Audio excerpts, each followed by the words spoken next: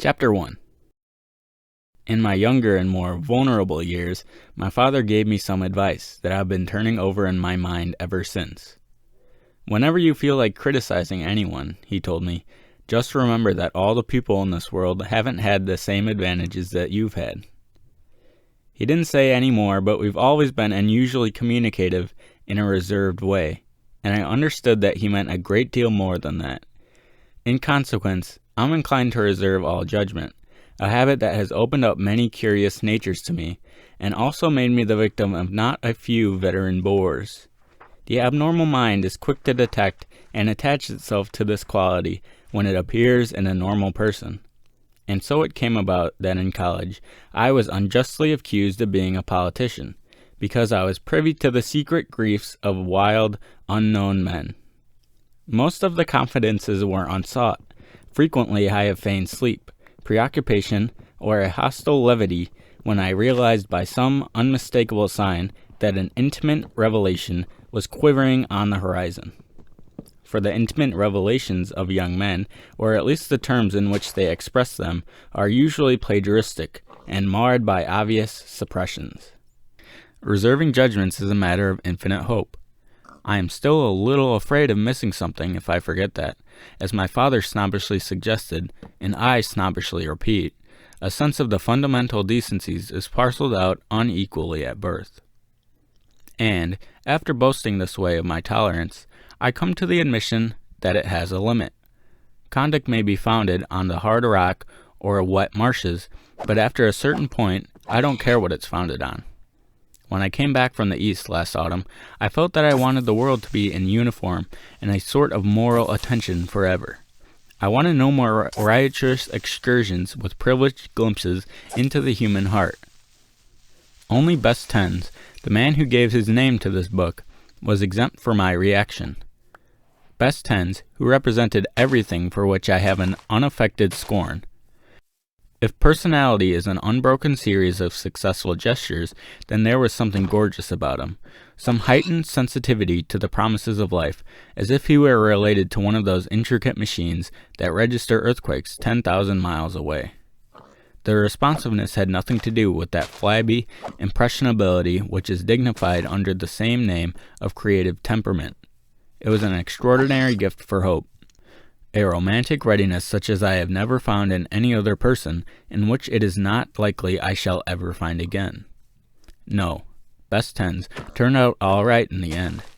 It is what preyed on Best Tens, what foul dust floated in the wake of his dreams, that temporarily closed out my interest in the abortive sorrows of short-winded elations of men. My family have been prominent, well-to-do people in this middle western city for 3 generations. The Carraways are something of a clan, and we have a tradition that we're descended from the Dukes of Buccleuch. But the actual founder of my line was my grandfather's brother, who came here in '51, sent to substitute to the Civil War, and started the wholesale hardware business that my father carries on today. I have never saw this great uncle, but I'm supposed to look like him, with special reference to the rather hard-boiled painting that hangs in the father's office. I graduated from New Haven in 1915, just a quarter of a century after my father, and a little later, I participated in the delayed Teutonic migration known as the Great War. I enjoyed the counter raid so thoroughly that I came back restless. Instead of being the warm center of the world, the Middle West now seemed like the ragged edge of the universe, so I decided to go east and learn the bond business. Everybody I knew was in the bond business, so I supposed it could support one more single man. All of my aunts and uncles talked it over, as if they were choosing a prep school for me, and finally said, "Why, Yves," with very grave, hesitant faces. Father agreed to finance me for a year, and after various delays, I came east, permanently. I thought, in the spring of '22. The practical thing was to find rooms in the city, but it was a warm season, and I had just left a country of wide lawns and friendly trees, so when a young man at the office suggested that we take a house together in a commuting town, it sounded like a great idea. He found the house, a weather-beaten cardboard bungalow at $80 a month, but at the last minute the firm ordered him to Washington, and I went out to the countryside alone. I had a dog, At least I had him for a few days until he ran away. And an old Dodge, and a Finnish woman who would make my bed and cook breakfast and muttered Finnish wisdom to herself over the electric stove. It was only for a day or so until one morning some man, more recently arrived than I, stopped me in the road. "How do you get to the West Egg Village?" he asked helplessly. I told him, and as I walked on I was lonely no longer. I was a guide, a pathfinder, an original settler. He had casually conferred me on the freedom of the neighborhood. And so with the sunshine and the great bursts of leaves growing in the trees, just as things grow in fast movies, I had that familiar conviction that life was beginning over again with the summer. There was so much to read for one thing, and so much fine health to be pulled down out of the young, breath-giving air. I bought a dozen volumes on banking and credit and investment securities, and they stood on my shelf in red and gold like new money from the mint, promising to unfold the shining secrets that only Midas and Morgan and Maecenas knew. And I had the high intention of reading many other books besides. I was rather literary in college. One year I wrote a series of very solemn and obvious editorials for the Yale News, and now I was going to bring back all such things into my life and become again that most limited of all specialists, the well-rounded man. This isn't just an epigram. Life is much more successfully looked at from a single window, after all. It was a matter of chance that I should have rented a house in one of the strangest communities in North America. It was on that slender, riotous island which extends itself due east of New York, and where there are, among other natural curiosities, two unusual formations of land. 20 miles from the city, a pair of enormous eggs, identical in contour and separated only by a courtesy bay, jut out into the most domesticated body of salt water in the Western Hemisphere, the great wet barnyard of Long Island Sound. They are not perfect ovals. Like the egg in the Columbus story, they are both crushed flat at the contact end, but their physical resemblance must be a source of perpetual confusion to the gulls that fly overhead. To the wingless, a more arresting phenomenon is their dissimilarity in every particular way except shape and size. I lived at the West Egg, the less fashionable of the two, though this is a most superficial tag to express the bizarre and not a little sinister contrast between them. My house was at the very tip of the egg, only 50 yards from the Sound, and squeezed between two huge places that rented for $12,000 or $15,000 a season. The one on my right was a colossal affair by any standard.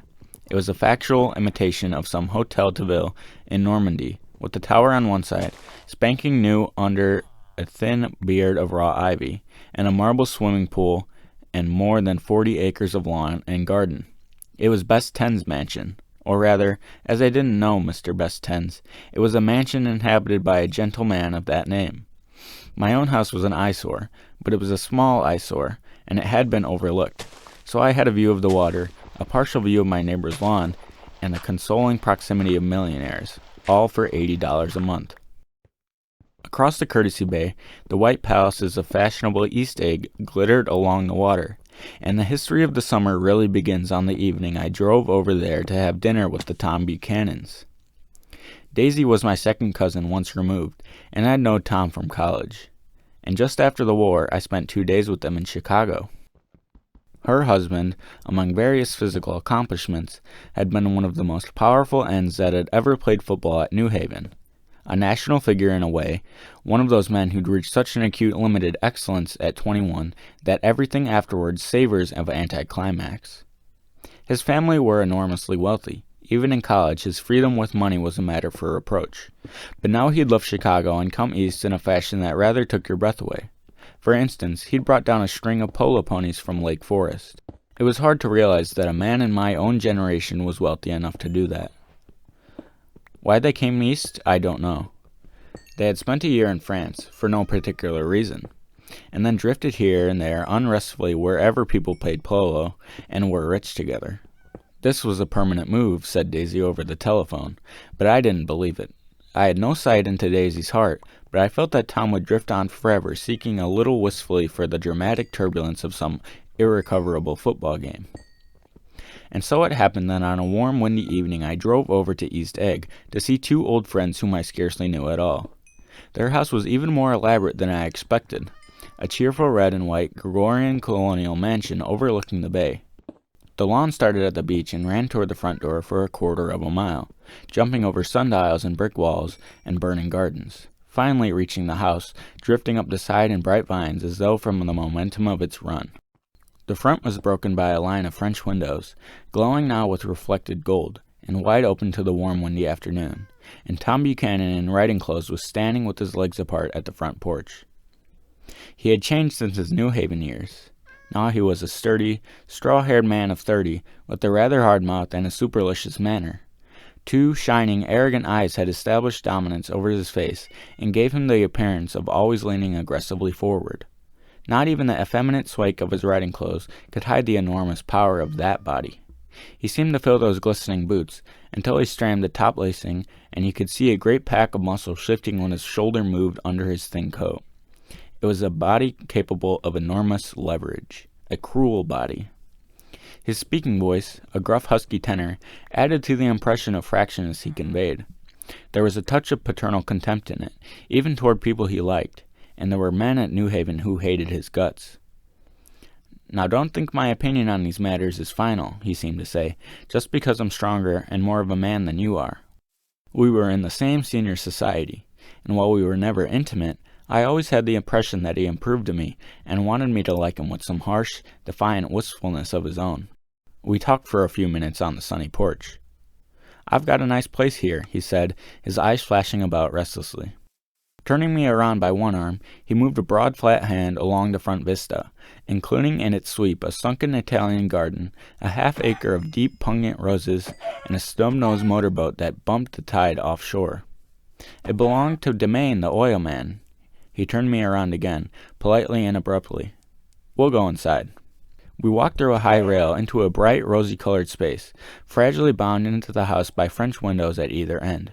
The windows were ajar and gleaming white against the fresh grass outside that seemed to grow a little way into the house. A breeze blew through the room, blue curtains in at one end and out in the other like pale flags, twisting them up toward the frosted wedding cake of the ceiling, and then rippled over the wine-colored rug, making a shadow on it as the wind does on the sea. The only completely stationary object in the room was an enormous couch on which two young women were buoyed up as though upon an anchored balloon. They were both in white, and their dresses were rippling and fluttering as if they had just been blown back in after a short flight around the house. I must have stood there for a few moments listening to the whip and snap of the curtains and the groan of the picture on the wall. Then there was a boom as Tom Buchanan shut the rear windows, and the caught wind died out about the room, and the curtains and rugs and the two young women ballooned slowly to the floor. The younger of the two was a stranger to me. She was extended full length at her end of the divan, completely motionless and with her chin raised a little, as if she were balancing something on it which was likely to fall. If she saw me out of the corner of her eyes, she gave no hint of it. Indeed, I was almost surprised into murmuring an apology for having disturbed her by coming in. The other girl, Daisy, made an attempt to rise.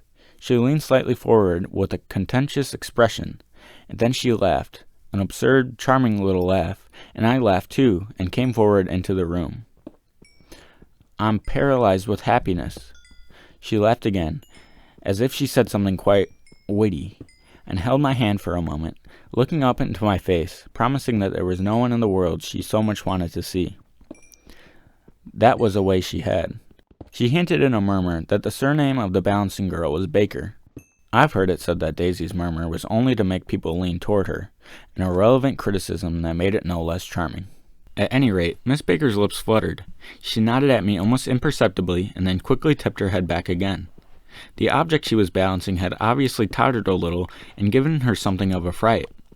Again a sort of apology arose to my lips. Almost any exhibition of complete self-sufficiency draws a stunned tribute from me. I looked back at my cousin, who began to ask questions in her low, thrilling voice.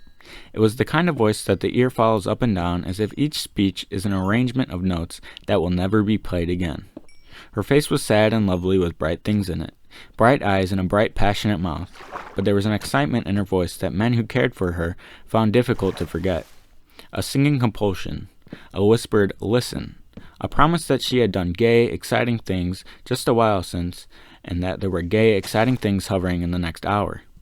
I told her how I had stopped off in Chicago for a day on my way east, and how a dozen people had sent their love through me. "Do they miss me?" she cried ecstatically. "The whole town is desolate. All the cars have their left rear wheel painted black as a mourning wreath, and there's a persistent wail all night along the North Shore. How gorgeous. Let's go back, Tom, tomorrow."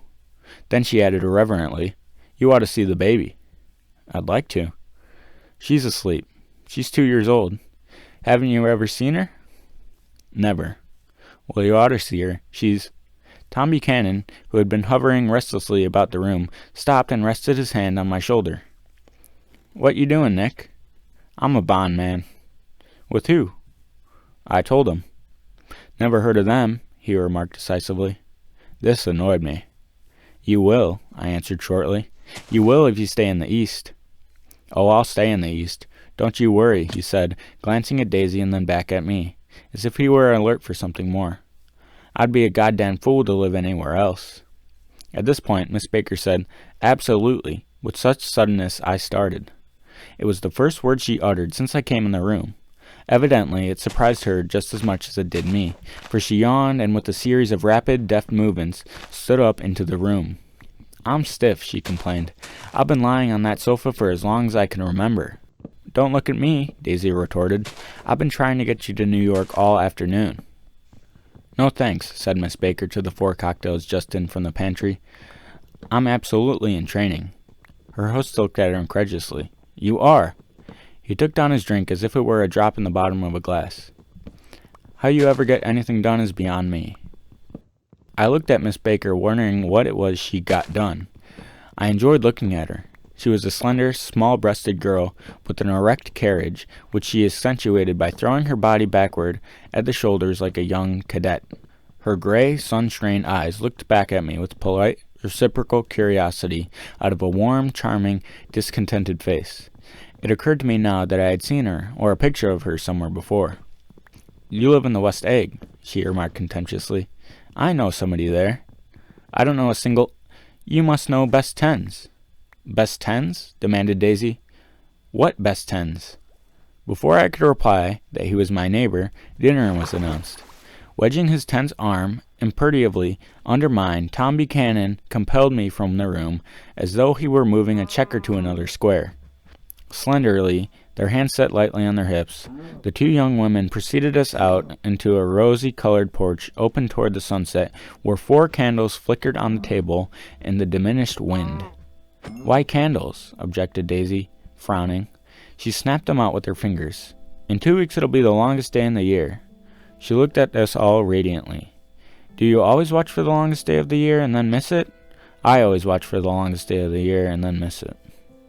"We ought to plan something," yawned Miss Baker, sitting down at the table as if she were getting into bed. "All right," said Daisy. "What do we plan?" She turned to me helplessly. "What do people plan?" Before I could answer, her eyes fastened with an awed expression on her little finger. "Look," she complained. "I heard it." We all looked. The knuckle was black and blue. "You did it, Tom," she said accusingly. "I know you didn't mean it, but you did it.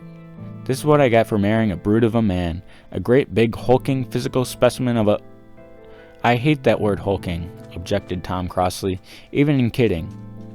"Hulking," insisted Daisy.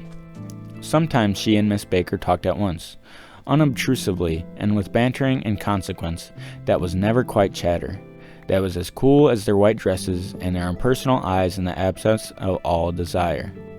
They were here, and they accepted Tom and me, making only a polite, pleasant effort to entertain us or be entertained. They knew that presently dinner would be over, and a little later the evening would too be over, and casually put away. It was sharply different from the West, where an evening was hurried from phase to phase toward its close, and in continually disappointed anticipation, or else in sheer nervous dread of the moment itself. "You make me feel uncivilized, Daisy," I confessed on my second glass of corky but rather impressive claret. "Can't you talk about crops or something?" I meant nothing in particular by this remark, but it was taken up in an unexpected way. "Civilization's going to pieces," broke out Tom violently. "I've gotten to be a terrible pessimist about things. Have you read The Rise of the Colored Empires by this man Goddard?" "Why, no," I answered, rather surprised by his tone. "Well, it's a fine book, and everyone ought to read it. The idea is if we don't look out for the white race, we'll be utterly submerged. It's all scientific stuff. It's been proved." "Tom's getting very profound," said Daisy, with an expression of unthoughtful sadness. "He reads deep books with long words in them. What was the word we—" "Well, these books are all scientific," insisted Tom, glancing at her impatiently. "This fellow has worked out the whole thing. It's up to us, who are the dominant race, to watch out, or these other races will have control of things." "We've got to beat them down," whispered Daisy, winking ferociously toward the fervent sun. "You ought to live in California," began Miss Baker, but Tom interrupted her by shifting heavily in his chair. "This idea is that we're Nordics. I am, you are, and—" After an infinitesimal hesitation, he included Daisy with a slight nod, and she winked at me again. "And we've produced all the things that go to make civilization. Oh, science, art, all that. You see?" There was something pathetic in his concentration, as if his complacency, more acute than of old, was not enough to him anymore. When, almost immediately, the telephone rang inside and the butler left the porch, Daisy seized upon a momentary interruption and leaned forward. "I'll tell you a family secret," she whispered enthusiastically. "It's about the butler's nose. You want to hear about the butler's nose?" "That's why I came over tonight." "Well, he wasn't always a butler. He used to be a silver polisher for some people in New York that had a silver service for 200 people. He had to polish it from morning till night until finally it began to affect his nose." "Things went from bad to worse," suggested Miss Baker. "Yes, things went from bad to worse until he finally had to give up his position." For a moment, the last sunshine fell with romantic affection upon her glowing face. Her voice compelled me forward breathlessly as I listened. Then the glow faded, each light deserting her with a lingering regret, like children leaving a pleasant street at dusk. The butler came back and murmured something close to Tom's ear, whereupon Tom frowned, pushed back his chair, and went in without a word. As if his absence quickened something within her, Daisy leaned forward again, her voice glowing and singing. "I love to see you at my table, Nick. You remind me of a rose, an absolute rose, doesn't he?" She turned toward Miss Baker for confirmation. "An absolute rose?" This was untrue. I am not even faintly like a rose. She was only extemporizing, but a stirring warmth flowed from her, as if her heart was trying to come out to you, concealed in one of those breathless, thrilling words. Then, suddenly, she threw a napkin on the table and excused herself and went into the house. Miss Baker and I exchanged a short glance, consciously devoid of meaning. I was about to speak when she sat up alertly and said, "Shh," in a warning voice.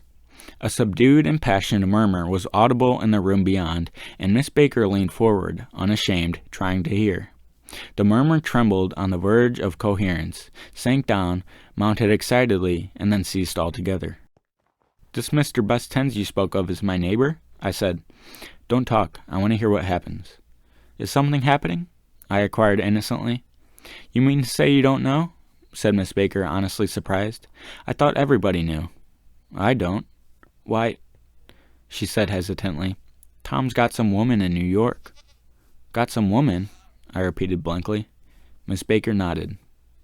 "She might have the decency not to telephone him at dinner time, don't you think?"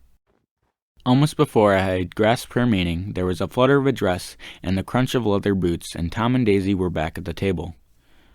"It couldn't be helped?" cried Daisy with tense gaiety.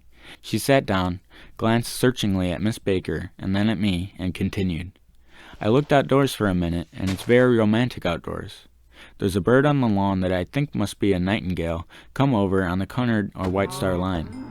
He's singing away." Her voice sang. "It's romantic, isn't it, Tom?" "Very romantic," he said, and then miserably to me, "If it's light enough after dinner, I want to take you down to the stables." The telephone rang inside, startlingly, as Daisy shook her head decisively at Tom. The subject of the stables, in fact all subjects, vanished into air. Among the broken fragments of the last 5 minutes at the table, I remember the candles being lit again, pointlessly, and I was conscious of wanting to look squarely at everyone and yet avoid all eyes. I couldn't guess what Daisy and Tom were thinking, but I doubt even Miss Baker, who seemed to have mastered the certain hearty skepticism, was able utterly to put this fifth guest's shrill, metallic urgency out of mind. To a certain temperament, the situation might have seemed intriguing. My own instinct was to telephone immediately for the police. The horses, needless to say, were not mentioned again. Tom and Miss Baker, with several feet of twilight between them, strolled back into the library, as if to a vigil beside a perfectly tangible body. While trying to look pleasantly interested and a little deaf, I followed Daisy around a chain of connecting verandas to the porch in front.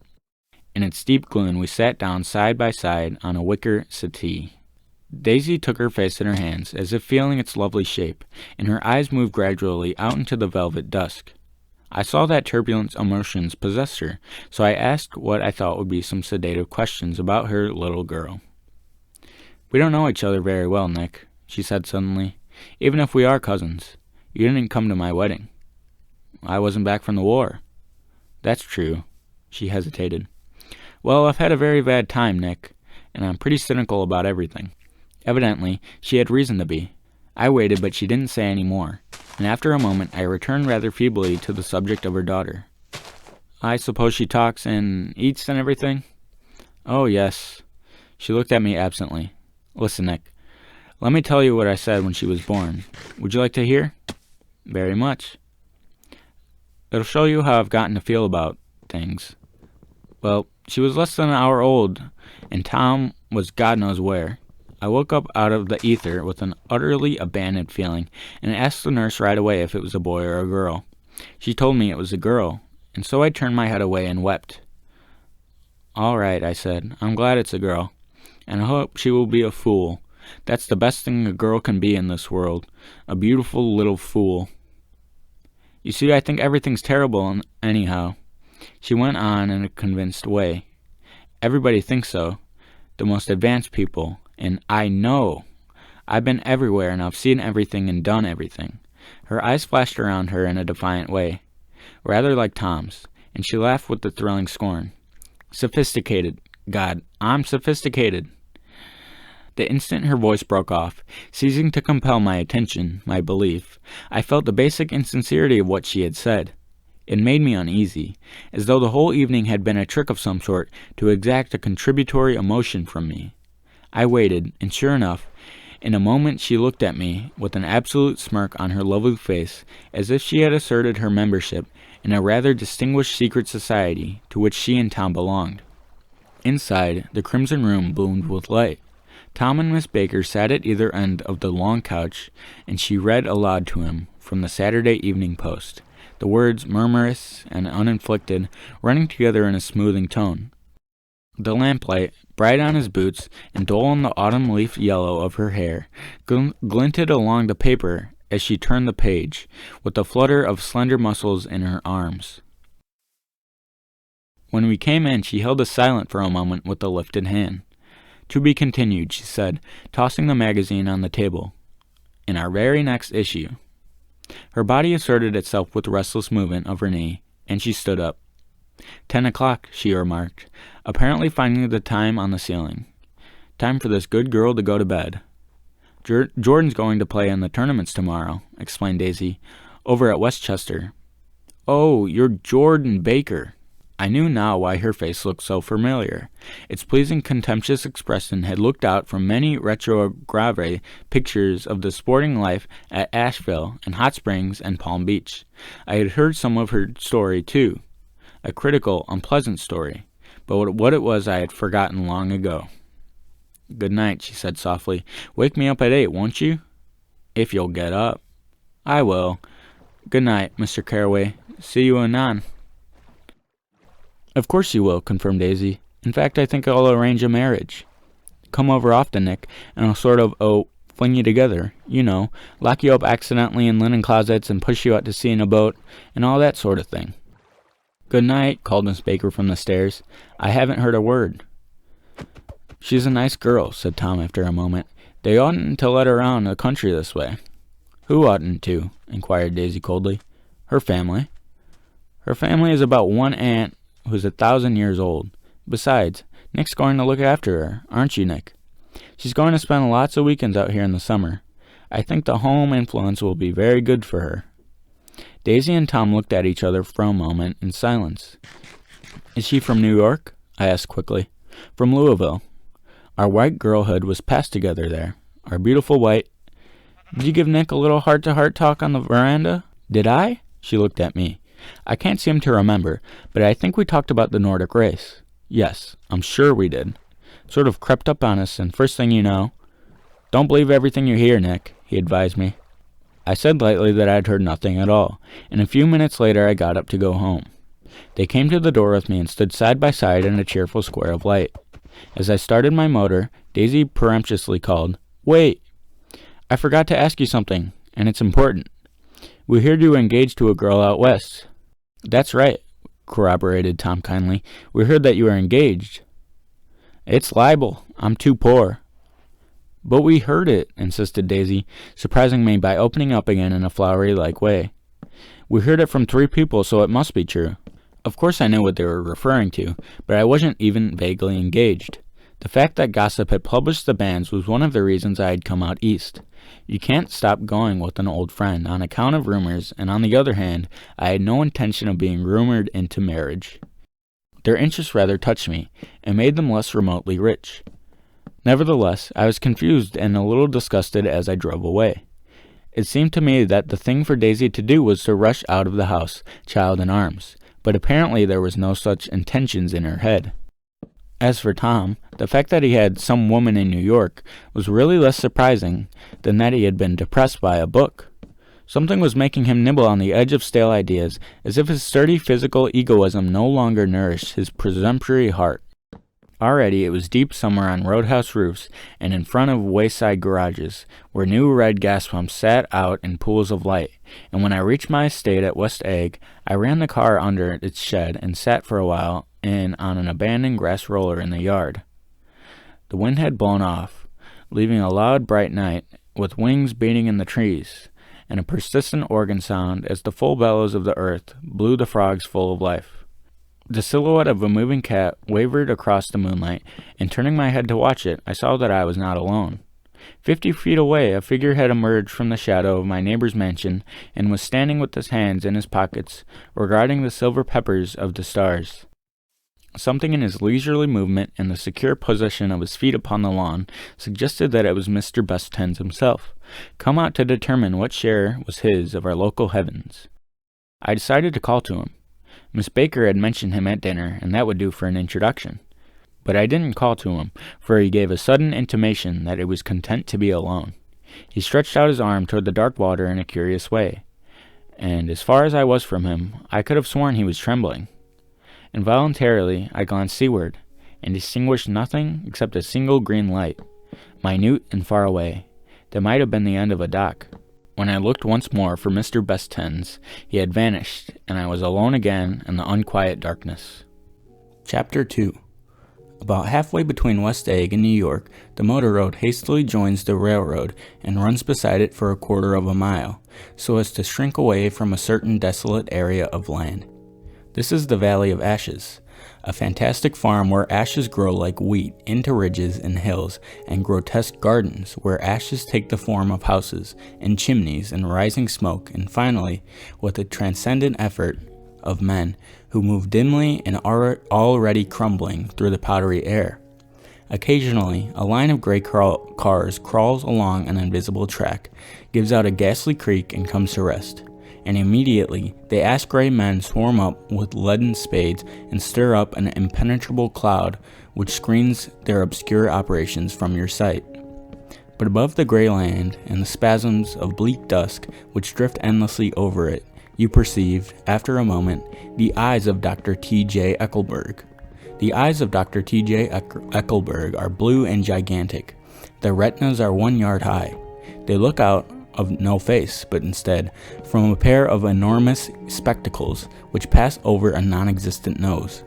Evidently, some wild wag of our oculist set them there to fatten his practice in the borough of Queens, and then sank down himself into eternal blindness, or forgot them and moved away. but his eyes, dimmed a little by many paintless days under a sun and rain, brood on over the solemn dumping ground. The Valley of Ashes is bounded on one side by a small foul river, and when the drawbridge is up to let barges through, their passengers on waiting trains can stare at the dismal scene for as long as half an hour.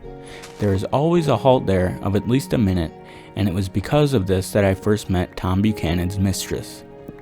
The fact that he had one was insisted upon wherever he was known. His acquaintances resented the fact that he turned up in popular restaurants with her, and, leaving her at a table, sauntered about, chatting with whomever he knew.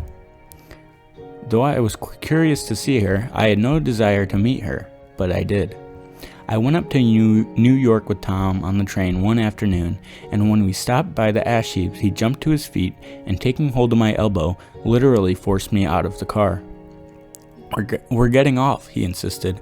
I want you to meet my girl. I think he'd tanked up a good deal at luncheon, and his determination to have my company bordered on violence. The superstitious assumption was that on a Sunday afternoon, I had nothing better to do. I followed him over a low whitewashed railroad fence, and we walked back 100 yards along the road under Dr. Eckelberg's persistent stare. The only building in sight was a small block of yellow brick sitting on the edge of the wasteland, a sort of compact main street ministering to it and contiguous to absolutely nothing. One of the 3 shops it contained was for rent, and another was an all-night restaurant approached by a trail of ashes. The third was a garage, repairs. George B. Wilson, it said. Cars bought and sold. And I followed Tom inside. The interior was unpreposterous and bare. The only car visible was the dust-covered wreck of a Ford, which crouched in a dim corner. It had occurred to me that this shadow of a garage must be a blind, and that sumptuous and romantic apartments were concealed overhead, when the proprietor himself appeared in the door of an office, wiping his hands on a piece of waste. He was a blond, spiritless man, anemic, and faintly handsome. When he saw us, a damp gleam of hope sprang into his light blue eyes. "Hello, Wilson, old man," said Tom, slapping him jovially on the shoulder. "How's business?" "I can't complain," he answered Wilson unconvincingly. "When are you going to sell me that car?" "Next week. I've got my man working on it now." "Works pretty slow, doesn't he?" "No, he doesn't," said Tom coldly. "And if you feel that way about it, maybe I'd better sell it somewhere else after all." "I don't mean that," explained Wilson quickly. "I just meant—" His voice faded off, and Tom glanced impatiently around the garage. Then I heard footsteps on the stairs, and in a moment the thickish figure of a woman blocked out the light from the office door. She was in the middle 30s and faintly stout, but she carried her surplus flesh sensually, as some women can. Her face, above a spotted dress of dark blue crepe de chine, contained no facet or gleam of beauty, but there was an immediately perceptible vitality about her, as if the nerves of her body were continually smoldering. She smiled slowly, and walking to her husband, as if he were a ghost, shook hands with Tom, looking him flush in the eye. Then she wet her lips, and without turning around, spoke to her husband in a soft, coarse voice. "Get some chairs, why don't you, so somebody can sit down?" "Oh, sure," agreed Wilson, hurriedly, and went toward the little office, mingling immediately with the cement color of the walls. A white ashen dust veiled his dark suit and his pale hair, as it veiled everything in the vicinity, except his wife, who moved close to Tom. "I want to see you," said Tom intently. "Get on the next train." "All right," she said. "I'll meet you by the newsstand on the lower level," said Tom. She nodded and moved away from him just as George Wilson emerged with 2 chairs from his office door. We waited for her down at the railroad and out of sight. It was a few days before the 4th of July, and the gray, scrawny Italian child was setting torpedoes in a row along the railroad track. "Terrible place, isn't it?" said Tom, exchanging a frown with Dr. Eckelberg. "Awful. It does her good to get away." "Doesn't her husband object?" I said. "Wilson? He thinks she goes to see her sister in New York. He's so dumb that he doesn't even know he's alive." So Tom Buchanan and his girl and I went up together to New York, or not quite together, for Miss Wilson sat discreetly in another car. Tom deferred that much to the sensibilities of those East Eggers who might be on the train. She had changed her dress to a brown-figured muslin, which stretched tight over her rather wide hips, as Tom helped her to the platform in New York. At the newsstand, she bought a copy of the Town Tattle and a moving picture magazine in the station drugstore, some cold cream, and a small flask of perfume.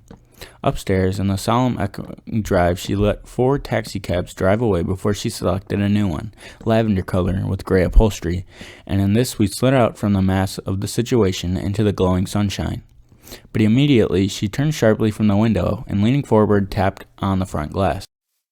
"I want to get one of those dogs," she said earnestly. "I want to get one for the apartment. They're nice to have, a dog."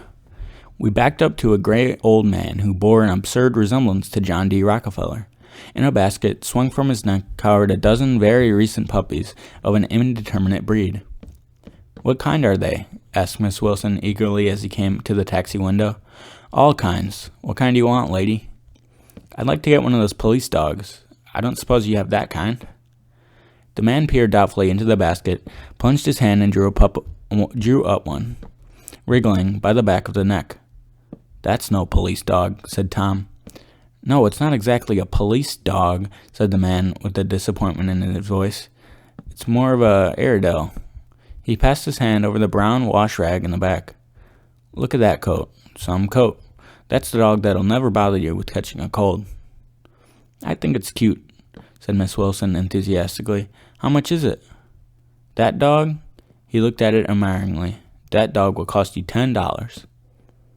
The Airedale, undoubtedly there was an Airedale concerned in it somewhere, though its feet were startlingly white, changed hands and settled down into Miss Wilson's lap, where she fondled the weatherproof coat with rapture.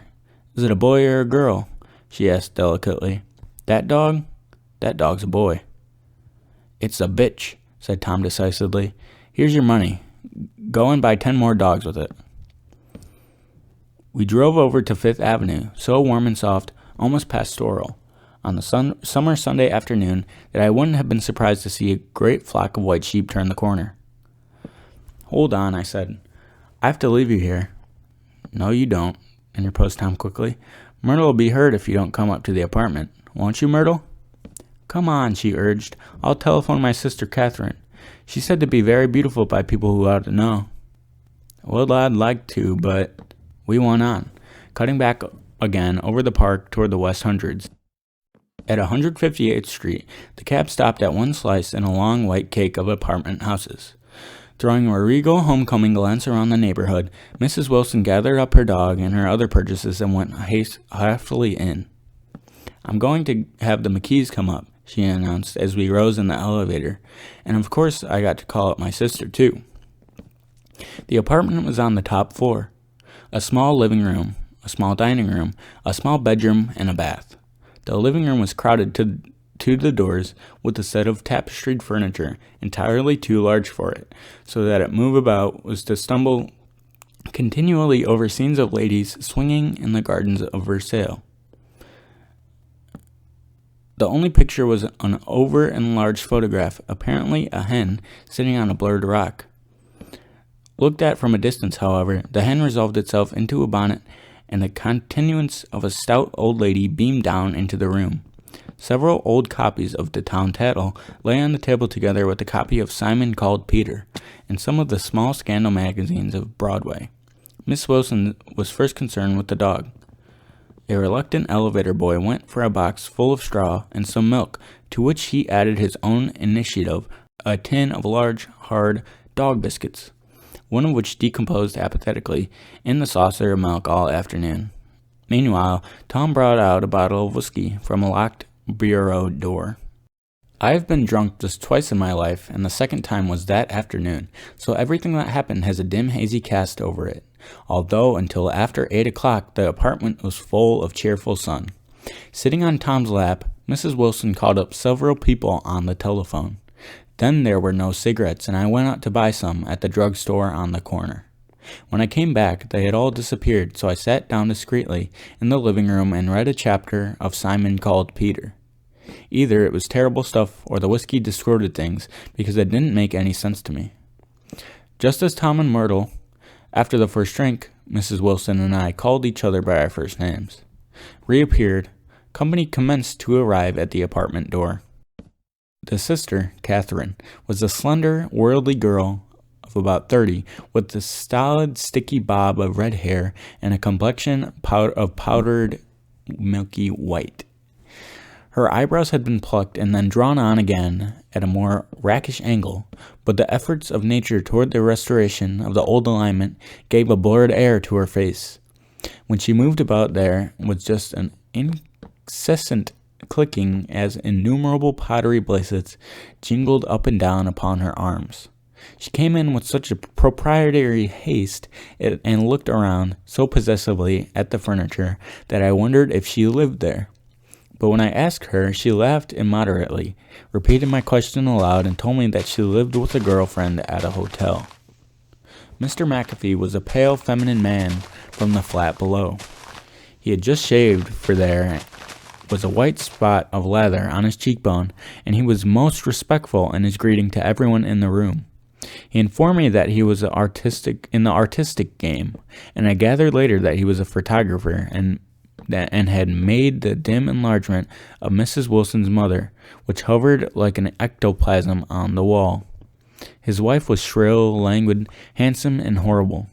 She told me with pride that her husband had photographed her 127 times since they had been married. Miss Wilson had changed her costume some time before and was now attired in an elaborate afternoon dress of cream-colored chiffon. With the influence of the dress, her personality had also undergone a change. The intense vitality that had been so remarkable in the garage was converted into an impressive hauteur. Her laughter, her gestures, her assertions became more violently affected moment by moment, and as she expanded, the room grew smaller around her until she seemed to be revolving on a noisy, creaking pivot through the smoky air. "My dear," she told her sister in a high, mincing shout, "most of these fellows will cheat you every time. All they think of is money. I had a woman up here last week to look at my feet, and when she gave me the bill, you'd have thought she had my appendicitis out." "What was the name of the woman?" asked Mrs. McKee. "Mr. Eberhart. She goes around looking at people's feet in their own homes." "I like your dress," remarked Mrs. McKee. "I think it's adorable." Mrs. Wilson rejected the compliment by raising her eyebrows in disdain. "It's just a crazy old thing," she said. "I just slip it on sometimes when I don't care what I look like." "But it looks wonderful on you, if you know what I mean," pursued Mrs. McKee. "If Chester could only get you in that pose, I think he could make something out of it." We all looked in silence at Mrs. Wilson, who removed a strand of her hair from over her eyes and looked back at us with a brilliant smile. Mr. McKee regarded her intently with his head on one side and then moved his hand back and forth slowly in front of his face. "I should change the light," he said after a moment. "I'd like to bring out the modeling of the features, and I'd try to get a hold of all that black hair." "I wouldn't think of changing the light," cried Mrs. McKee. "I think it's—" Her husband said, "Shh," and we all looked at the subject again, whereupon Tom Buchanan yawned audibly and got to his feet. "You McKees have something to drink," he said. "Get some more ice and mineral water, Myrtle, before everyone goes to sleep." I told that boy about the ice. Myrtle raised her eyebrows in despair at the shiftlessness of the lower orders. "These people, you have to keep them after them all the time." She looked at me and laughed pointlessly. Then she flounced over to the dog, kissed it with ecstasy, and swept into the kitchen, implying that a dozen chefs awaited her orders there. "I've done some nice things out on Long Island," asserted Mr. McKee. Tom looked at him blankly. "2 of them we have framed downstairs." "2 what?" demanded Tom. "2 studies. One of them I call Montauk Point, the Gulls, and the other I call Montauk Point, the Sea." The sister Catherine sat down beside me on the couch. "Do you live down in Long Island too?" she inquired. "I live at West Egg." "Really? I was down there at some party about a month ago, at a man named Besten's house. Do you know him?" I live next door to him. Well, they say he's a nephew or a cousin of Kaiser Wilhelm's. That's where all his money comes from.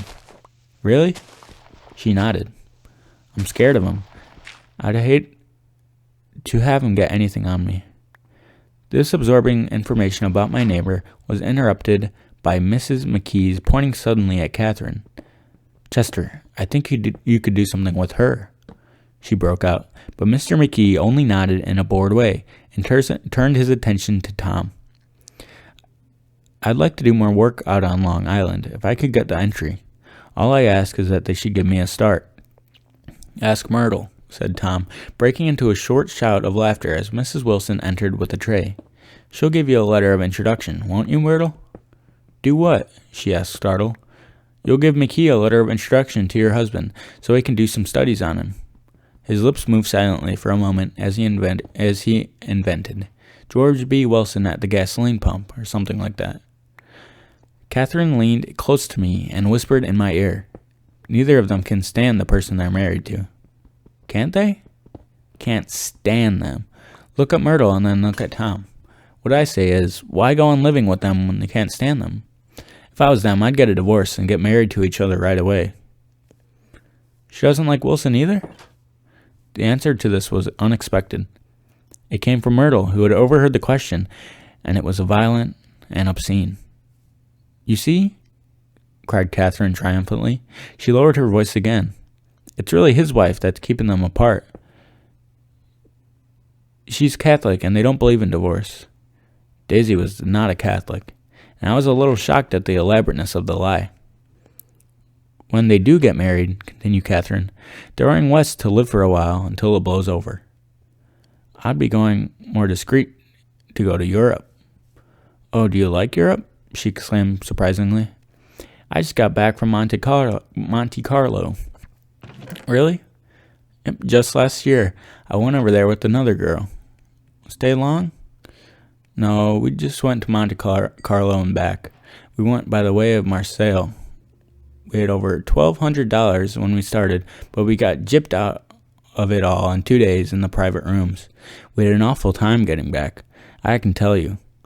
God, how I hated that town. The late afternoon sky bloomed in from the window for a moment, like the blue honey of the Mediterranean. Then the shrill voice of Mrs. McKee called me back into the room. I almost made a mistake, too, she declared vigorously. I almost married a little K-word for Jewish people who had been after me for years. I knew he was below me. Everybody kept saying to me, Lucille, that man's way below you. But if I hadn't met Chester, he'd sure have got me. Yes, but listen, said Myrtle Wilson, nodding her head up and down. At least you didn't marry him. I know I didn't.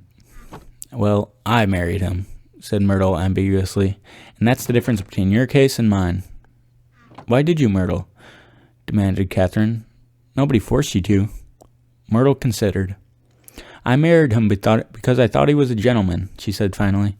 I thought he knew something about breeding, but he wasn't fit to lick my shoe. You were crazy about him for a while, said Catherine. Crazy about him, cried Myrtle incredulously. Who said I was crazy about him? I never was any more crazy about him than I was about that man there. She pointed suddenly at me, and everyone looked at me accusingly. I tried to show my expression that I had played no part in her past. The only crazy I was when I married him. I knew right away I'd made a mistake. He borrowed somebody's best suit to get married in and never even told me about it. And the man came after it one day he was out. She looked around to see who was listening. Oh, is that your suit? I said. This is the first I ever heard about it. But I gave it to him, and then I lay down and cried to beat the band all afternoon. She really ought to get away from him, resumed Catherine to me. They've been living over at the garage for 11 years, and Tom's the first sweetie she ever had. The bottle of whiskey, a second one, was now in constant demand by all present, excepting Catherine, who felt just as good on nothing at all. Tom rang for the janitor and sent him for some celebrated sandwiches, which were a complete supper in themselves.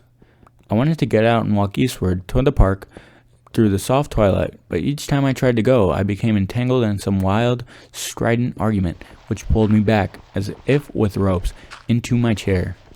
Yet high over the city, our line of yellow windows must have contributed their share of human secrecy to the casual watcher and the darkening streets. I was him too, looking up and wondering. I was within and without, simultaneously enchanted and repelled by the inexhaustible variety of life. Myrtle pulled her chair close to mine, and suddenly her warm breath poured over me the story of her first meeting with Tom. It was on the two little seats facing each other that are always the last ones left on the train. I was going up to New York to see my sister and spend the night. He had on a dress suit and patent leather shoes, and I couldn't keep my eyes off him, but every time he looked at me I had to pretend to be looking at the advertisement over his head. When we came into the station, he was next to me, and his white shirt front pressed against my arm, and so I told him I'd have to call a policeman, but he knew I lied.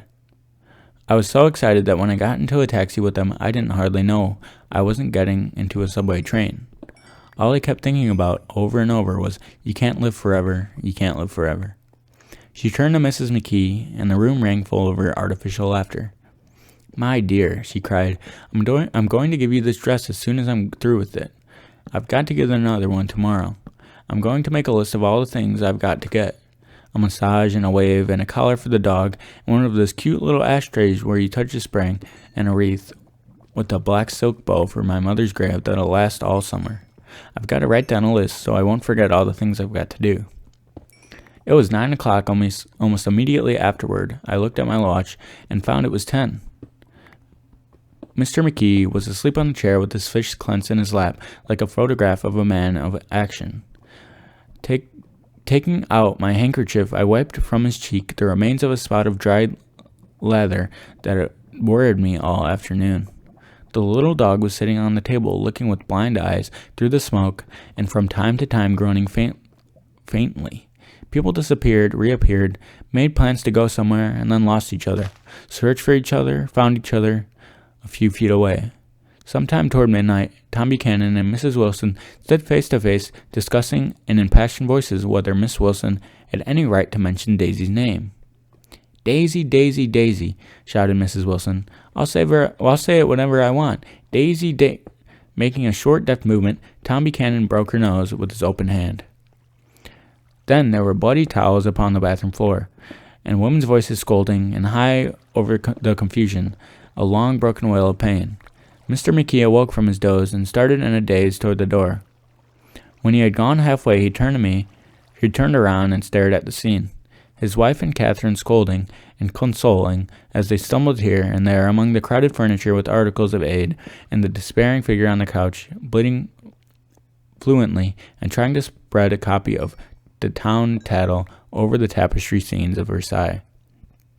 Then Mr. McKee turned and continued out the door. Taking my hat from the chandelier, I followed.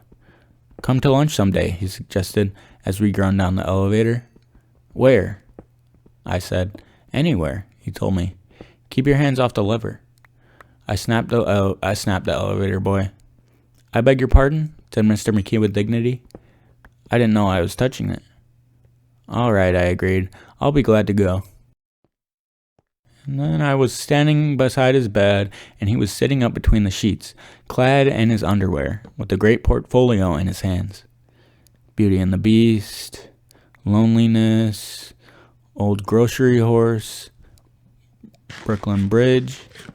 Then I was lying half asleep in the cold lower level of the Pennsylvania station, staring at the Morning Tribune and waiting for the 4 o'clock train. Chapter 3. There was music from my neighbor's house through the summer nights. In his blue gardens, men and girls came and went like moths among the whisperings and the champagne and the stars. At high tide in the afternoon, I watched his guests diving from the tower of his raft or taking the sun on the hot sand of his beach, while his 2 motorboats slit the waters of the Sound, drawing aquaplanes over cataracts of foam. On weekends, his Rolls-Royce became an omnibus, bearing parties to and from the city between 9 in the morning and long past midnight, while his station wagon scampered like a brisk yellow bug, to meet all trains. And on Mondays, 8 servants, including an extra gardener, toiled all day with mops and scrubbing brushes and hammers and garden shears, repairing the ravages of the night before. Every Friday, 5 crates of oranges and lemons arrived from a fruiterer in New York. Every Monday, these same oranges and lemons left his back door in a pyramid of pulpless halves. There was a machine in the kitchen which could extract the juice of 200 oranges in a half an hour, if a little button was pressed 200 times by a butler thumb. At least once a fortnight, a corps of caterers came down with several hundred feet of canvas and enough colored lights to make a Christmas tree of Best Ten's enormous garden. On buffet tables, garnished with glistening hors d'oeuvres, spiced baked hams crowded against salads of harlequin designs and pastry pigs and turkis bewitched to a dark gold. In the main hall, a bar with a real brass rail was set up, and stocked with gins and liquors, and with cordials so long forgotten that most of his female guests were too young to know one from another. By 7 o'clock, the orchestra had arrived.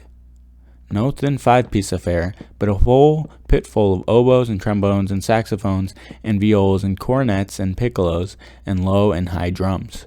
The last swimmers have come in from the beach now and are dressing upstairs. The cars from New York are parked 5 deep in the drive, and already the halls and salons and verandas are gaudy with primary colors and hair shorn, and strange new ways and shawls beyond the dreams of the Castile. The bar is in full swing, and floating rounds of cocktails permeate the garden outside until the air is alive with chatter and laughter and casual innuendo and introductions forgotten on the spot, and enthusiastic matings between women who never knew each other's names. The lights go brighter as the earth lurches away from the sun, and now the orchestra is playing yellow cocktail music, and the opera of voices pitches a key higher. Laughter is easier, minute by minute, spilled with prodigality, tipped out at a cheerful word. The groups change more swiftly, swell with new arrivals, dissolve and form the same breath. Already there are wanderers, confident girls who weave here and there among the stouter and more stable, become for a sharp, joyous moment the center of a group, and then excited with triumph glide on through the sea of changing faces and voices and color under the constantly changing light. Suddenly, one of these gypsies in trembling opal seizes a cocktail out of the air, dumps it down for courage, and moving her hands like Frisco dances out alone on the canvas platform. A momentary hush.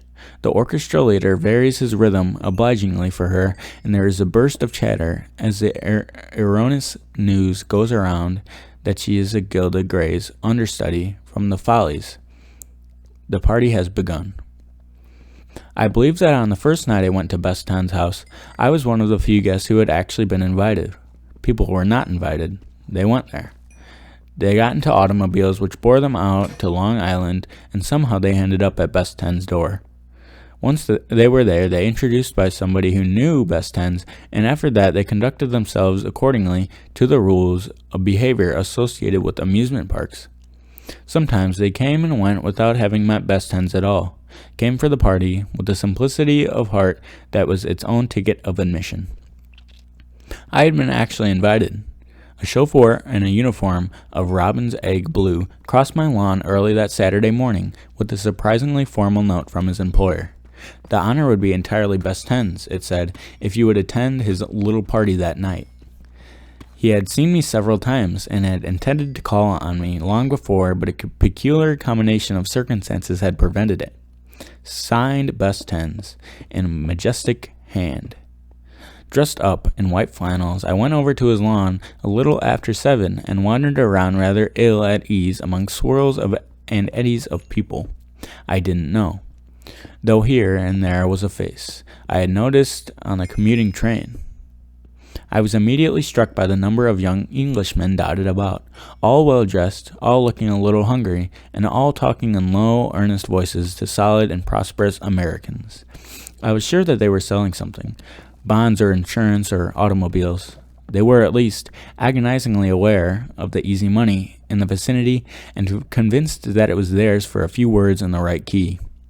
As soon as I arrived, I made an attempt to find my host, but 2 or 3 people of whom I had asked his whereabouts stared at me in such an amazed way and denied so vehemently any knowledge of his movements that I slunk off in the direction of the cocktail table, the only place in the garden where a single man could linger without looking purposeless and alone.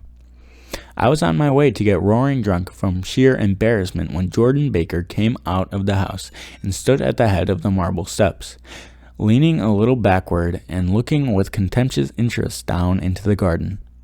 Welcome or not, I found it necessary to attach myself to someone before I should begin to address cordial remarks to the passers-by. "Hello," I roared, advancing towards her. My voice seemed unnaturally loud across the garden. "I thought you might be here," she responded absently as I came up. "I remembered you lived next door to—" She held my hand impersonally, as I promised that she'd take care of me in a minute, and gave ear to 2 girls in twin yellow dresses who stopped at the foot of the steps. "Hello," they cried together. "Sorry you didn't win." That was for the golf tournament. She had lost in the finals the week before. "You don't know who we are," said one of the girls in yellow, "but we met you here a month ago." "You've dyed your hair since then," remarked Jordan, and I started, but the girls had moved casually on, and her remark was addressed to the premature moon, produced like the supper, no doubt, out of the caterer's basket. With Jordan's slender gold arm resting in mine, we descended the steps and sauntered about in the garden. A tray of cocktails floated at us through the twilight, and we sat down at a table with the 2 girls in yellow and 3 men. Each one introduced themselves to us as Mr. Mumble. "Do you come to these parties often?" inquired Jordan of the girl beside her. "The last one I was at was the one where I met you," answered the girl in an alert, confident voice. She turned to her companion. "Wasn't it for you, Lucille?" "It was for Lucille, too." "I like to come," Lucille said. "I never care what I do, so I always have a good time. When I was here last, I tore my gown on a chair, and he asked me my name and address. Inside of the week, I got a package from a courier with a new evening gown in it." "Did you keep it?" asked Jordan. "Sure I did. I was going to wear it tonight, but I was too big in the bust, and it had to be altered. It was gas blue with lavender beads. $265. "There's something funny about that fellow that'll do a thing like that," said the other girl eagerly. "He doesn't want any trouble with anybody." "Who doesn't?" I inquired. "Best tens. Somebody told me—" The 2 girls and Jordan leaned together confidently. "Somebody told me that he killed a man once." A thrill passed over all of us. The 3 Mr. Mumbles bent forward and listened eagerly.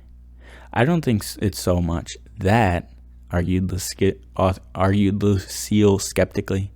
"I think it's more that he was a German spy during the war." One of the men nodded in confirmation.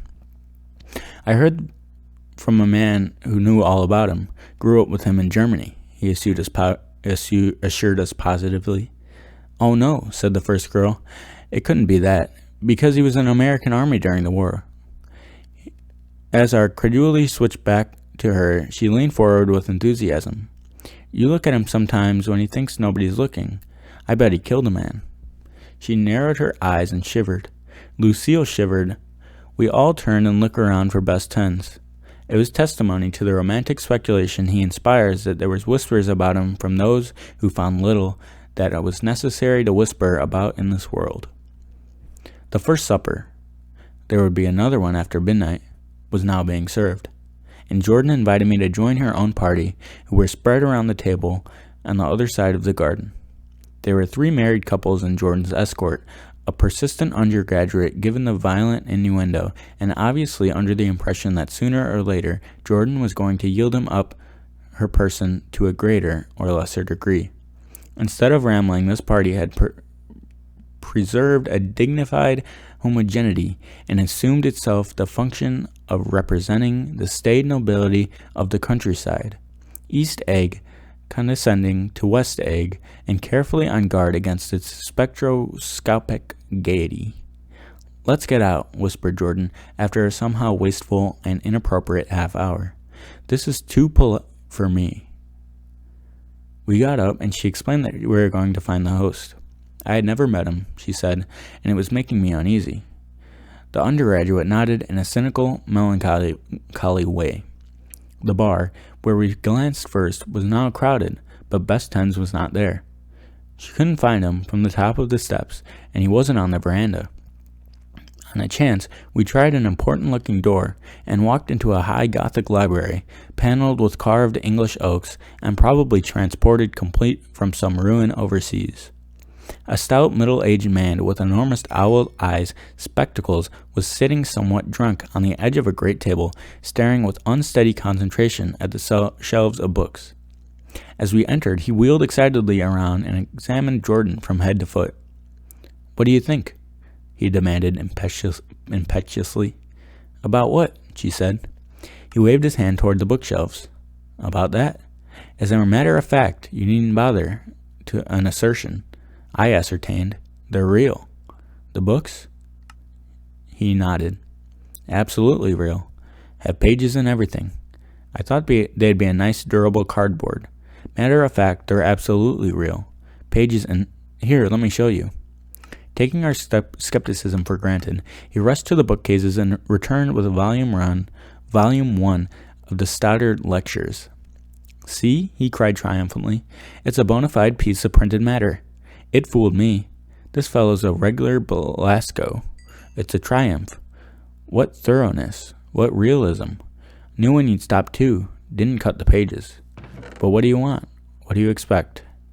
He snatched the book from me and replaced it hastily on its shelf, muttering that if one brick was removed, the whole library was liable to collapse. "Who brought you?" he demanded. "Or did you just come in?" "I was brought. Most people were brought."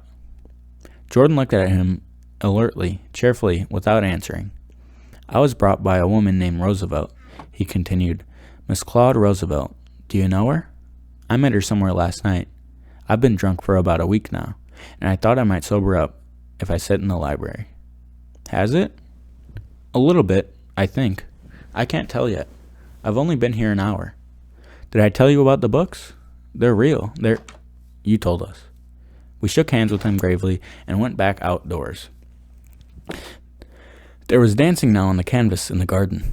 Old men pushing young girls backward in eternal graceless circles. Superior couples holding each other courteously, fashionably, and keeping in the corners, and a great number of single girls dancing individualistically or reliving the orchestra for a moment of the burden and of the banjo or the traps. By midnight, the hilarity had increased. A celebrated tenor had sung in Italian, and a notorious contralto had sung in jazz, and between the numbers, people were doing stunts all over the garden, while happy vacuous bursts of laughter rose toward the summer sky. A pair of stage twins, who turned out to be the girls in yellow, did a baby act in costume, and champagne was served in glasses bigger than finger bowls. The moon had risen higher, and floating in the sound was a triangle of silver scales, trembling a little to do stiff, tinny drip of the banjos on the lawn. I was still with Jordan Baker. We were sitting at a table with a man of about my age and a rowdy little girl who gave way upon the slightest provocation to uncontrollable laughter. I was enjoying myself now. I had taken 2 finger bowls of champagne, and the scene had changed before my eyes into something significant, elemental, and profound. At a lull in the entertainment, the man looked at me and smiled. "Your face is familiar," he said politely. "Were you in the 3rd Division during the war?" "Why, yes. I was in the 9th Machine Gun Battalion." "Oh, I was in the 7th Infantry until June 1918. I knew. I'd seen you somewhere before." We talked for a moment about some wet, gray little villages in France. Evidently, he lived in this vicinity, for he told me that he had just bought a hydroplane and was going to try it out in the morning. "Want to go out with me, old sport? Just near the shore along the Sound?" "What time?" "Any time that suits you best." It was on the tip of my tongue to ask what his name was when Jordan looked around and smiled. Having a gay time now?" she inquired. "Much better." I turned again to my new acquaintance. "This is an unusual party for me. I haven't even seen the host. I live over there. I waved my hand at the invisible hedge in the distance, and this man, best tense, sat over a chauffeur with an invitation. For a moment, he looked at me, as if he failed to understand. Well, I'm best tens, he said suddenly. What? I explained. Oh, I beg your pardon? I thought you knew, old sport. I'm afraid I'm not a very good host. He smiled understandingly, much more than understandingly. It was one of those rare smiles with the quality of eternal reassurance in it, and you may come across 4 or 5 times in real life. It faced, or seemed to face, the whole external world for an instant, and then concentrated on you with an irresistible prejudice in your favor. It understood you just so far as you wanted to be understood, believed in you as you would like to believe in yourself, and assured that it had precisely the impression of you, at your best, you hoped to convey. Precisely at the point it vanished, and I was looking at an elegant young roughneck, a year or two over 30, whose elaborate formality of speech just missed being absurd. Some time before he was introduced himself, I'd got a strong impression that he was picking his words with care. Almost at the moment when Best Tenth identified himself, a butler hurried toward him with the information that Chicago was calling him on the wire. He excused himself with a small bow that included each of us in turn. If you want anything, just ask for it, old sport, he urged me. Excuse me, I will rejoin you later. When he was gone, I turned immediately to Jordan, constrained to assure her of my surprise. I had expected that Mr. Bestens would be florid and corpulent person in his middle years. Who is he? I demanded. Do you know? He's just a man named Bestens. Where is he from? I mean, what does he do? Now you're started on the subject, she answered with a wan smile. Well, he told me once he was an Oxford man. A dim background started to take shape behind him, but at her remark it faded away. However, I don't believe it. Why not? I said. I don't know, she insisted. I just don't think he went there. Something in her tone reminded me of the other girls. I think he killed a man, and had the effect of stimulating my curiosity. I would have accepted without question the information that Bestens sprang from the swamps of Louisiana or from the Lower East Side of New York. That was comprehensible. But young men didn't, at least in my provincial experience, I believe they didn't, drift coolly out of nowhere and buy a palace on Long Island Sound. Anyhow, he gives large parties, said Jordan, changing the subject with an urbane distaste for the concrete. And I like large parties. They're so intimate. At small parties, there aren't any privacy. There was a boom of a bass drum, and the voice of an orchestra leader rang out suddenly above the echolalia of the garden.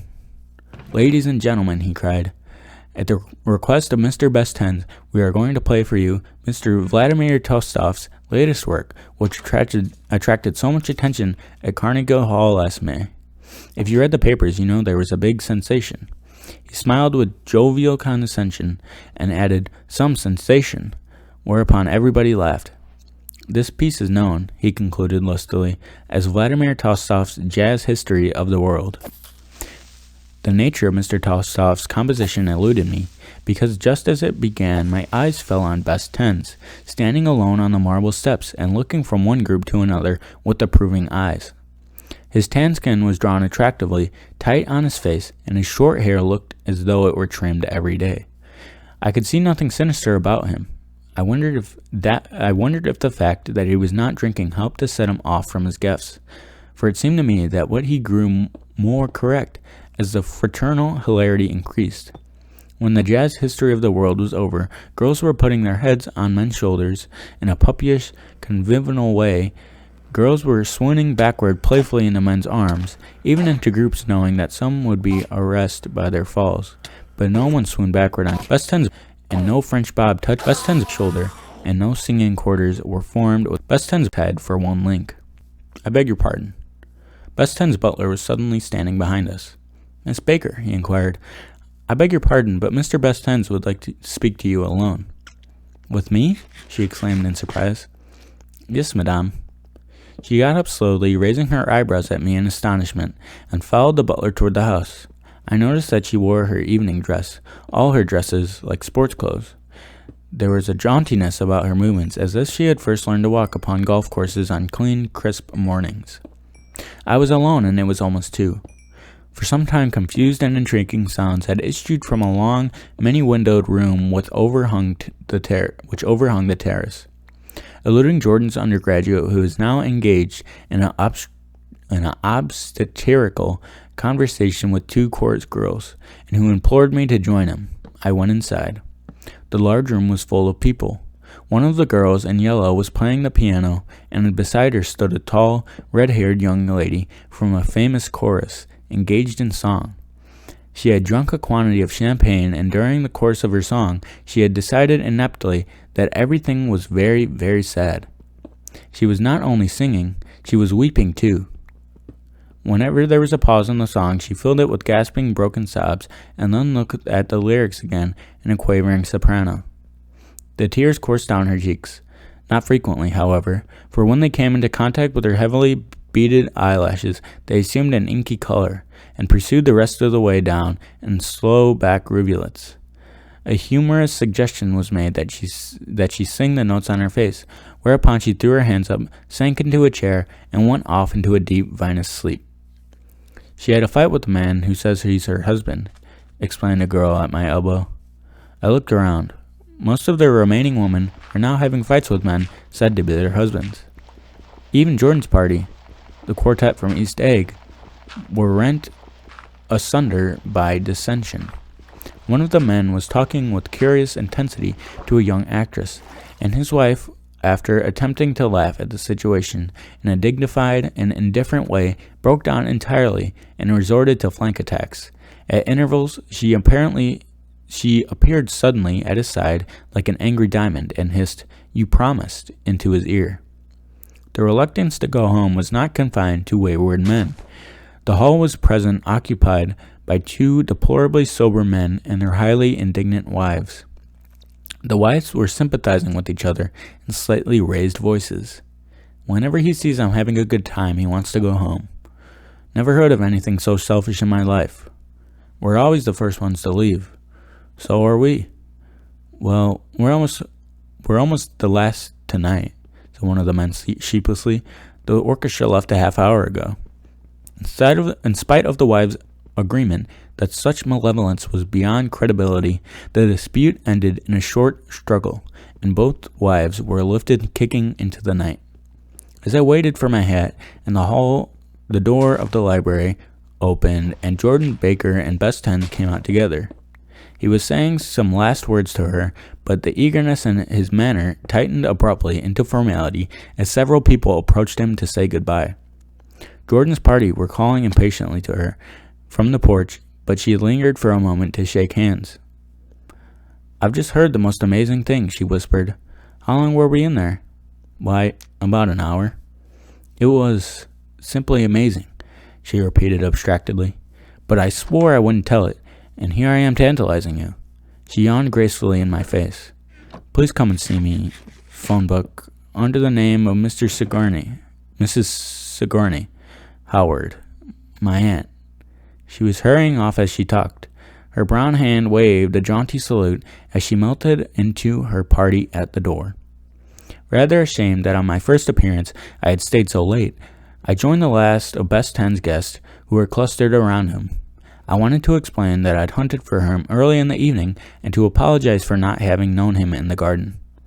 "Don't mention it," he enjoined me eagerly. "Don't give it another thought, old sport." The familiar expression held no familiarity than the hand which reassuringly brushed my shoulder. "And don't forget we're going to the hydroplane tomorrow at 9 o'clock. Then the butler behind his shoulder.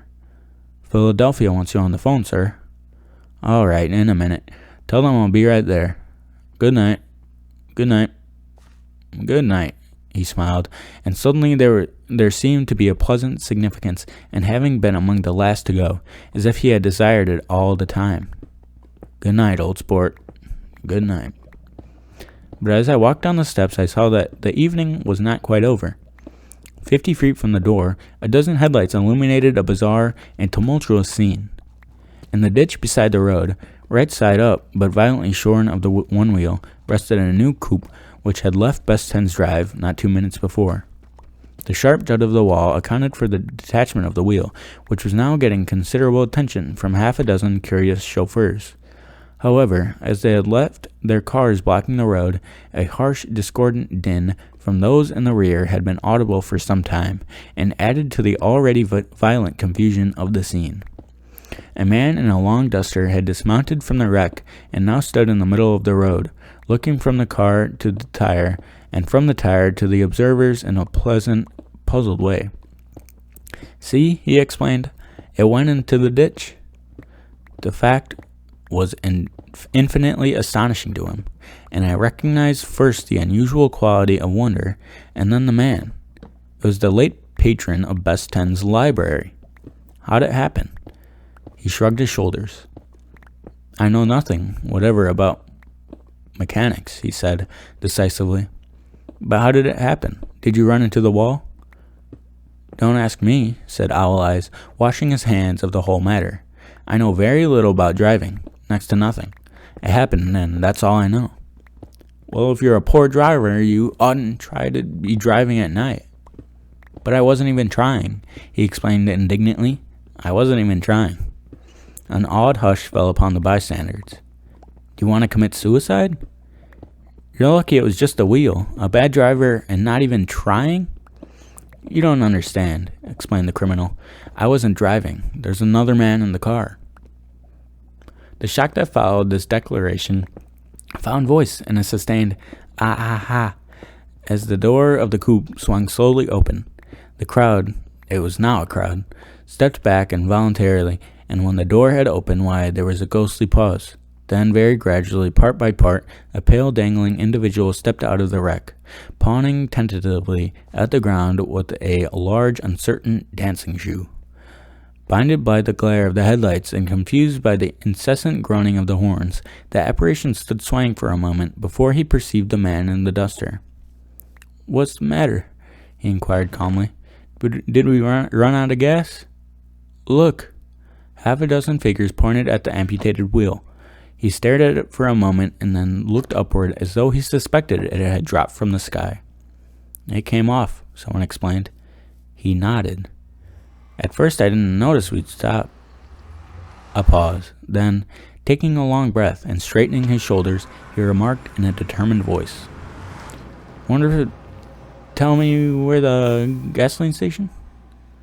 At least a dozen men, some of them a little better off than he was, explained to him that the wheel and car were no longer joined by any physical bond. "Back out," he suggested after a moment. "Put her in reverse." "But the wheel's off." He hesitated. "No harm in trying." The caterwauling horns had reached a crescendo, and I turned away and cut across the lawn towards home. I glanced back at once.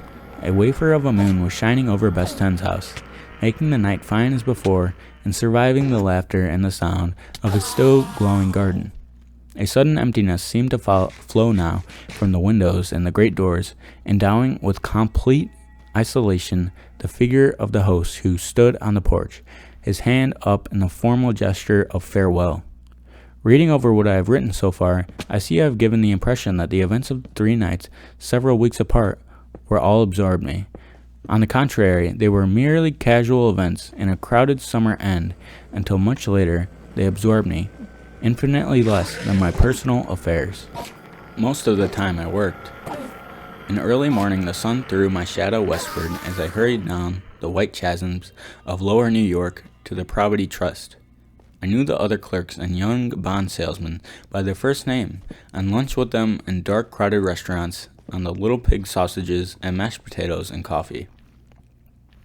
I even had a short affair with a girl who lived in Jersey City and worked in the same accounting department, but her brother began throwing mean looks in my direction, so when she went on her vacation in July, I let it blow quietly away. I took dinner usually at the Yale Club. For some reason, it was the gloomiest event of my day. And then I went upstairs to the library and studied investments and securities for a contentious hour. There were generally a few rioters around, but they never came into the library, so it was a good place to work. After that, if the night was mellow, I strolled down Madison Avenue past the old Murray Hill Hotel and over 33rd Street to the Pennsylvania Station. I began to like New York, the racy, adventurous feel of it at night, and the satisfaction that the constant flicker of men and women and machines gives to the restless eye. I liked to walk up Fifth Avenue and pick out romantic women from the crowd and imagine that in a few minutes I was going to enter into their lives and no one would ever know or disapprove. Sometimes, in my mind, I followed them to their apartments on the corners of hidden streets, and they turned and smiled back at me before they faded through a door into warm darkness.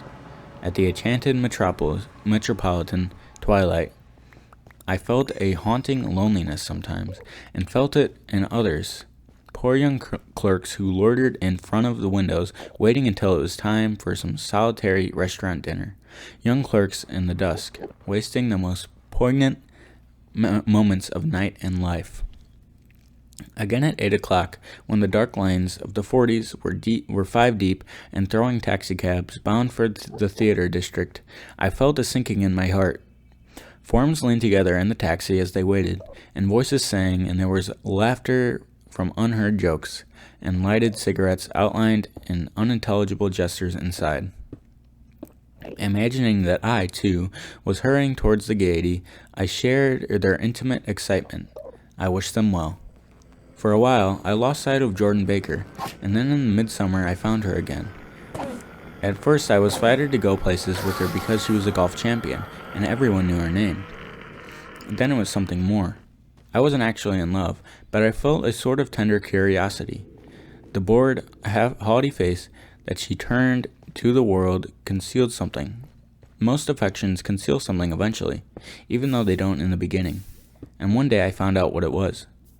When we were on a house party together up in Warwick, she left a borrowed car out in the rain with the top down, and then lied about it, and suddenly I remembered the story about her that had eluded me that night at Daisy's. At her first big golf tournament, there was a row that nearly reached the newspapers, a suggestion that she had moved her ball from a bad lie in the semi-final round. The thing approached the proportions of a scandal, then died away. A caddy retracted his statement, and the only 2 witnesses admitted that he might have been mistaken. The incident and the name had remained together in my mind. Jordan Baker instinctively avoided clever, shrewd men, and now I sat that this was because she felt safer on a plane where any divergence from a code would be thought impossible. She was incurably dishonest. She wasn't able to endure being at a disadvantage, and given this unwillingness, I suppose that she had begun dealing in subterfuges when she was very young in order to keep that cool, insolent smile turned to the world and yet satisfied the demands of her hard, jaunty body. It made no difference to me. Dishonesty in a woman is a thing that you never blame deeply. I was casually sorry, and then I forgot. It was on that same house party that we had a curious conversation about driving a car. It started because she passed so close to some workmen that our fender flicked a button on one of the man's coat. "You are a rotten driver," I protested. "Either you ought to be more careful, or you oughtn't drive at all." "I am careful." "No, you're not." "Well, other people are," she said lightly. "What's that got to do with it?" "They'll keep out of my way," she insisted. "It takes 2 to make an accident." "Suppose you met somebody just as careless as yourself." "I hope I never will," she answered. "I hate careless people. That's why I like you."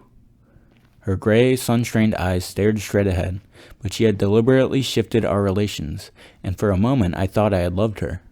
But I am slow-thinking and full of interior rules that act as brakes on my desires, and I knew that first I had to get myself definitely out of that tangle back home. I'd been writing letters once a week and signing them "Love Nick," and all I could think of was how when that certain girl played tennis, a faint mustache of perspiration appeared on her upper lip. Nevertheless, there was a vague understanding that had to be tactfully broken off before I was free. Everyone suspects himself of at least one of the cardinal virtues, and this is mine. I'm one of the few honest people that I have ever known. Chapter 4. On Sunday morning, while the church bells rang in the villages along the shore, the world and its mistress returned to Best Ten's house and twinkled hilariously on his lawn. "He's a bootlegger," said the young ladies, moving somewhere between his cocktails and his flowers. "One time he killed a man who had found out that he was the nephew to von Hindenburg and second cousin to the devil. Reach me a rose, honey, and pour me a last drop into that there crystal glass." Once I wrote down on the empty spaces of a timetable the names of those who came to Best Ten's house that summer.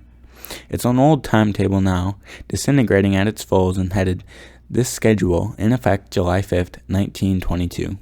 But I can still read the gray names, and they will give you a better impression than my generalities of those who accepted Best Ten's hospitality and paid him the subtle tribute of knowing nothing whatever about him.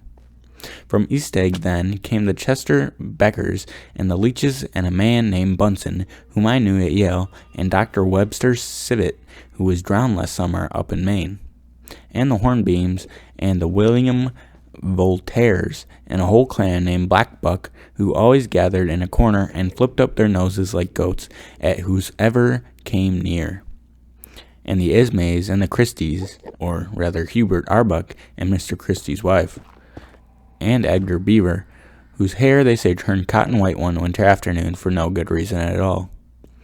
Clarence Endive was from East Egg, as I remember.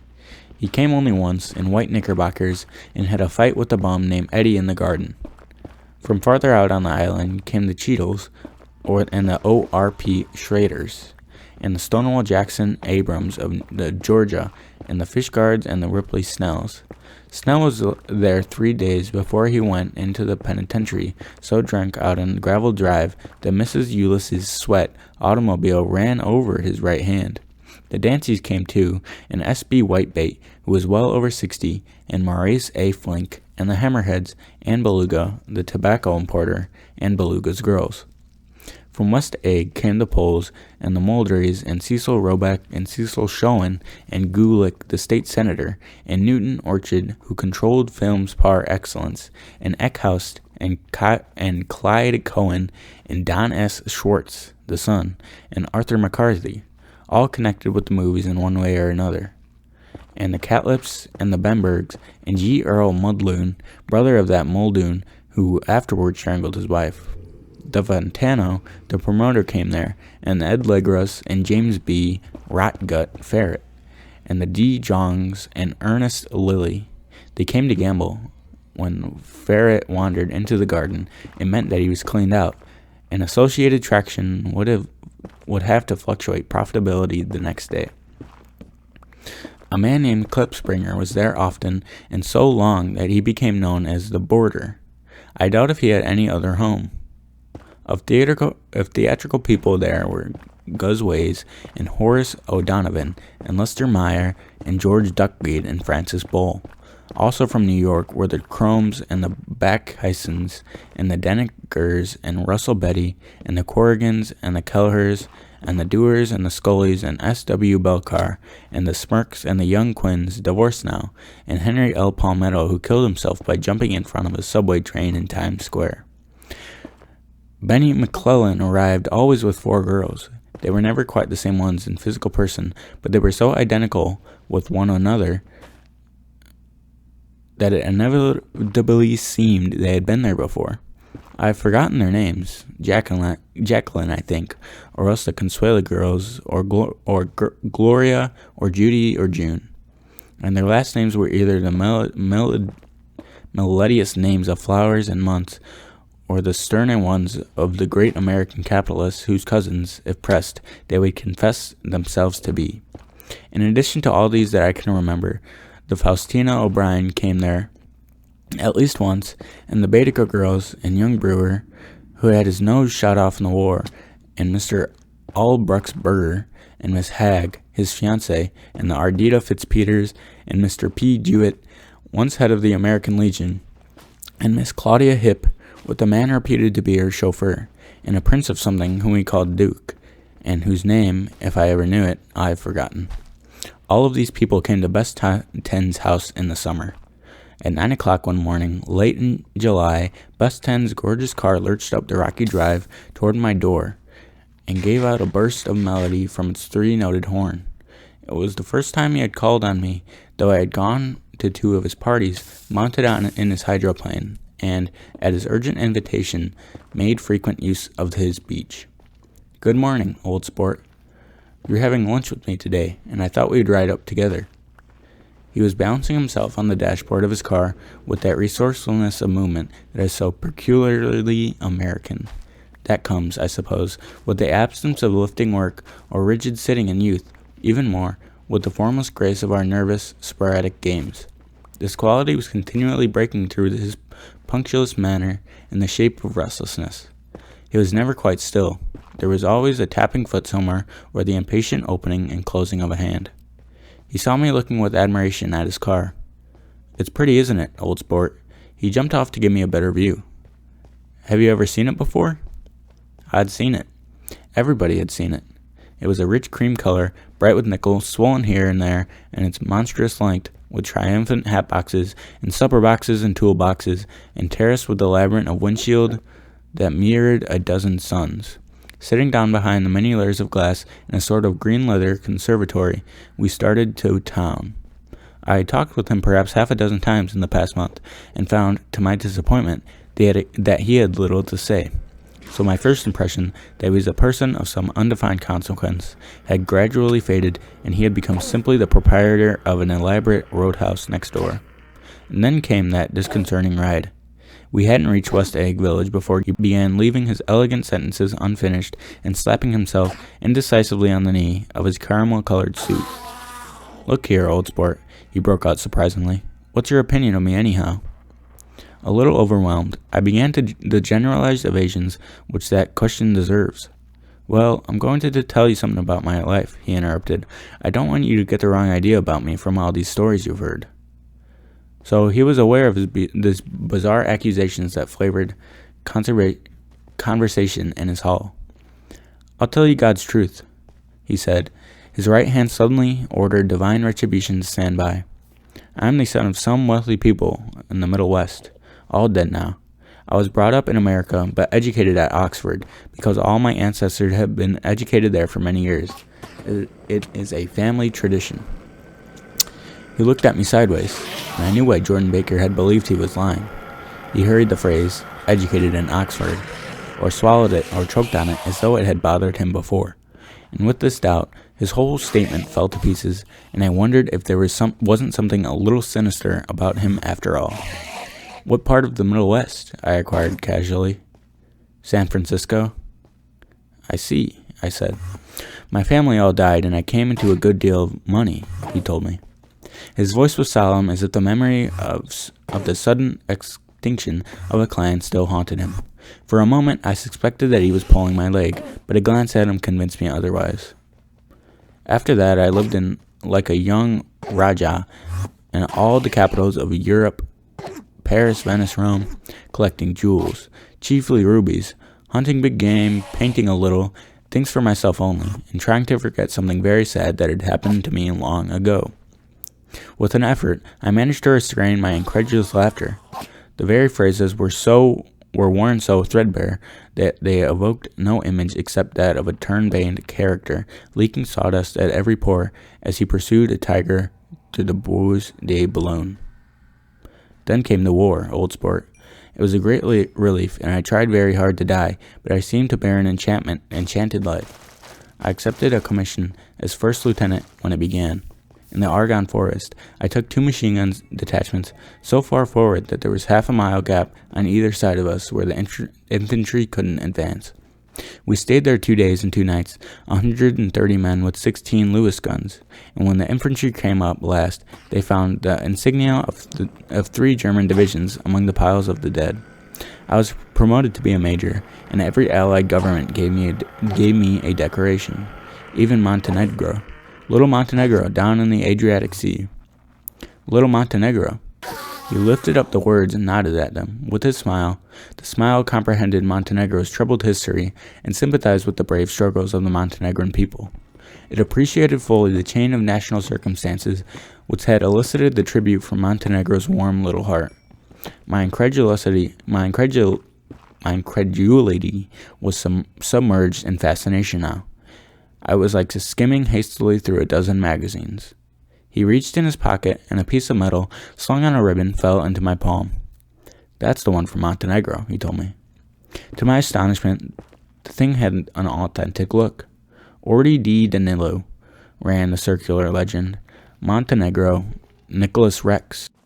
"Turn it," he told me. "Major Best Tens," it read. "For valor extraordinary." Here's another thing I always carry, a souvenir from Oxford days. It was taken in Trinity Quad. The man on my left is now an Earl of Dorchester. It was a photograph of half a dozen young men in blazers loafing in an archway through which were visible a host of spires. There was Best Tens, looking a little, not much, younger, with a crooked bat in his hands. Then it was all true. I saw the skins of tigers flaming in his palace on the Grand Canal. I saw him opening a chest of rubies to ease, with their crimson-lighted depths, the gnawing of his broken heart. "I'm going to make a big request of you today," he said, pocketing his souvenirs with satisfaction. "So I thought you ought to know something about me. I didn't want you to think I was just some nobody. You see, I finally find myself among these strangers because I drift here and there, trying to forget the sad thing that happened to me." He hesitated. You'll hear about it this afternoon." "At lunch?" I asked. "No, this afternoon. I happen to find out that you're taking Miss Baker to tea." "Do you mean you're in love with Miss Baker?" "No, old sport, I'm not. But Miss Baker has kindly consented to speak to you about this matter." I hadn't the faintest idea what this matter was, but I was more annoyed than interested. I hadn't asked Gordon to tea in order to discuss Mr. Best Tens.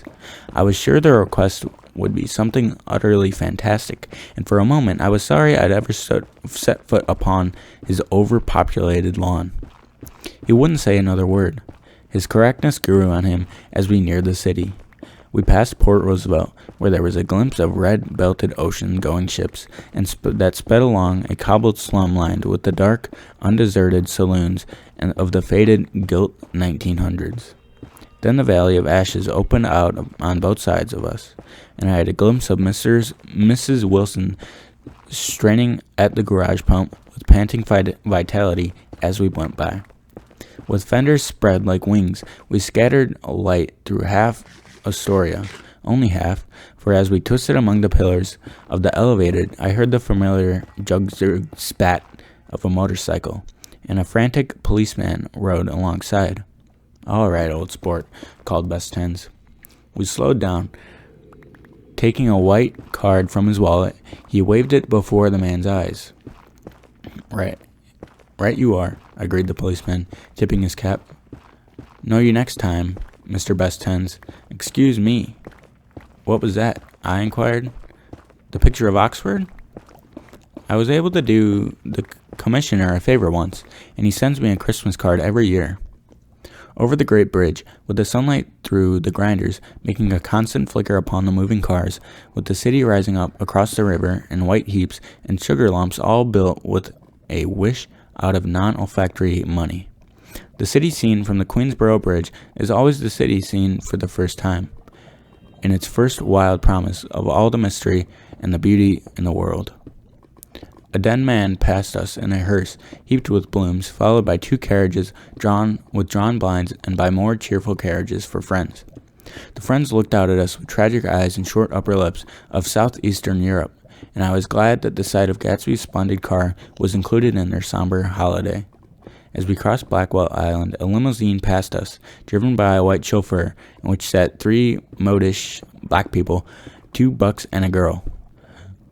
I laughed aloud as the yolks of their eyeballs rolled toward us in haughty rivalry. Anything can happen now that we've slid over this bridge, I thought. Anything at all.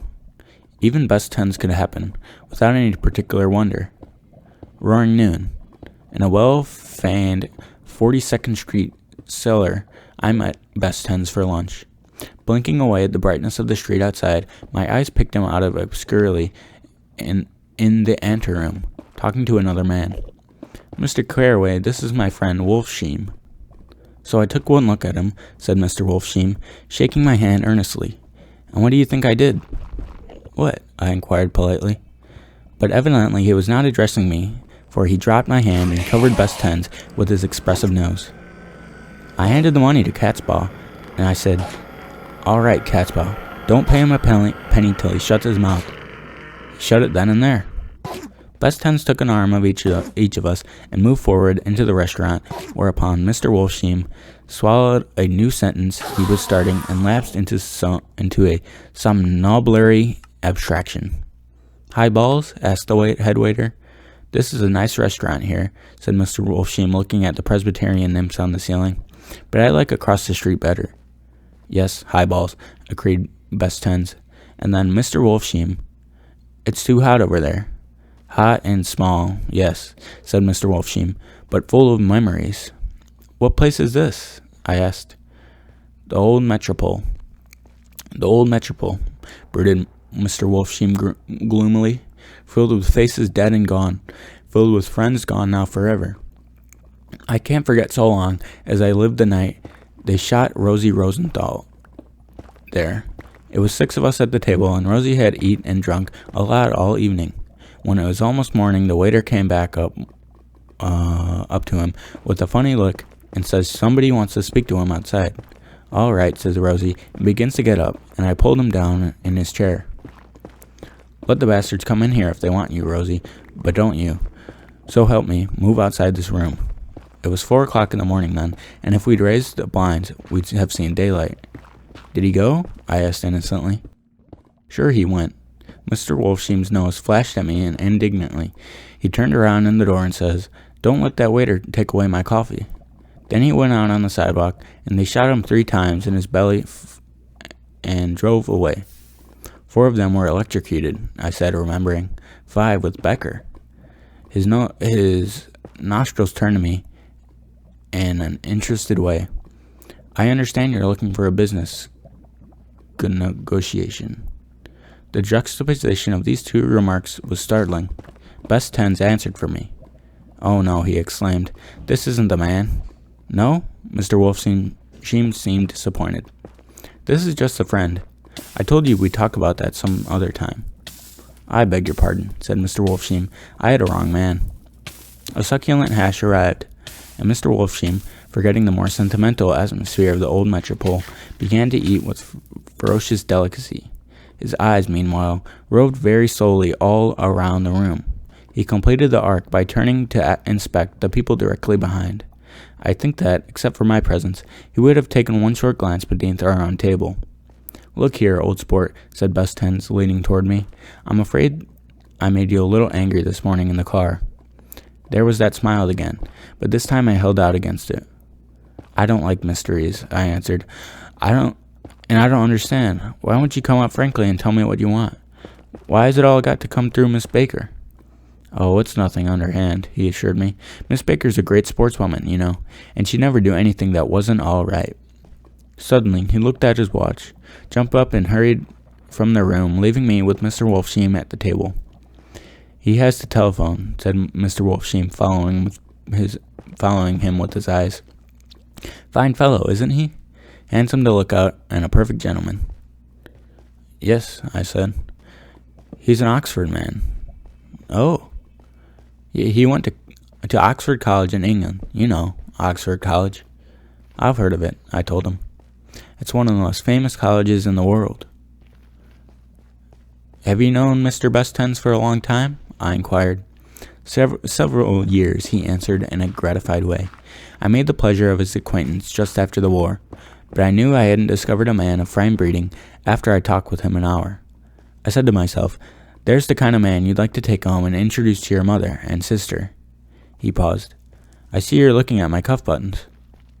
I hadn't been looking at them, but I did now. They were composed of oddly familiar pieces of ivory. Finest specimens of human molars, he informed me. Well, I inspected them. That's a very interesting idea. Yeah. He flipped his sleeves up under his coat. Yeah, Best Tens very careful about women. He would never so much as look at a friend's wife. When the subject of this instinctiveness trust returned to the table and sat down. Mr. Wolfsheim drank his coffee with a jerk and got to his feet. "I've enjoyed my lunch," he said, "and I'm going to run off from you two young men before I outstay my welcome." "Don't hurry, Meyer," said Bestens without enthusiasm. Mr. Wolfsheim raised his hand in a sort of benediction. "You're very polite, but I belong to another generation," he announced solemnly. "You sit here and discuss your sports and your young ladies and your—" He supplied an imaginary noun with another wave of his hand. "As for me, I am 50 years old, and I won't impose myself on you two any longer."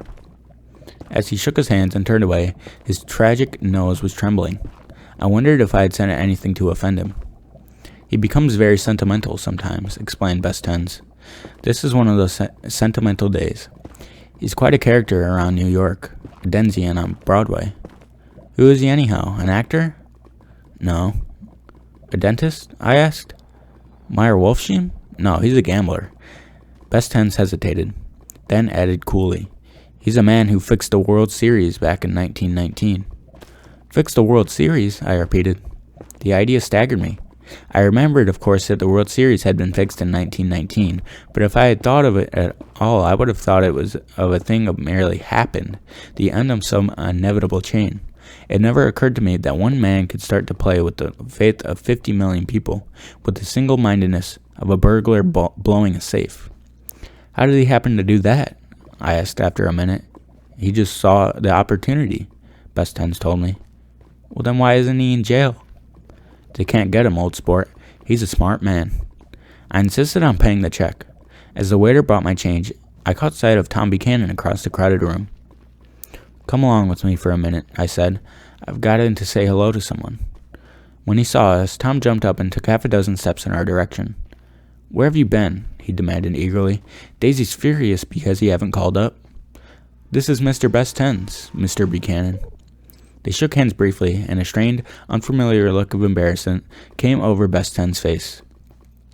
"How have you been doing anyhow?" demanded Tom of me. "How do you happen to come up this far to eat?" "I've been having lunch with Mr. Bestens." I turned towards Mr. Bestens, but he was no longer there. "One October day in 1917, said Jordan Baker that afternoon, sitting up very straight on a straight chair in the tea garden at the Plaza Hotel. I was walking along from one place to another, half on the sidewalks and half on the lawns. I was happier on the lawns because I had shoes on from England, with rubber knobs on the soles that had a bit soft into the ground. I had on a new plaid skirt, also that blew a little in the wind, and whenever this happened, the red, white, blue banners in front of all the houses stretched out stiff and said tut tut tut tut tut tut tut in a disapproving way. The largest of the banners and the largest of the lawns belongs to Daisy's Faye's house.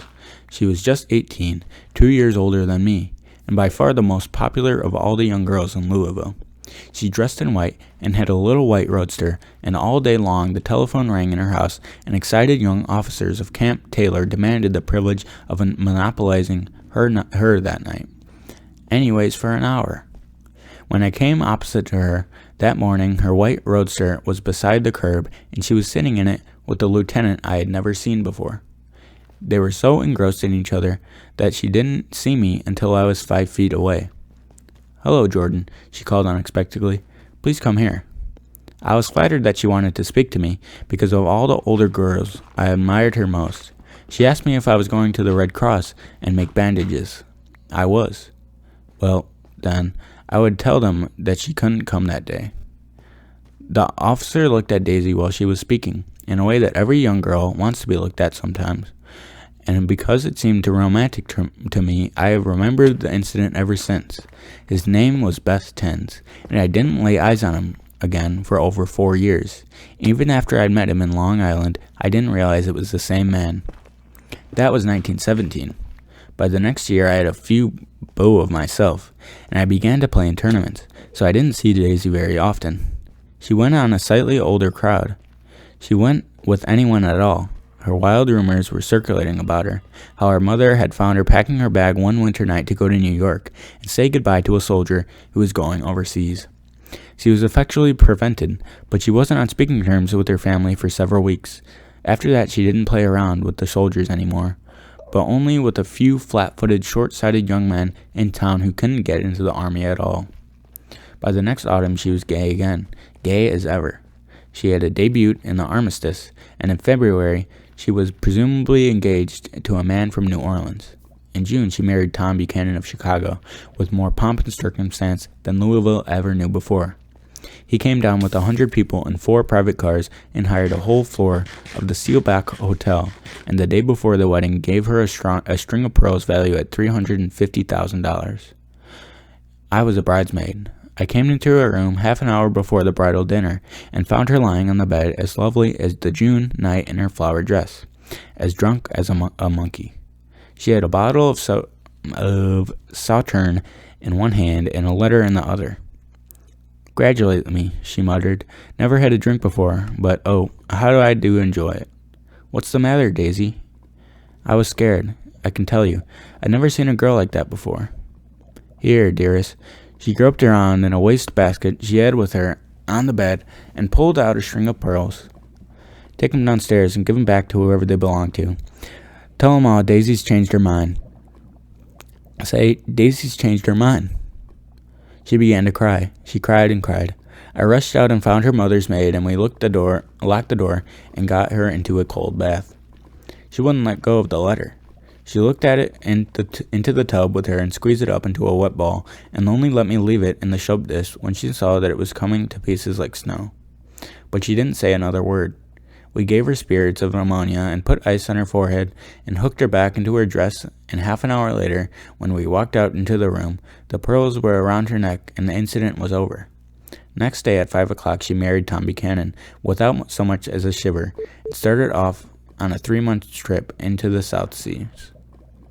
I saw them in Santa Barbara when they came back, and I thought I'd never see a girl so mad about her husband. If he left the room for a minute, she'd look around uneasily and said, "Where's Tom gone?" and wear the most abstracted expression until she saw him coming through the door. She used to sit on the sand with his head in her lap by the hour, rubbing her fingers over his eyes and looking at him with unfathomable delight. It was touching to see them together. It made you laugh in a hushed, fascinated way. That was in August. A week after I left Santa Barbara, Tom ran into a wagon on the Ventura Road one night and ripped a front wheel off his car. The girl who was with him got into the papers too because her arm was broken. She was one of the chambermaids in the Santa Barbara hotel. The next April, Daisy had her little girl and they went to France for a year.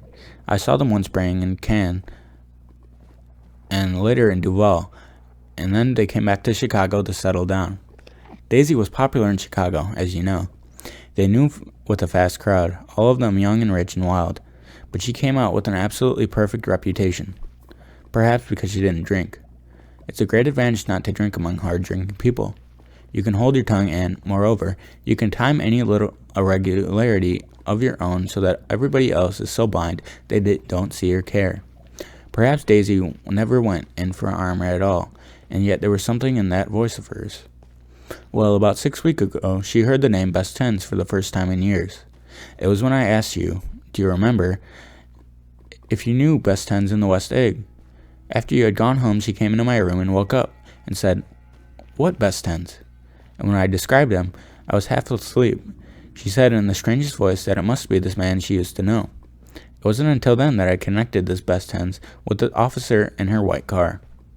When Jordan Baker had finished telling all this, we had left the plaza for half an hour and were driving in a Victoria through Central Park.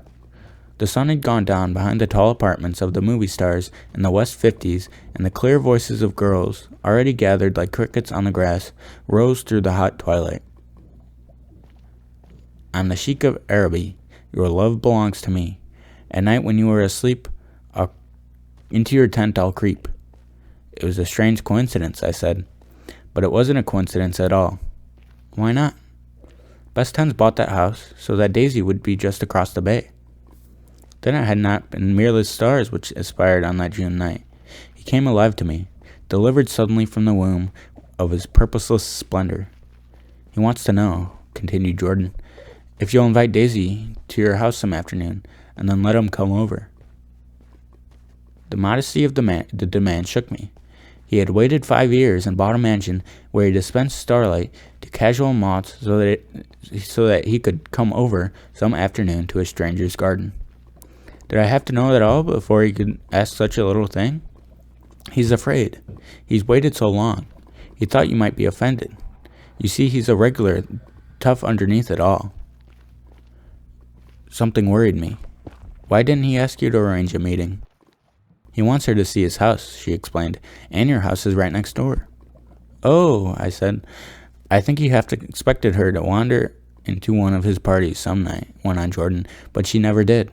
Then he began asking people casually if they knew her, and I was the first one he found. It was that night he sent for me at his dance, and you should have heard the elaborate way he worked up to it.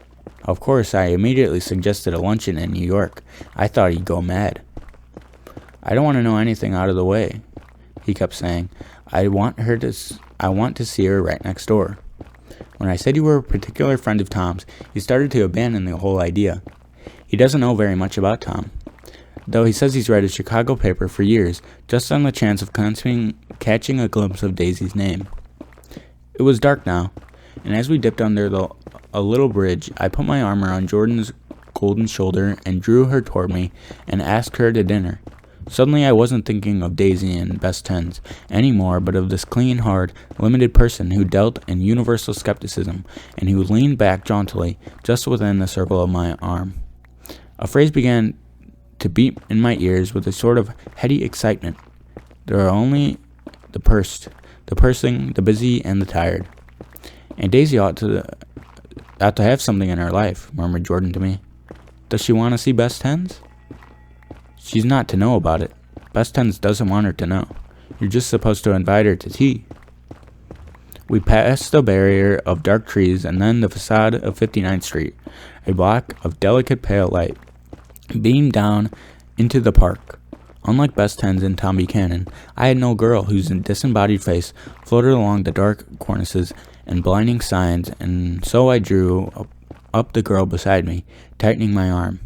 Her wan, scornful mouth smiled, and so I drew her up again, closer this time to my face. Chapter 5. When I came home to West Egg that night, I was afraid for a moment that my house was on fire. 2 o'clock and the whole corner of the peninsula was blazing with light, which fell unreal on the shrubbery and made thin, elongating glints upon the roadside wires. Turning a corner, I saw that it was Best Ten's house, lit from tower to cellar. At first I thought it was another party, a wild rout that had resolved itself into hide-and-go-seek, or sardines in the box, with all the house thrown open to the game. But there wasn't a sound. Only wind in the trees which blew the wires and made the lights go off and on again, as if the house had winked into the darkness. As my taxi groaned away, I saw Best Tens walking toward me across his lawn. Your place looks like a World's Fair, I said. Does it? He turned his eyes toward it absently. I had been glancing into some of the rooms. Let's go to Coney Island, old sport, in my car. It's too late, I told him. Well, suppose we take a plunge in the pool? I haven't made use of it all summer. I've got to go to bed, I told him. All right. He waited, looking at me with suppressed eagerness. I talked with Miss Baker, I said after a moment. I'm going to call up Daisy tomorrow and invite her over here for tea. Oh, that's right, he said carelessly. I don't want to put you in any trouble. What day would suit you? I asked. What day would suit you? He corrected me quickly. I don't want to put you in any trouble, you see. How about the day after tomorrow? He considered for a moment, then, with reluctance. I want to get the grass cut, he said. We both looked at the grass. There was a sharp line where my ragged lawn ended, and the darker, well-kept expanse of his began. I suspected that he meant my grass. There's another little thing, he said uncertainly, and hesitated. Would you rather put it off for a few days? I asked. Oh, it isn't about that, at least. He fumbled with a series of beginnings. Why, look here, old sport, you don't make much money, do you? Not very much, I told him. This seemed to reassure him, and he continued more confidently. I thought you didn't. If you'll pardon you'll see. I carry a little business on the side, a sort of sideline, you understand. And I thought, if you don't make very much, you're selling bonds, aren't you, old sport? Trying to, I said. Well, this would interest you. It wouldn't take up much of your time, and you might pick up a nice bit of money. It happens to be a rather confidential sort of thing. I realize now that under different circumstances that this conversation might have been one of the crises of my life. But because the offer was obviously and tactlessly for a service to be rendered, I had no choice except to cut him off there. "I've got my hands full," I said. "I'm obliged, but I couldn't take any more work." "You wouldn't have to do any business with Wolfsheim," he said. Evidently, he thought that I was shying away from the connection he mentioned at lunch, but I assured him he was wrong. He waited for a moment, hoping I'd begin a conversation, but I was too absorbed to be responsive, so I went unwillingly home. The evening had made me light-headed and happy. I think I walked into deep sleep as I entered my front door. So I didn't know whether or not Best Tens went to Coney Island, or for how many hours he glanced into rooms while his house blazed gaudily on. I called up Daisy for the office next morning and invited her to come to tea. "Don't bring Tom," I warned her. "What?" she said. "Don't bring Tom." "Who is Tom?" she asked innocently. The day agreed upon was pouring rain. At 11 o'clock, a man in a raincoat, dragging in a lawnmower, tapped at my front door and said that Mr. Best Tens had sent him over to cut my grass. This reminded me that I had forgotten to tell my Finn to come back, so I drove into West Egg Village to search for her among soggy whitewashed alleys and to buy some cups of lemons and flowers. The flowers were unnecessary, for at 2 o'clock a greenhouse arrived from Best Tens with innumerable receptacles to contain it. An hour later, the front door opened nervously, and Best Tens, in a white flannel suit, silver shirt, and gold-colored tie, hurried in. He was pale, and there was dark signs of sleeplessness beneath his eyes. "Is everything all right?" he asked immediately. "The grass looks fine, if that's what you mean." "What grass?" he inquired blankly. "Oh, the grass in the yard." He looked out at the window, but judging from his expression, I don't believe he saw a thing. "Looks very good," he remarked vaguely. "One of the papers said that they thought the rain would stop at about 4. I think it was the Journal. Have you got everything you need in the shape of tea?" I took him to the pantry, where he looked a little reproachfully at the Finn. Together, we scrutinized the 12 lemon cakes from the delicatessen shop. "Will they do?" I asked. Of course. They're fine." And he added hollowly, "Old sport." The rain cooled about 3:30 to a damp mist, through which occasional thin drops swam like dew. Best Tens looked with vacant eyes through a copy of Clay's Economics, starting at the finished tread that shook the kitchen floor and peering toward the blurred windows from time to time as if a series of invisible but alarming happenings were taking place outside. Finally, he got up and informed me, in an uncertain voice, that he was going home. "Why's that?" I asked. "Nobody's coming to tea. It's too late." He looked at his watch as if there was something pressing demand on his time elsewhere. "I can't wait all day." "Don't be silly," I said. It's just 2 minutes to 4. He sat down miserably, as if I had pushed him, and simultaneously there was a sound of a motor turning into my lane. We both jumped up, and a little hare and myself, I went out into the yard. Under the dripping bare lilac trees, a large open car was coming up the drive. It stopped. Daisy's face, tipped sideways beneath a 3-cornered lavender hat, looked out at me with a bright, ecstatic smile. "This is absolutely where you live, my dearest one?" The exhilarating ripple of her voice was a wild tonic in the rain. I had to follow the sound of it for a moment, up and down, with my ear alone before any words came through. A damp streak of her hair lay like a dash of blue paint across her cheek, and her hand was wet with glistening drops as I took it to help her from the car. "Are you in love with me?" she said with a lull in my ear. "Or why did I come alone?" "That's the secret of the Castle Rackrand. Tell your chauffeur to go far away and spend an hour." "Come back in an hour, Ferdy," she said. Then in a grave murmur, "His name is Ferdy. Does the gasoline affect his nose?" "I don't think so," she said innocently. "Why?" We went in. To my overwhelming surprise, the living room was deserted. "Well, that's funny," I exclaimed. "What's funny?" she said. She turned her head as if there were a light, dignified knocking at the front door. I went out and opened it. Best Tens, pale as death, with his hands plunged like weights in his coat pockets, was standing in a puddle of water, glaring tragically into my eyes. With his hands still in his coat pockets, he stalked by me into the hall, turned sharply as if he were on a wire, and disappeared into the living room. It wasn't a bit funny. Aware of the loud beating of my own heart, I pulled the door to against the increasing rain. For half a minute there wasn't a sound. Then from the living room I heard a sort of choking murmur and part of a laugh followed by Daisy's voice on a clear, artificial note. "I certainly am awfully glad to see you again." I paused. It endured horribly. I had nothing to do in the hall, so I went into the room. Best Tens, his hands still in his pockets, was reclining against the mantelpiece in a strained counterfeit of perfect ease, even of boredom. His head leaned back so far that it rested against the face of the defunct mantelpiece clock, and from this position his distraught eyes stared down at Daisy, who was sitting frightened but graceful on the edge of a stiff chair. "We've met before," muttered Best Tens. His eyes glanced momentarily at me, and his lips parted with an abortive attempt to laugh. Luckily, the clock took this moment to tilt dangerously, and at the pressure of his head, whereupon he turned and caught it with trembling fingers and set it back in place. Then he sat down, rigidly, his elbow on the arm of the sofa and his chin in his hand. "I'm sorry about the clock," he said. My own face had now assumed a deep tropical burn. I couldn't muster up a single commonplace of the thousand in my head. "It's an old clock," I told him idiotically. I think we all believed for a moment that it had smashed into pieces on the floor. "We haven't met for many years," said Daisy, her voice as matter-of-fact as it could ever be. 5 years next November."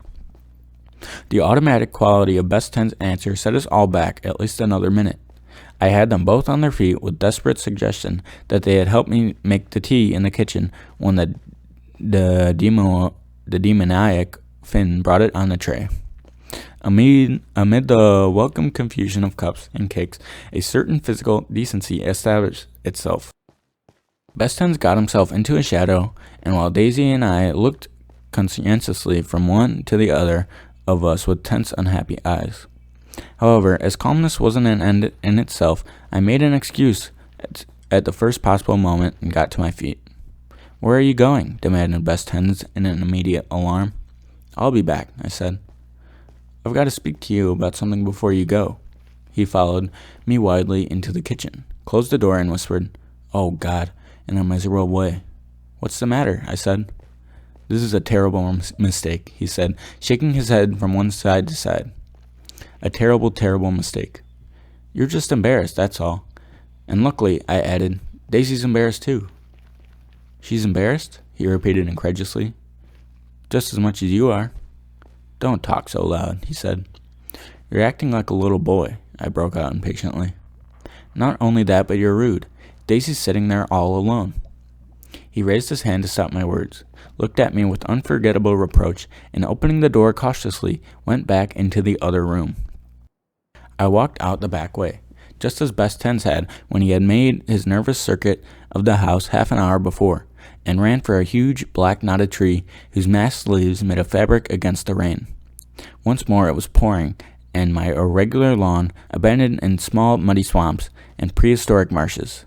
There was nothing to look at from under the tree except Best Ten's enormous house. So I stared at it, like Kent in his church steeple, for half an hour. A brewer had built it early in the period craze, a decade before, and there was a story that he'd agreed to pay 5 years' taxes on all the neighboring cottages if the owners would have their roof thatched with straw. Perhaps their refusal took the heart out of his man to found a family. He went into an immediate decline. His children sold his house with the black rate still on the door. Americans, while they occasionally willing to be serfs, have always been obstinate about being peasantry. After half an hour, the sun shone again, and the grocer's automobile rounded Best Ten's drive with the raw material for his servant's dinner.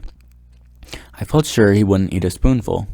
A maid began opening the upper windows of this house, appeared momentarily in each, and, leaning from a large central bay, spat meditatively into the garden.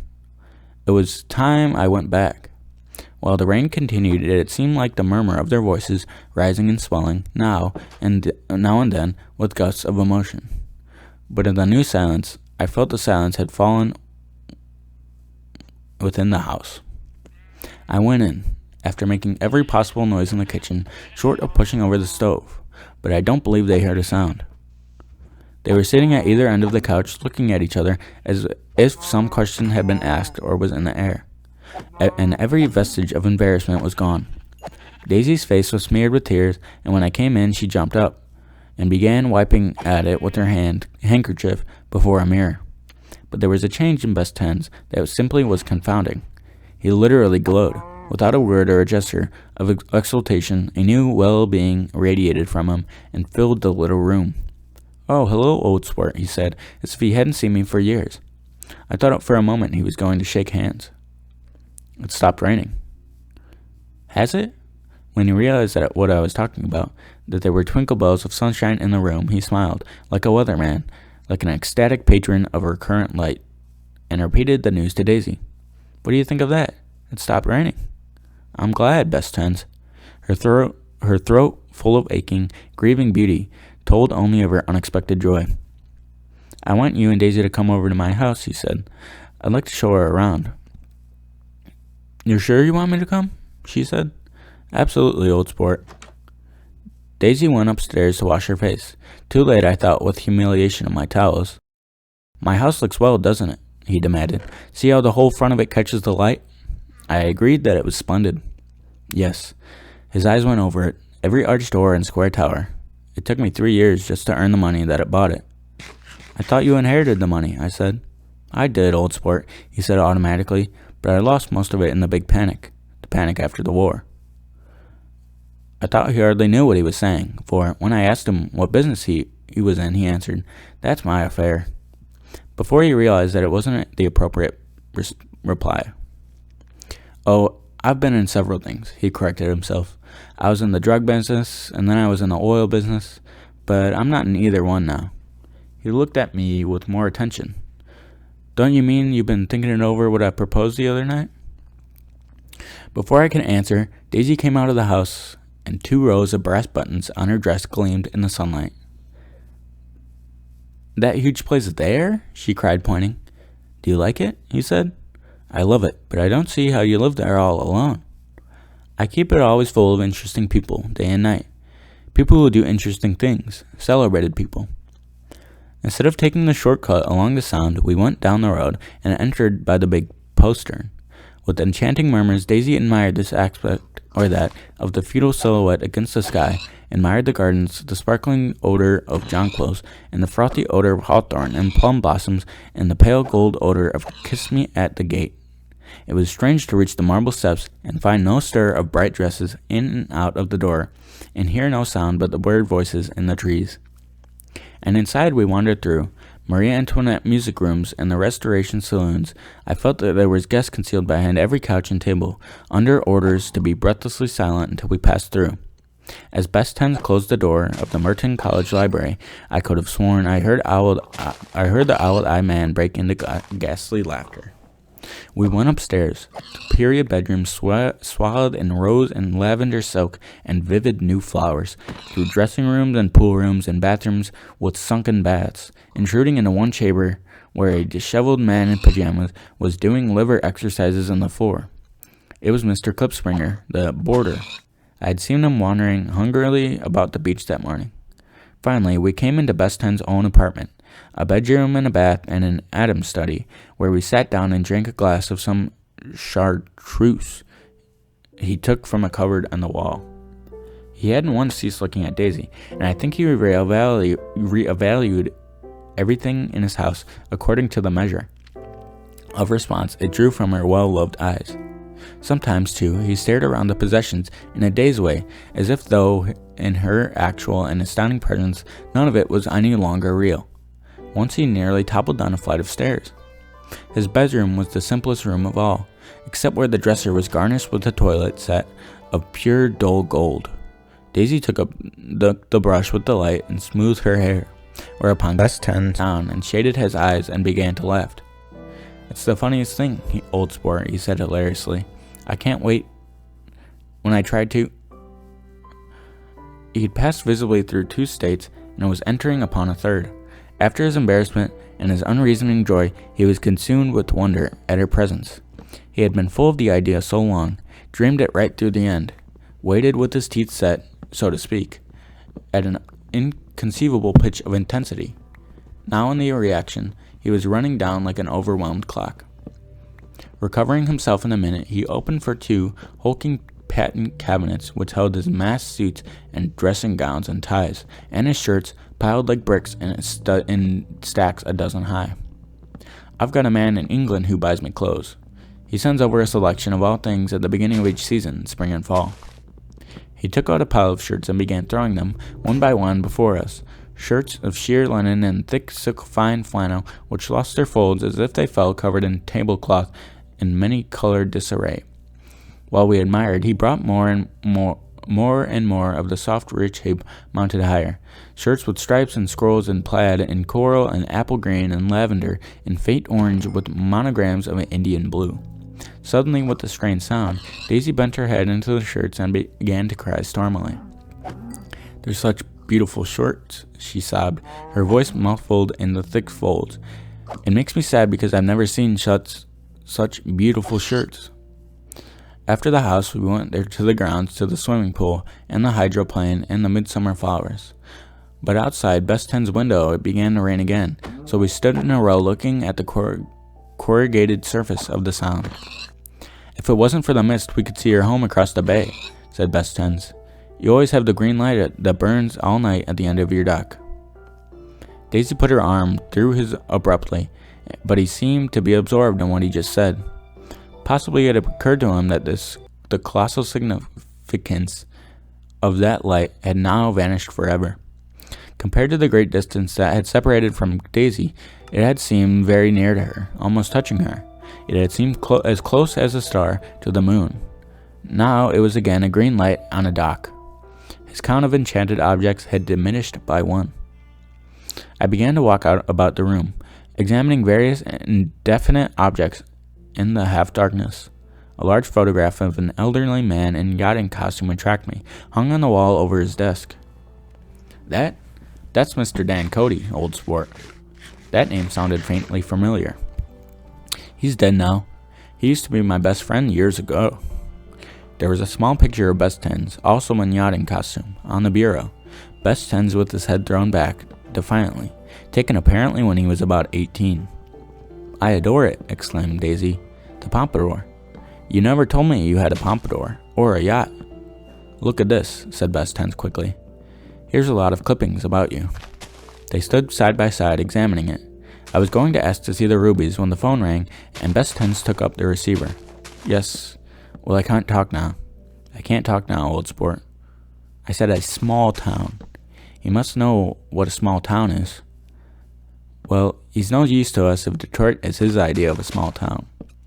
He rang off. "Come here, quick!" cried Daisy at the window. The rain was still falling, but the darkness had parted in the west, and there was a pink and golden billow of foamy clouds above the sea. "Look at that," she whispered, and then after a moment, "I'd like to just get one of those pink clouds and put you in it and push you around." I tried to go then, but they wouldn't hear of it. Perhaps my presence made them feel more satisfactory alone. "I know what we'll do," said Bess Tens. "We'll have Klipspringer play the piano." He went out of the room and called Ewing, and returned in a few minutes, accompanied by an embarrassed, slightly worn young man with shell-rimmed glasses and scanty blonde hair. He was now decently clothed in a sport shirt, open at the neck, sneakers, and duck trousers of a nebulous hue. "Did we interrupt your exercises?" inquired Daisy politely. "I was asleep," cried Mr. Klipspringer in a spasm of embarrassment. "That is, I'd been asleep, then I got up." "Klipspringer plays the piano," said Bess Tens, cutting him off. "Don't you, Ewing, old sport?" "I don't play well. I hardly play at all. I'm all out of practice." "Well, go downstairs," interrupted Bess Tens. He flipped a switch. The gray windows disappeared as the house glowed full of light. In the music room, Bess Tens turned on a solitary lamp beside the piano. He lit Daisy's cigarette from a trembling match and sat down with her on the couch far across the room, where there was no light save what the gleaming floor bounced in from the hall. When Klipspringer played The Love Nest, he turned around on the bench and searched unhappily for best tens in the gloom. "I'm all out of practice, you see. I told you I couldn't play. I'm all out of practice." "Don't talk so much, old sport," commanded best tens. "Play. In the morning, in the evening. Ain't we got fun?" Outside the window was loud, and there was a faint flow of thunder along the sound. All the lights were going in the West Egg now. The electric trains, men carrying, were plunging home through the rain from New York. It was the hour of a profound human change, and excitement was generating on the air. One thing sure and nothing surer: the rich get rich and the poor get children. In the meantime, in between time. As I went over to say goodbye, I saw the expression of bewilderment that had come back into Best Ten's face, as though a faint doubt had occurred to him as to the quality of his present happiness. Almost 5 years. There must have been some moments, even that afternoon, when Daisy tumbled short of his dreams, not through her fault, but because of the colossal vitality of his illusion. It had gone beyond her, beyond everything. He had thrown himself into it with a creative passion, adding to it all the time, decking it out with every bright feather that drifted his way. No amount of fire or freshness can challenge what a man will store up in his ghostly heart. As I watched him, he adjusted himself, a little, visibly. His hands took hold of hers, and she said something low in his ear. He turned toward her with a rush of emotion. I think that voice held him with its fluctuating, feverish warmth, because it couldn't be overdreamed. That voice was a deathless song. They had forgotten me, but Daisy glanced up and held out her hand. Best Tens didn't know me now at all. I looked once more at them, and they looked back at me, remotely possessed by intense life. Then I was out of the room and down the marble steps into the rain, leaving them there together. Chapter 6. About this time, an ambitious young reporter from New York arrived one morning at Best Ten's front door and asked him if he had anything to say. "Anything to say about what?" inquired Best Tens politely. "Why, any statement to give out?"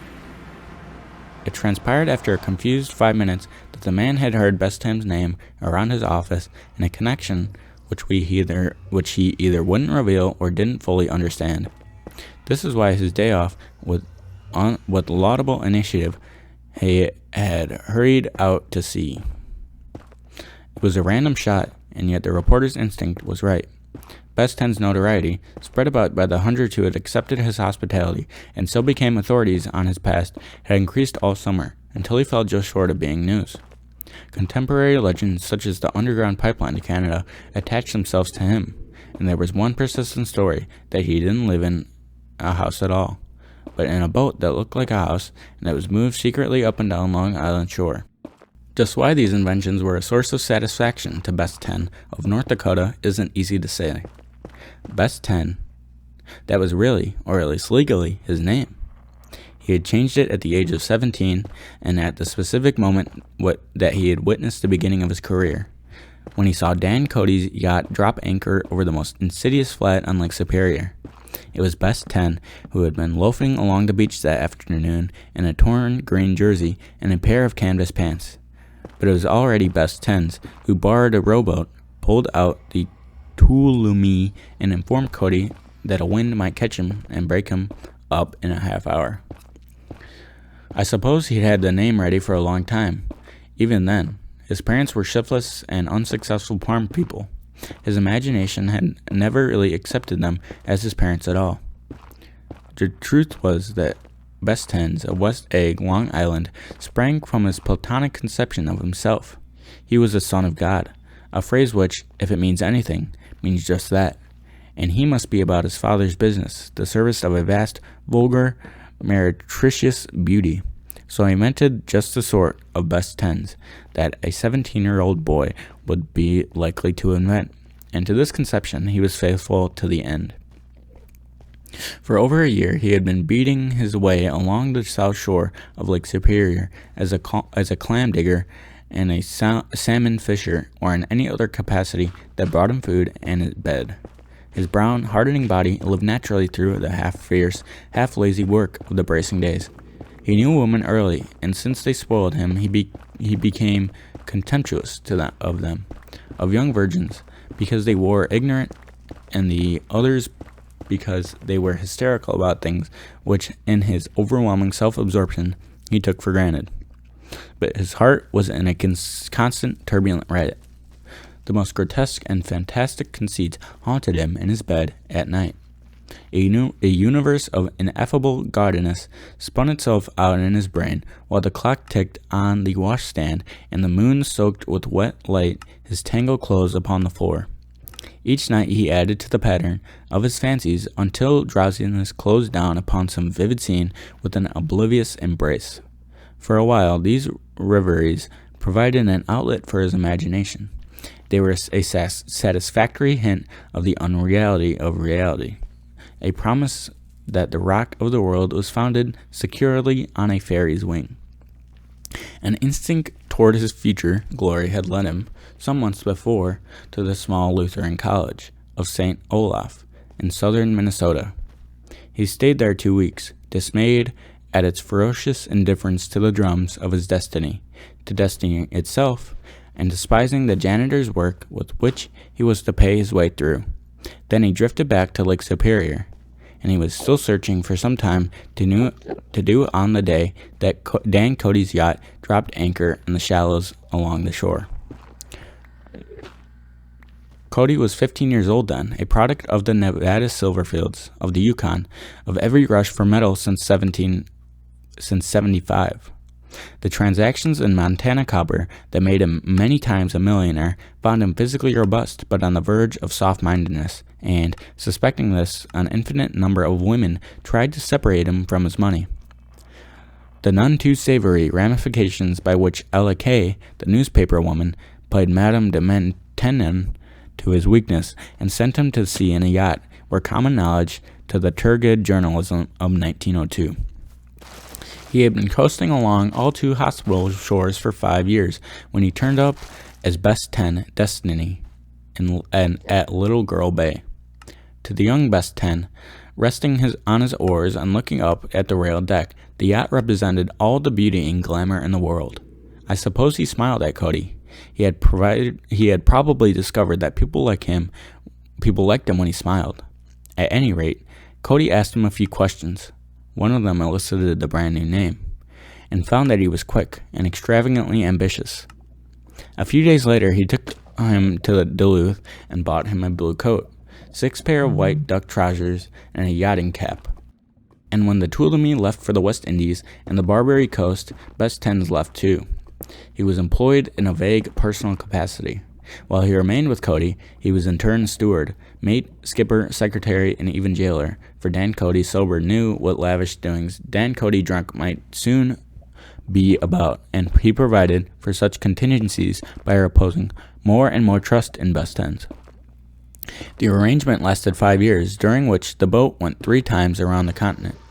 It might have lasted indefinitely, except for the fact that Ella Kay came on board one night in Boston, and a week later, Dan Cody inhospitably died. I remember the portrait of him in Best Ten's bedroom, a gray, florid man with a hard, empty face, the pioneer debauchee who during one phase of American life brought back to the eastern seaboard the savage violence of the frontier brothel and saloon. It was indirectly due to Cody that Best Tens drank so little. Sometimes in the course of gay parties, women used to rub champagne into his hair. For himself, he formed the habit of letting liquor alone. And it was from that Cody that he inherited money, a legacy of $25,000. He didn't get it. He never stood the illegal device that was used against him, but what remained of the millions went intact to Ella Kay. He was left with his singularly appropriate education. The vague contour of Best Tens had filled out the substantiality of a man. He told me all of this much later, but I'll put it down here with the idea of exploding those first wild rumors about the antecedents, which weren't even faintly true. Moreover, he told me that at a time of confusion, when I had reached the point of believing everything and nothing about him. So I took advantage of the short halt while Best Tens, so to speak, caught his breath, to clear the set of misconceptions away. It was a halt, too, in my association with his affairs.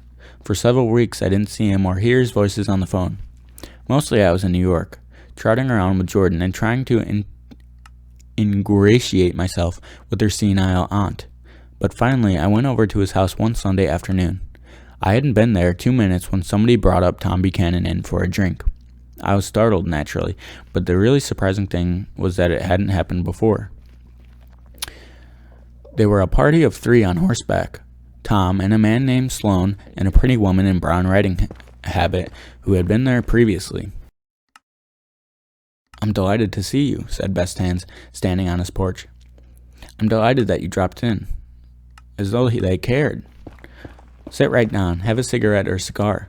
He walked around the room quickly, ringing bells. "I'll have something to drink for you in just a minute." He was profoundly affected by the fact that Tom was there, but he wouldn't be uneasy anyhow until he had given them something, realizing in a vague way that this was all they came for. Mr. Sloan wanted nothing. "A lemonade?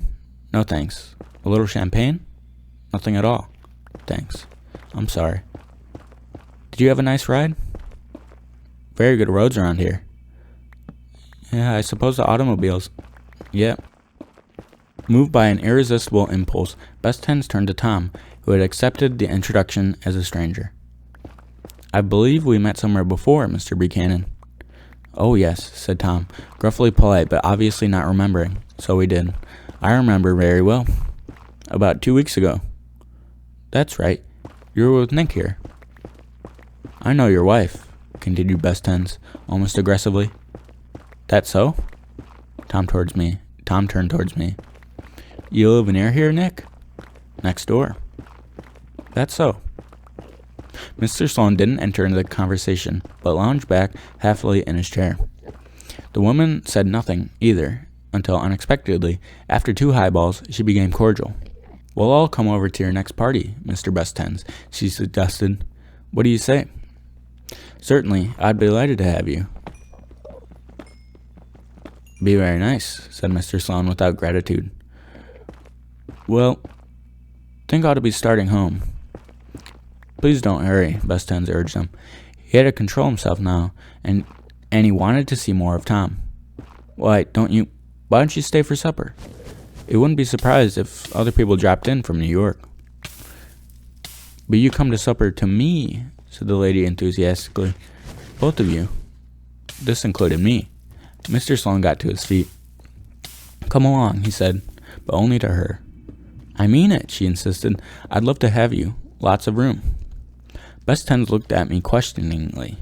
He wanted to go, and he didn't see that Mr. Sloan had determined he shouldn't. "I'm afraid I won't be able to," I said.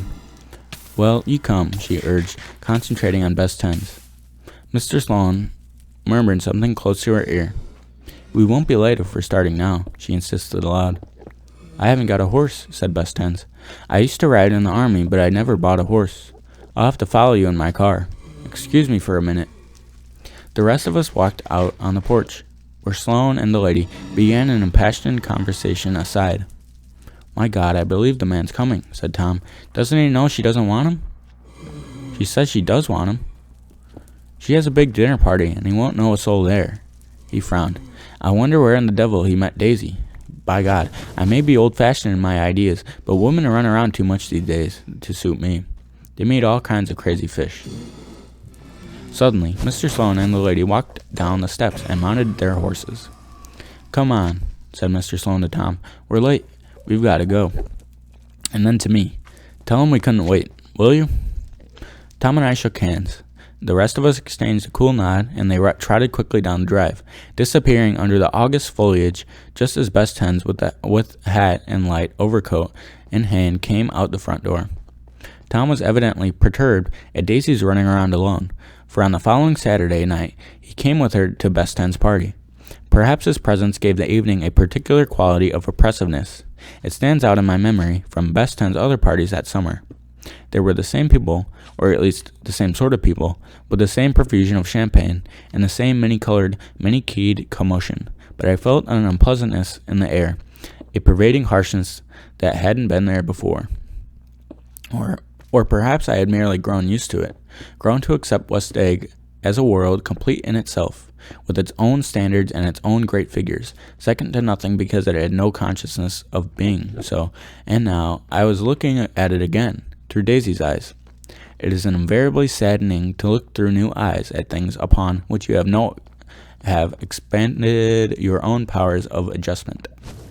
They arrived at twilight, and so we strolled out among the sparkling hundreds. Daisy's voice was playing murmurous tricks in her throat. "These things excite me so," she whispered. "If you want to kiss me at any time during the evening, Nick, just let me know and I'll be glad to arrange it for you. Just mention my name or present a green card. I'm giving out green—" "Look around," suggested Best Tens. "I'm looking around. I'm having a marvelous—" "You must see the faces of many people you've heard about." Tom's arrogant eyes roamed the crowd. "We don't go around very much," he said. "In fact, I was just thinking I don't know a soul here." "Perhaps you know that lady," Best Tens indicated, a gorgeous, scarcely human orchid of a woman who sat in the state under a white plum tree. Tom and Daisy stared with that peculiarly unreal feeling that accompanies the recognition of a hitherto ghostly celebrity of the movies. "She's lovely," said Daisy. "The man bending over her is her director." He took them ceremoniously from group to group. "Mrs. Buchanan and Mr. Buchanan." After an insistent hesitation, he added, "The polo player." "Oh no," objected Tom quickly. "Not me." But evidently the sound of it pleased Best Ten, for Tom remained the polo player for the rest of the evening. "I've never met so many celebrities," Daisy exclaimed. "I like that man. What was his name? With the sort of blue nose?" Best Tens identified him, adding that he was a small producer. "Well, I liked him anyhow." "I'd a little rather not be the polo player," said Tom pleasantly. "I'd rather look at all these famous people in oblivion." Daisy and Best Tens danced. I remember being surprised by his graceful, conservative foxtrot. I had never seen him dance before. Then they sauntered over to my house and sat on the steps for a half an hour, while, at her request, I remained watchfully in the garden, in case there is a fire or a flood, she explains, or any act of God. Tom appeared from his oblivion as we were sitting down to supper together. "Do you mind if I eat with some of the people over here?" he said. "A fellow's getting off some funny stuff." "Go ahead," answered Daisy genially. "And if you want to take down any addresses, here's my little gold pencil." She looked around after a moment and told me this girl was common but pretty, and I knew that except for the half hour she'd been alone with Best Tens, she wasn't having a very good time. We were at a particularly tipsy table. That was my fault. Best Tens had been called to the phone, and I'd enjoyed these same people only 2 weeks before, but what had amused me then turned septic on the air now. "How do you feel, Miss Bedecker?" The girl addressed was trying, unsuccessfully, to slump against my shoulder. At this inquiry, she sat up and opened her eyes. "What?" A massive and lethargic woman, who had been urging Daisy to play golf with her at the local club tomorrow, spoke in Miss Bedecker's defense. "Oh, she's all right now. When she has 5 or 6 cocktails, she starts screaming like that. I tell her she ought to leave it alone." "I do leave it alone," affirmed the accused hollowly. "We hear you yelling, so I said to Doc Chevet here, 'There's somebody here that needs your help, Doc.'" "She's much obliged, I'm sure," said another friend without gratitude. But you got her dress all wet when you stuck her head in the pool." "Anything I hate is to get my head stuck in the pool," mumbled Miss Bedecker. "They almost drowned me once over in New Jersey." "Then you ought to leave it alone," countered Dr. Savet. "Speak for yourself," cried Miss Bedecker violently. "Your hand shakes. I wouldn't let you operate on me." It was like that. Almost the last thing I remember was standing with Daisy and watching the moving picture director and his star. They were still under the white plum tree, and their faces were touching, except for a pale, thin ray of moonlight between. It occurred to me that they had been very slowly bending towards her all evening to attain this proximity, and even while I watched, I saw him stoop one ultimate degree and kiss her at the cheek. "I like her," said Daisy. "I think she's lovely." But the rest offended her, and inarguably because it wasn't a gesture but an emotion. She was appalled by West Egg, this unprecedented palace that Broadway had begotten upon a Long Island fishing village. appalled by its raw vigor and that chafed under the old euphemisms and by the too obtrusive fate that herded its inhabitants along the short cut from nothing to nothing. She saw something awful in its very simplicity she failed to understand. I sat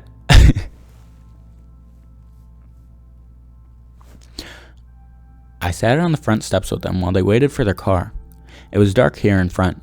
Only the bright door sent 10 square feet of light volleying out into the soft black morning. Sometimes a shadow moved against a dressing room blind above, gave way to another shadow, an indefinite procession of shadows, who roughed and powdered in invisible glass. "Who is this Best Tens anyhow?" demanded Tom suddenly. "Some big bootlegger?" "Where'd you hear that?" I inquired. "I didn't hear it. I imagined it. A lot of these newly rich people are just big bootleggers, you know." "Not Best Tens," I said shortly. He was silent for a moment. The pebbles of the drive crunched under his feet. Well, he certainly must have strained himself to get this menagerie together. A breeze stirred the gray haze of Daisy's fur collar. "At least they're more interesting than the people we know," she said with an effort. "You don't look so interested." "Well, I was," she said. Tom laughed and turned towards me. "Did you notice Daisy's face when that girl asked her to put her under a cold shower?" Daisy began to sing with the music, in a husky rhythmic whisper, bringing out a meaning in each word that it had never had before and would never have again. When the melody rose, her voice broke up, sweetly, following in it a way contralto voices have, and each change tipped out a little of her warm human magic upon the air. "Lots of people who come haven't been invited," she said suddenly. "That girl hadn't been invited. They simply forced their way in, and he's too polite to object." "I'd like to know what he is and what he does," insisted Tom, "and I think I'll make a point of finding out." "I can tell you right now," she answered. "He owns some drugstores, a lot of drugstores. He built them up himself." The dilatory limousine came rolling up the drive. "Good night, Nick," said Daisy. Her glance left me and sought the lighted tops of the steps where 3 o'clock in the morning, a neat, sad little waltz of the year, was drifting out the open door. After all, in the very casualness of Best Ten's party, there were romantic possibilities totally absent from her world. What was it up there in the song that seemed to be calling her back inside? What would happen now in the dim, incalculable hours? Perhaps an unbelievable guest would arrive, a person of infinitely rare and to be marveled at, some authentically radiant young girl with one fresh glance at Best Tens, one moment of magical encounter would blot out those 5 years of unwavering devotion. I stayed late that night. Best Tens asked me to wait until he was free, and I lingered in the garden until the inevitable swimming party had run up, chilled and exalted from the black beach until the lights were extinguished in the guest rooms overhead. When he came down the steps at last, the tan skin was drawn unusually tight on his face, and his eyes were bright and tired. "She didn't like it," he said immediately. "Of course she did." "She didn't like it," he insisted. "She didn't have a good time." He was silent, and I guessed at his unutterable depression. "I feel far away from her," he said. "It's hard to make her understand." "You mean the dance?" "The dance?" He dismissed all the dances he had given with the snap of a finger. "Old sport, the dance is unimportant." He wanted nothing less of Daisy than that he should go to Tom and say, "I never loved you." After she had obliterated 3 years with that sentence, they could decide upon more practical measures to be taken. One of them was that, after she was free, they were to go back to Louisville and be married from her house, just as if it were 5 years ago. "And she doesn't understand," he said. "She used to be able to understand. We'd sit for hours." He broke off and began to walk up the stairs in a desolate path of fruit rinds and discarded favors and crushed flowers. "I wouldn't ask too much of her," I ventured. "You can't repeat the past." "Can't repeat the past?" he cried incredulously. "Why, of course you can." He looked around him wildly, as if for past her lurking here in the shadow of his house, just out of reach of his hand. "I'm going to fix everything, just the way it was before," he said, nodding determinedly. "She'll see." He talked a lot about the past, and I gathered that he wanted to recover something, some idea of himself, perhaps, that had gone into loving Daisy. His life had been confused and distorted since then, but if he could return once, to a certain starting place and go over it all slowly, he could find out what that thing was. One autumn night, 5 years before, they had been walking down the street when the leaves were falling, and they came to a place where there were no trees and no sidewalk, and it was white with moonlight. They stopped there and turned towards each other. Now it was a cool night with a mysterious excitement in it which comes at the two changes of the year. The quiet lights in the house were humming out in the darkness, and there was a stir and bustle among the stars. Out of the corner of his eye, Best 10 saw that the box of the sidewalk really formed a ladder, and mounted to a secret place above the trees. He could climb it, if he climbed alone, and once there he could suck out the pap of life, gulp down an uncomparable milk of wonder. His heart beat faster and faster, and Daisy's white face came up to his own.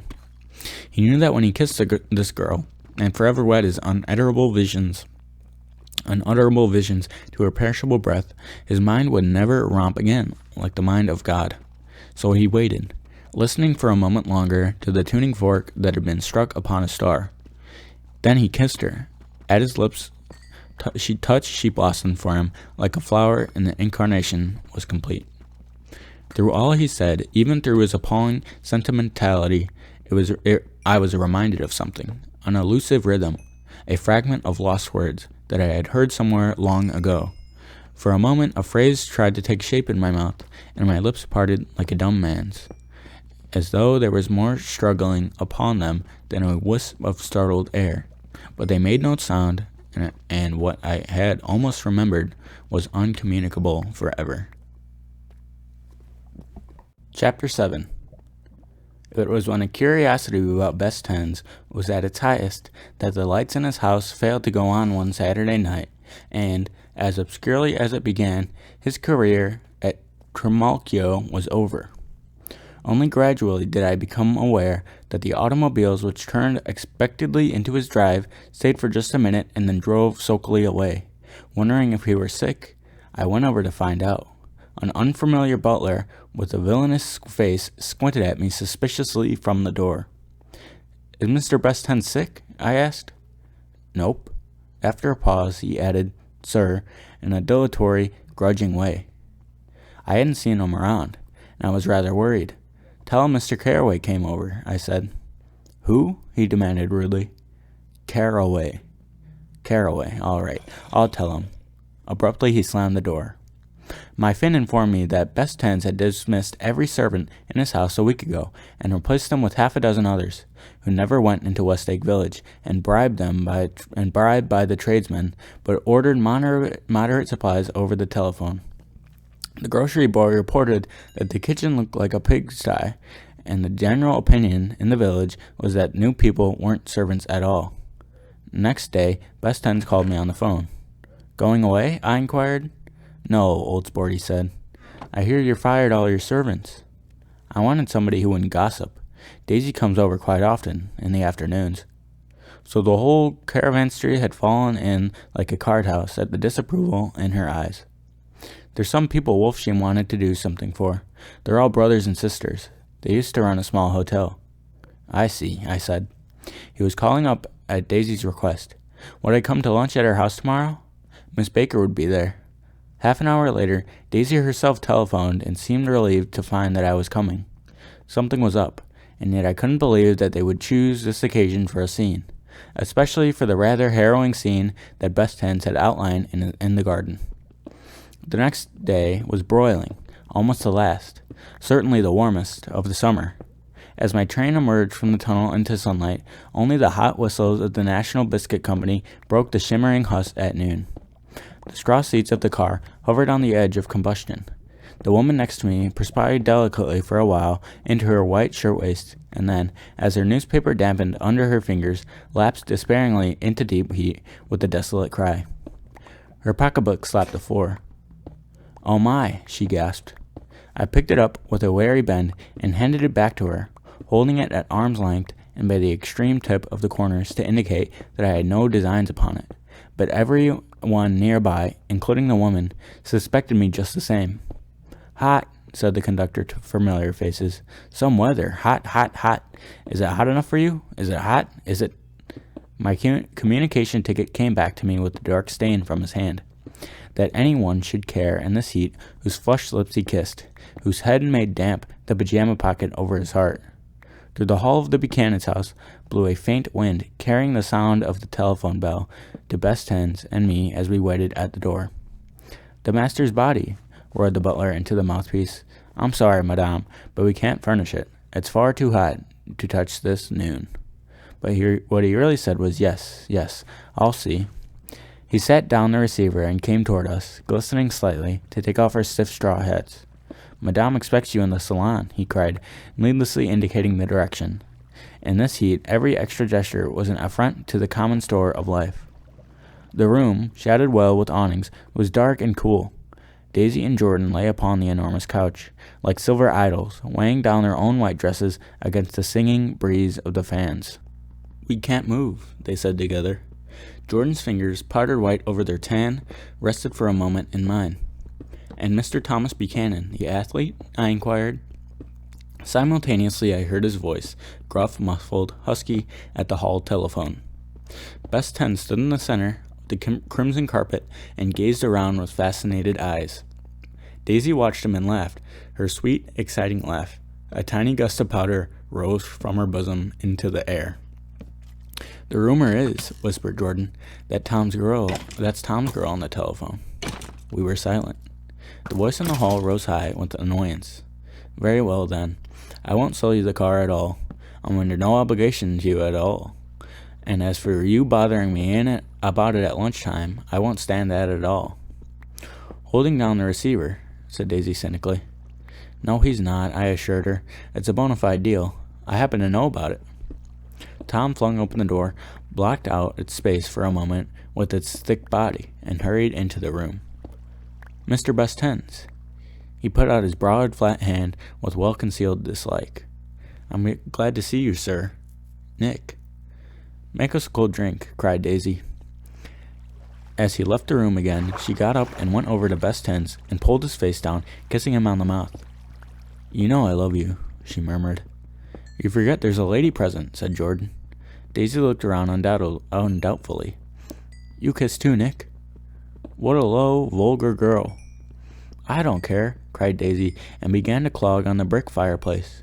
Then she remembered the heat and sat down guiltily on the couch just as a freshly laundered nurse leading a little girl came into the room. "Blessed, precious," she crooned, holding out her arms. "Come to your own mother that loves you." The child, relinquished by the nurse, rushed across the room and rooted shyly into her mother's dress. "The blessed, precious. Did mother get powder on your old yellowy hair? Stand up now and say how do you do." Bess Tens and I, in turn, leaned down and took the small, reluctant hand. Afterward, he kept looking at the child with surprise.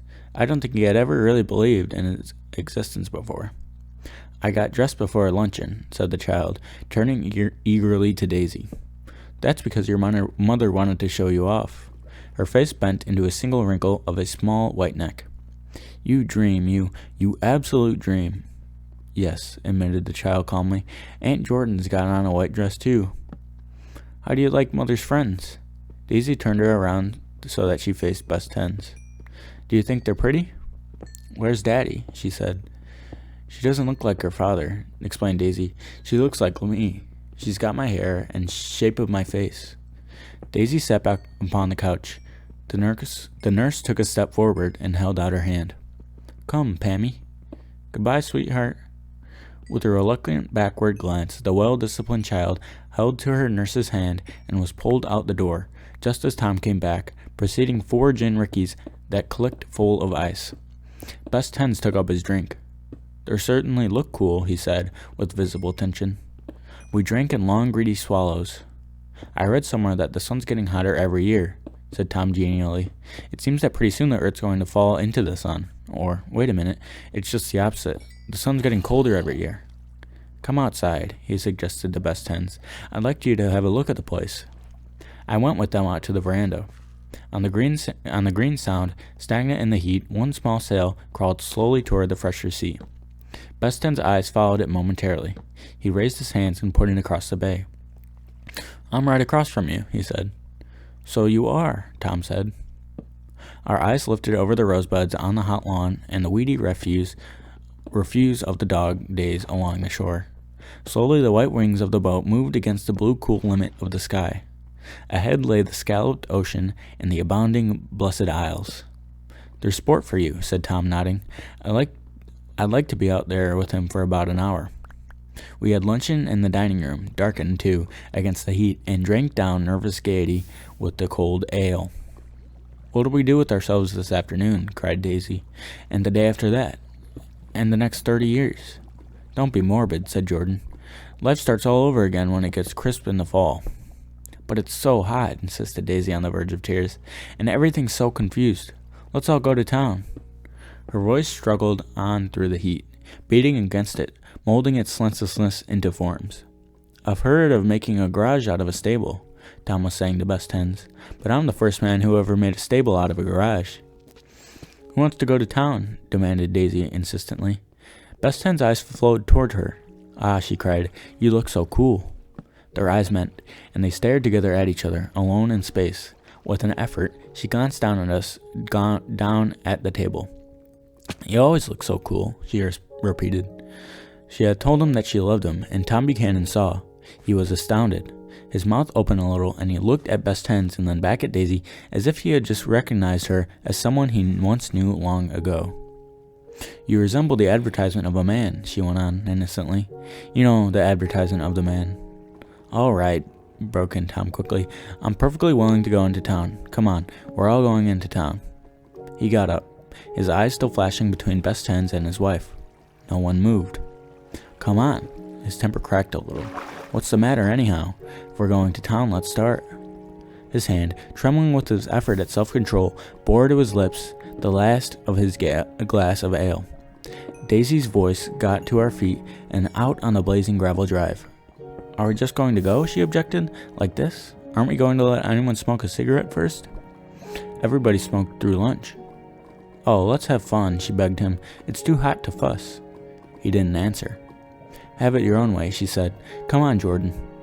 They went upstairs to get ready, while the three men stood there shuffling the hot pebbles with our feet. A silver curve of the moon hovered already in the western sky. Best Hen started to speak, changed his mind, but not before Tom wheeled and faced him expectantly. "Have you got your stables here?" asked Best Hens with an effort. "About a quarter mile down the road." "Oh," said Best Hens. A pause. "I don't see the idea of going out of town," broke out Tom savagely. "Women get these notions in their heads." "Shall we take anything to drink?" called Daisy from an upper window. "I'll get some whiskey," answered Tom. He went inside. Best Hens turned towards me rigidly. "I can't say anything in this house, old sport." "She's got an indiscreet voice," I remarked. "It's full of—" I hesitated. Her voice is full of money," he said suddenly. That was it. I never understood it before. It was full of money. There was the inexhaustible charm that rose and fell in it, the jingle of it, the cymbal song of "High in a white palace, the king's daughter, the golden girl." Tom came out of the house, wrapping a quart bottle in a towel, followed by Daisy and Jordan wearing small tight hats of metallic cloth and carrying light capes over their arms. "Shall we all go in my car?" suggested Best Hens. He felt the hot green leather of the seat. "I ought to have left it in the shade." "Is it standard shift?" demanded Tom. "Yes." "Will you take my coupe and let me drive your car to town?" The suggestion was distasteful to Best Hens. "I don't think there's much gas," he objected. "Plenty of gas," said Tom boisterously. He looked at the gauge. "And if it runs out, I can stop at the drugstore. You can buy anything at a drugstore nowadays." A pause followed this apparently pointless remark. Daisy looked at Tom, frowning, and an indefinable expression at once definitely unfamiliar and vaguely recognizable, as if I had only heard described in words, passed over Best Hen's face. "Come on, Daisy," said Tom, pressing her with his hand toward Best Hen's car. "I'll take you in the circus wagon." He opened the door, but she moved out from the circle of his arm. "You take Nick and Jordan. We'll follow you into the coupe." She walked close by Best Hen's, touching his coat with her hand. Jordan and Tom and I got in the front seat of Best Hen's car. Tom pushed the unfamiliar gears tentatively, and we shot off into the oppressive heat, leaving them out of sight behind. "Did you see that?" demanded Tom. "See what?" I said. He looked at me keenly, realizing that Jordan and I must have known all along. "You think I'm pretty dumb, don't you?" he suggested. "Perhaps I am, but I have almost a second sight sometimes that tells me what to do. Maybe you don't believe that, but silence." He paused. The immediate contingency overtook him, pulled him back from the edge of the theoretical abyss. "I've made a small investigation of this fellow," he continued. "I could have gone deeper if I had known." "Do you know you've been to a medium?" inquired Jordan, humorously. "What?" Confused, he stared again as we left. "A medium?" "About best tens." "About best tens? No, I haven't. I said I've been making a small investigation about his past." "And you found out he was an Oxford man," said Jordan huffily. "An Oxford man?" He was incredulous. "Like hell he is. He wears a pink suit." "Nevertheless, he's an Oxford man."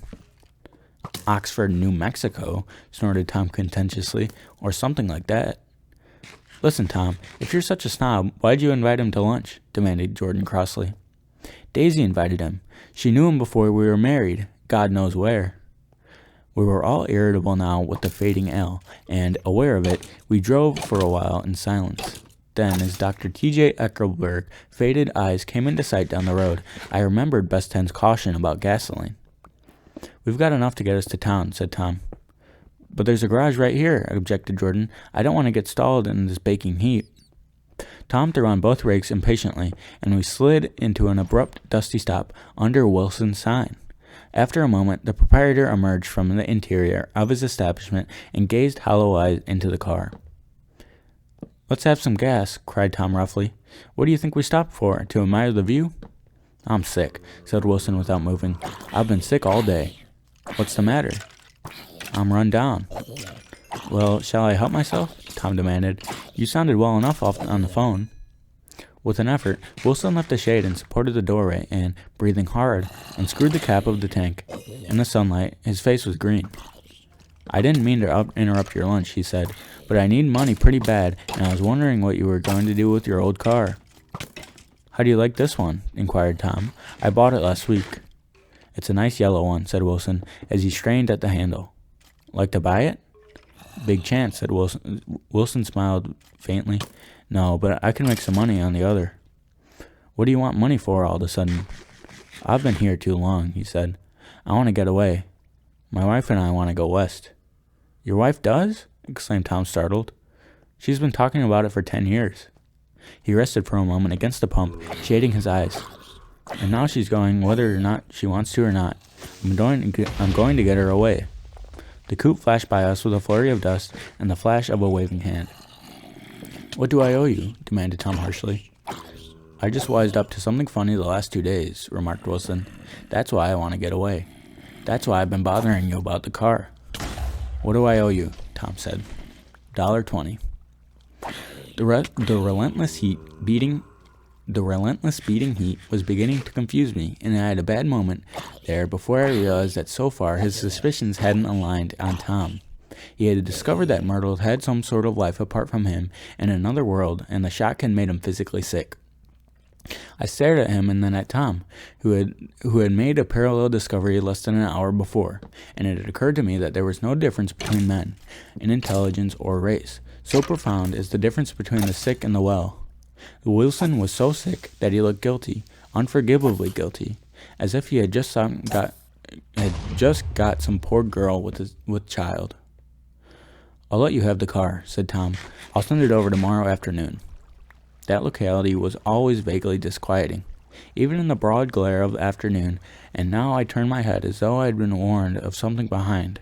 Over the ash heaps, the giant eyes of Dr. T.J. Eckelberg kept their vigil, but I perceived, after a moment, that other eyes were regarding us with peculiar intensity from less than 20 feet away. In one of the windows over the garage, the curtains had moved aside a little, and Myrtle Wilson was peering down at the car. So engrossed was she that she had no consciousness of being observed, and one emotion after another crept into her face like objects into a slowly developing picture. Her expression was curiously familiar, It was an expression that I had often seen on women's faces, but on Myrtle Wilson's face it seemed purposeless and inexplicable until I realized that her eyes, wide in jealous terror, were fixed not on Tom, but on Jordan Baker, whom she took to be his wife. There was no confusion, like the confusion of a simple mind, and as we drove away, Tom was feeling the hot whips of panic. His wife and his mistress, until an hour secure and inviolate, were slipping precipitously from his control. Instinct made him step on the accelerator with double the purpose of overtaking Daisy and leaving Wilson behind, and we sped along toward Astoria at 50 miles an hour, until, among the spidery girders of the elevator, we came in sight of an easygoing blue coupe. "Those big movies around 50th Street are cool," suggested Jordan. "I love New York on summer afternoons when everyone's away. There's something very sensuous about it, overripe, as if all sorts of funny fruits were going to fall into your hands." The word sensuous had the effect of further disquieting Tom before he could invent a protest. That the coupe came to a stop, and Daisy signaled us to draw up alongside. "Where are we going?" she cried. "How about the movies?" "It's so hot," she complained. "You go, we'll ride around and meet you after." With an effort, her wit rose faintly. "We'll meet you on some corner. I'll be the man smoking 2 cigarettes. "We can't argue about it here," Tom said impatiently, as the truck gave out a cursing whistle behind us. "You follow me to the south side of Central Park, in front of the plaza." Several times he turned his head and looked back for their car, and if the traffic delayed them, he slowed up until they came into sight. I think he was afraid they would dart down a side street and out of his life forever. But they didn't, and we all took the less explicable step of engaging the parlor of a suite in the Plaza Hotel. The prolonged and tumultuous argument that ended by hearing us into the room eludes me, though I have a sharp physical memory of it. In the course of it, my underwear kept climbing like a damp snake around my legs, and intermittently beads of sweat raced cool across my back. The notion originated with Daisy's suggestion that we hire 5 bathrooms and take cold baths, and then assumed more tangible form as a place to have a mint julep. Each of us said over and over that it was a crazy idea. We all talked at once to a baffled clerk and thought, or pretended to think, that we were being very funny. The room was large and stifling, and, though it was already 4 o'clock, opening the windows admitted only a gust of hot shrubbery from the park. Daisy went to the mirror and stood with her back to us, fixing her hair. "It's a swell suite," whispered Jordan respectfully, and everyone laughed. "Open another window," commanded Daisy, without turning around. "There aren't any more." "Well, we'd better telephone for an axe." "The thing to do is forget about the heat," said Tom impatiently. "You make it 10 times worse by crabbing about it." He unrolled the bottle of whiskey from the towel and put it on the table. "Why not let her alone, old sport?" remarked Bess Tense. "You're the one who wanted to come to town." There was a moment of silence. The telephone book slipped from its nail and splashed to the floor, whereupon Jordan whispered, "Excuse me," but this time no one laughed. "I'll pick it up," I offered. "I've got it." Bess Tense examined the parted string, muttered "hum" in an interested way, and tossed the book on the chair. "That's a great expression of yours, isn't it?" said Tom sharply. "What is?" "All this old sport business. Where'd you pick that up?" "Now see here, Tom," said Daisy, turning around from the mirror. "If you're going to make personal remarks, I won't stay here a minute. Call up and order some ice for the mint julep." As Tom took up the receiver, the compressed heat exploded into sound, and we were listening to the pretentious chords of Mendelssohn's Wedding March from the ballroom below. "Imagine marrying anybody in this heat," cried Jordan dismally. "Still, I was married in the middle of June," Daisy remembered. "Louisville in June. Somebody fainted." "Who was it fainted, Tom?" "Biloxi," he answered shortly. "A man named Biloxi. Biloxi. And he made boxes. That's a fact. He was from Biloxi, Tennessee." "They carried him into my house," appended Jordan, "because we lived just 2 doors from the church, and he stayed 3 weeks, until Daddy told him he had to get out. The day after he left, Daddy died." After a moment she added, as if she might have sounded irreverent, "There wasn't any connection." "I used to know a Bill Biloxi from Memphis," I remarked. "That was his cousin. I knew his whole family history before he left. and he gave me an aluminum putter that I use today." The music had died down as the ceremony began, and a long cheer floated in at the window, followed by an intermittent cries of "yeah, finally by a burst of jazz, and as the dancing began. "We're getting old," said Daisy. "If we were young, we'd rise and dance." "Remember Biloxi," Jordan warned her. "Where do you know him, Tom?" "Biloxi?" He concentrated with an effort. "I don't know him. He was a friend of Daisy's." "He was not," she denied. "I'd never seen him before. He came down in a private car." "Well, you said you knew him." "He said he was raised in Louisville. Asked the bird brought him around at the last minute and asked if we had room for him." Jordan smiled. "He was probably bumming his way home. He told me he was president of your class in Yale." Tom and I looked at each other blankly. "Bill Oxy?" "First place, we didn't have any president." Best Ten's foot beat in a short, restless tattoo, and Tom eyed him suddenly. "By the way, Mr. Best Tens, I understand you're an Oxford man." "Not exactly," he said. "Oh, yes, I understand you went to Oxford." "Yes, I went there." A pause. Then Tom's voice, incredulous and insulting. "You must have gone there about the time Biloxi went to New Haven." Another pause. A waiter knocked and came in with the crushed mint and ice, but the silence was broken by his "thank you" and the soft closing of the door. This tremendous detail was to be cleared up at last. "I told you I went there," said Best Tens. "I heard you, but I'd like to know when." "It was in 1919. I only stayed 5 months." "That's why I can't really call myself an Oxford man." Tom glanced around to see if we mirrored his unbelief, but we were all looking at Best Tens. "It was an opportunity they gave to some of the officers after the armistice," he continued. "We could go to any of the universities in England or France." I wanted to get up and slap him on the back. I had one of those renewals in complete faith in him that I'd experienced before. Daisy rose, smiling faintly, and went to the table. "Open the whiskey, Tom," she ordered, "and I'll make a mint julep. Then you won't seem so stupid to yourself. Look at the mint." "Wait a minute," snapped Tom. "I want to ask Mr. Best Ten one more question." "Go on," Best Ten said politely. "What kind of row are you trying to cause in my house anyhow?" They were out in the open at last, and Best Tens was content. "He isn't causing a row."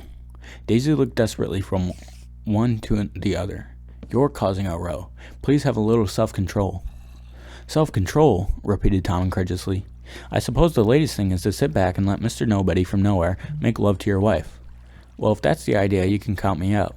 Nowadays, people begin sneering at a family life and family institutions, and next they'll throw everything overboard and have intermarriages between black and white." Flushed with this impassioned gibberish, he saw himself standing alone on the last barrier of civilization. "We're all white here," murmured Jordan. "I know, I'm not very popular. I don't have big parties. I suppose you've got to make your house into a pigsty in order to have any friends in the modern world." Angry as I was, as we all were, I was tempted to laugh whenever he opened his mouth. The transitions from libertine to prig was so complete. "I've got something to tell you, old sport," began Best Tens, but Daisy guessed at his intentions. "Please don't," she interrupted helplessly. "Please, let's all go home. Why don't we all go home?" "That's a good idea." I got up. "Come on, Tom. Nobody wants a drink." "I want to know what Mr. Best Tens has to tell me." "Your wife doesn't love you," said Best Tens. "She's never loved you. She loves me." "You must be crazy," exclaimed Tom automatically. Best Tens sprang to his feet, vivid with excitement. "She never loved you, do you hear?" he cried. "She only married you because I was poor and she was tired of waiting for me. It was a terrible mistake, but in her heart she never loved anyone except me." At this point, Jordan and I tried to go, but Tom and Best Tens insisted with competitive firmness that we remain, as though neither of them had anything to conceal, and it would be a privilege to partake vicariously on their emotions. "Sit down, Daisy." Tom's voice groped unsuccessfully for the paternal note. "What's been going on? I want to hear all about it." "I told you what's been going on," said Best Tens. "Going on for 5 years, and you didn't know." Tom turned towards Daisy sharply. "You've been seeing this fellow for 5 years?" "Not seeing," said Best Tens. "No, we couldn't meet, but both of us loved each other at all that time, old sport, and you didn't know. I used to laugh sometimes, but there was no laughter in his eyes. To think that you didn't know." Oh, that's all. Tom tapped his thick fingers together like a clergyman and leaned back in his chair. You're crazy, he exploded. I can't speak about what happened 5 years ago because I don't know Daisy Nunn. But I'll be damned if I see how you got within a mile of her, unless you brought the groceries to the back door. But all the rest of that's a goddamn lie. Daisy loved me when she married me, and she loves me now. No, said Best Tens, shaking his head. She does, though. The trouble is that sometimes she gets foolish ideas in her head and doesn't know what she's doing. He nodded sagely. And what's more, I love Daisy too. Once in a while, I go off on a spree and make a fool of myself, but I always come back, and in my heart, I love her all the time. You're revolting, said Daisy. She turned to me, and her voice, dropping an octave lower, filled the room with thrilling scorn. Do you know why we left Chicago? I'm surprised that they didn't treat you to the story of that little spree. Best Tens walked over and stood beside her. Daisy, that's all over now, he said earnestly. It doesn't matter anymore. Just tell him the truth, that you never loved him, that it's all wiped out forever. She looked at him blindly. Why, how could I love him, possibly? You never loved him. She hesitated. Her eyes fell on Jordan and me with a sort of an appeal, as though she realized at last what she was doing, and as though she had never, all along, intended doing anything at all. But it was done now. It was too late. I never loved him, she said, with perceptible reluctance. Not at Capogliani? Demanded Tom suddenly. No. From the ballroom beneath, muffled and suffocating chords were drifting up the hot waves of air. Not that day I carried you down from the punch bowl to keep your shoes dry? There was a husky tenderness in his tone. Daisy. Please don't. Her voice was cold, but the rancor was gone. She looked at Best Tens. There, Best Tens, she said. But her hand, as she tried to light a cigarette, was trembling. Suddenly she threw the cigarette and the burning match on the carpet. Oh, you want too much, she cried to Best Tens. I love you now, isn't that enough? I can't help what's past, she began, to sob helplessly. I did love him once, but I love you too. Best Ten's eyes opened and closed. You love me too, he repeated. Even that's a lie, said Tom savagely. She didn't know you were alive. Why, things were between Daisy and me that you'll never know, things that neither of us can ever forget. The words seemed to bite physically into Best Tens. I want to speak to Daisy alone, he insisted. She's all excited now. Even alone, I can't say I ever loved Tom, she admitted in a pitiful voice. It wouldn't be true. Of course it wouldn't, agreed Tom. She turned to her husband. As if it mattered to you, she said. Of course it matters. I'm going to take better care of you from now on. You don't understand, said Best Ten, with a touch of panic. You're not going to take care of her anymore. I'm not? Tom opened his eyes wide and laughed. He could afford to control himself now. Why's that? Daisy's leaving you, he said. Nonsense, said Tom. I am, though, she said with visible effort. She's not leaving me. Tom's words suddenly leaned over Best Ten's. Certainly not for a common swindler who'd have a steal the ring to put on her finger. I won't stand this, cried Daisy. Oh, please, let's get out. Who are you, anyhow? Broke out Tom. You're one of that bunch that hangs around with Meyer Wolfsheim. That much I happen to know. I've made a little investigation into your affairs, and I'll carry it further tomorrow. You can suit yourself about that, old sport, said Best Ten steadily. I found out what you're doing with your drugstore.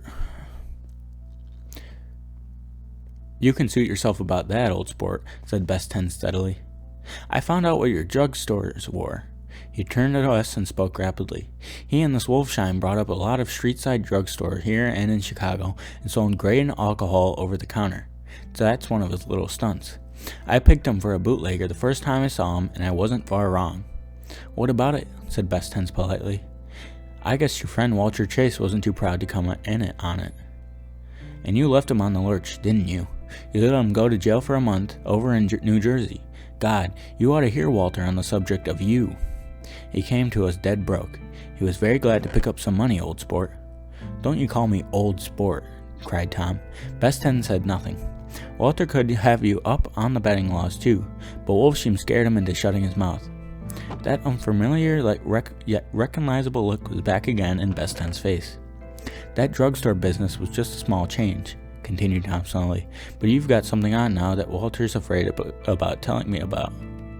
I glanced at Daisy, who was staring terrified between Best Hens and her husband, and at Jordan, who had begun to balance an invisible but absorbing object on the tip of her chin. Then I turned back to Best Hens, and I was startled at his expression. He looked, and this is said in all contempt for the babbled slander of his garden, as if he had killed a man. For a moment, the set of his face could be described in just that fantastic way. It passed, and he began to talk excitedly to Daisy, denying everything, defending his name against the accusations that had not been made.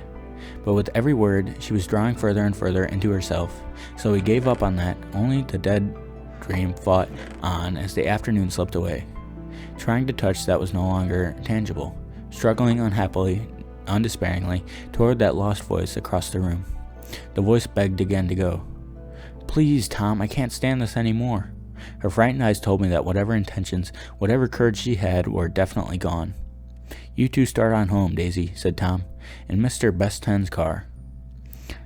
She looked at Tom, alarmed now, but insisted with magnanimous scorn. "Go on, he won't ignore you." I think he realizes that his presumptuous little flirtation is over. They were gone without a word, snapped out, made accidental, isolated, like ghosts even for our pity. After a moment, Tom got up and began wrapping the unopened bottle of whiskey in the towel. "Want any of this stuff, Jordan? Nick?"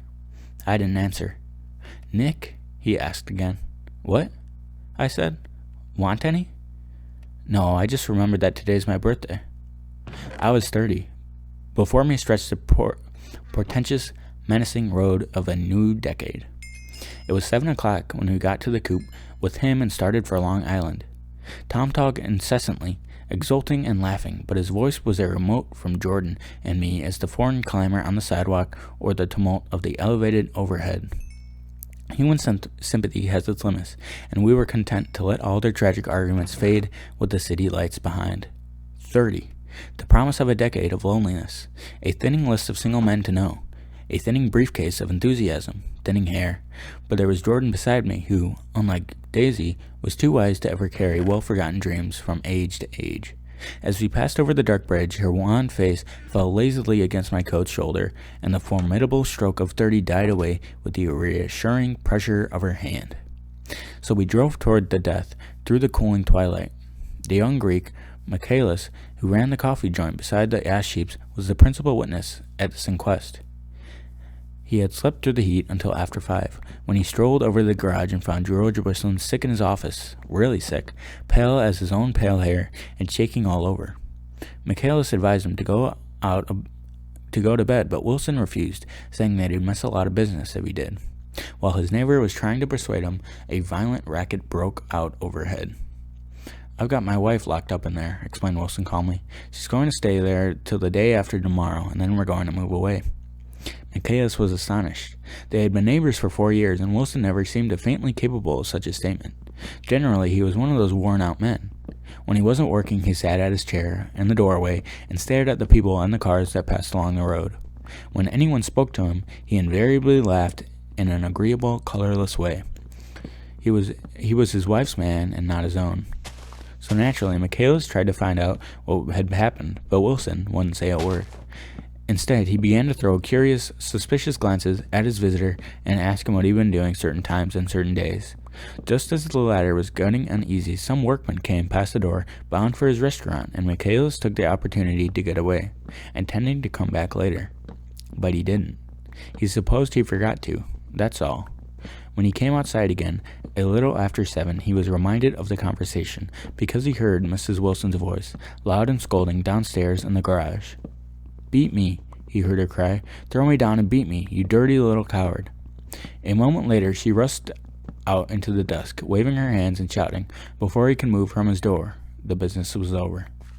The death car, as the newspapers called it, didn't stop. It came out of the gathering darkness, wavered tragically for a moment, and then disappeared to the next bend. Michaelis wasn't even sure of his color. He told the first policeman that it was light green. The other car, the one going toward New York, came to rest 100 yards behind, and its driver hurried back where Myrtle Wilson was, her life violently extinguished, knelt in the road, and mingled her thick, dark blood with the dust. Michaelis and this man reached her first, but when they had torn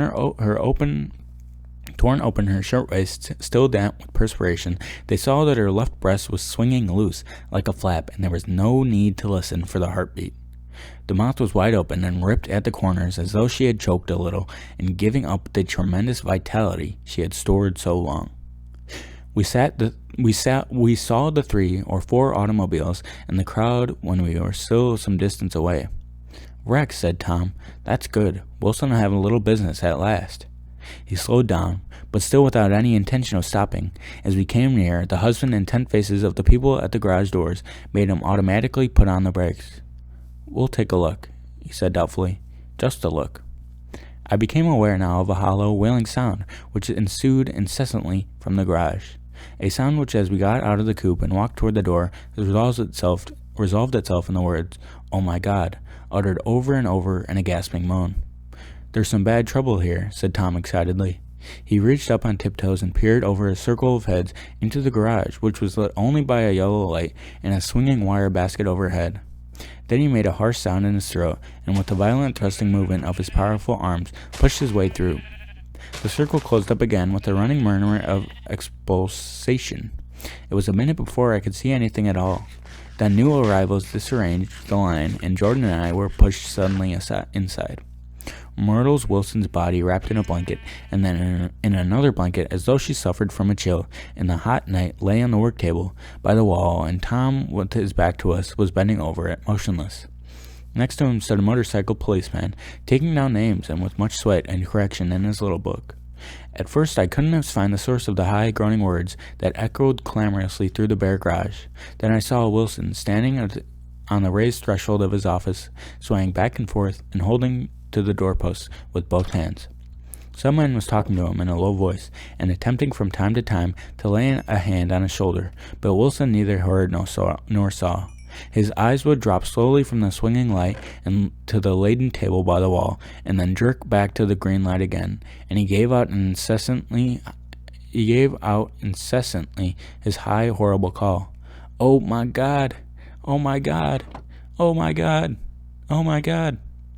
Presently Tom lifted his head with a jerk, and after staring around the garage with glazed eyes, addressed a mumbled incoherent remark to the policeman. M-A-V, the policeman was saying. "Oh, no, R," corrected the man. "M-A-V-R-O. Listen to me," muttered Tom fiercely. "R," said the policeman. O-G-G. He looked up at Tom's broad hand and sharply on his shoulder. "What do you want, fella?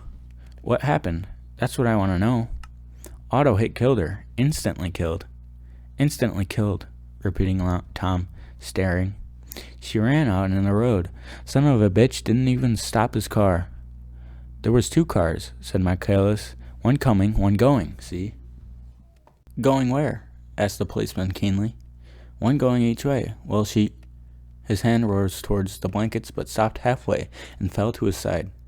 "She ran out there, and the one coming from New York knocked right into her going 30 or 40 miles an hour." "What's the name of this place here?" demanded the officer. "He hasn't got a name." A pale, well-dressed black man stepped near. "It was a yellow car," he said. "Big yellow car. New." "See the accident?" asked the policeman. "No, but the car passed me down the road, going faster, than 40, going 50 or 60. Come here and let's have your name." "Look out now. I want to get his name." Some words of this conversation must have reached Wilson swaying in the office door, for suddenly a new theme of his voice among his gasping cries. "You don't have to tell me what kind of car it was. I know what kind of car it was." Watching Tom, I saw the wad of muscle back of his shoulder tighten under his coat. He walked quickly over by Wilson and, standing in front of him, seized him firmly by the upper arms. "You've got to pull this together," he said with soothing gruffiness.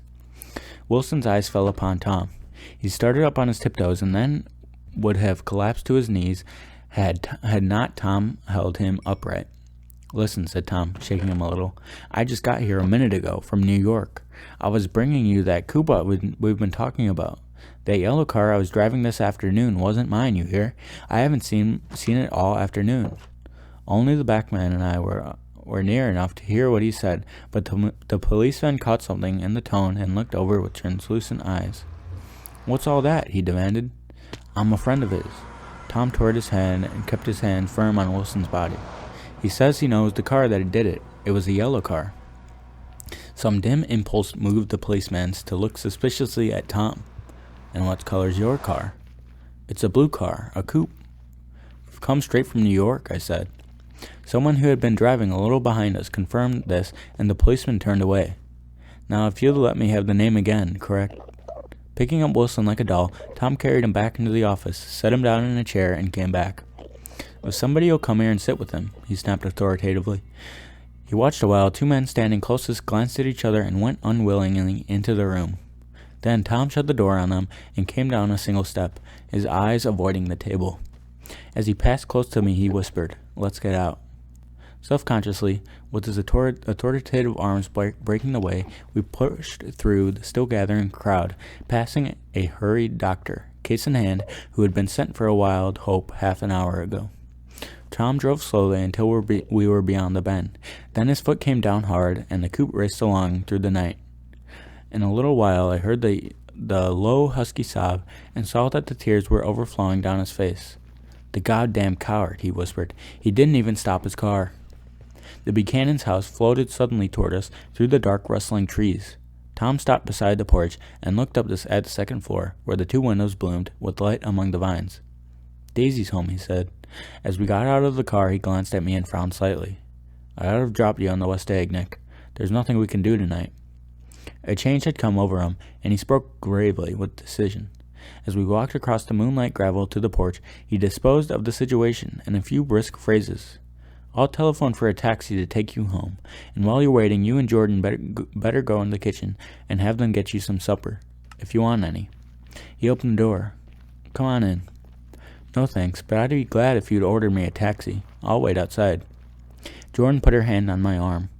"Won't you come in, Nick?" "No thanks." I was feeling a little sick and I wanted to be alone, but Jordan lingered for a moment. "It's only 9:30, she said. "I'd be damned if I don't go in. I'd had enough of all of them for one day, and suddenly that included Jordan too." She must have seen something of this in my expression, for she turned abruptly away and ran up the porch steps into the house. I sat down for a few minutes with my head in my hands until I heard the phone taken up inside and the butler's voice calling a taxi. Then I walked slowly down the drive, away from the house, intending to wait by the gate. I hadn't gone 20 yards when I heard my name, and Bess Ten stepped from between the two bushes in the path.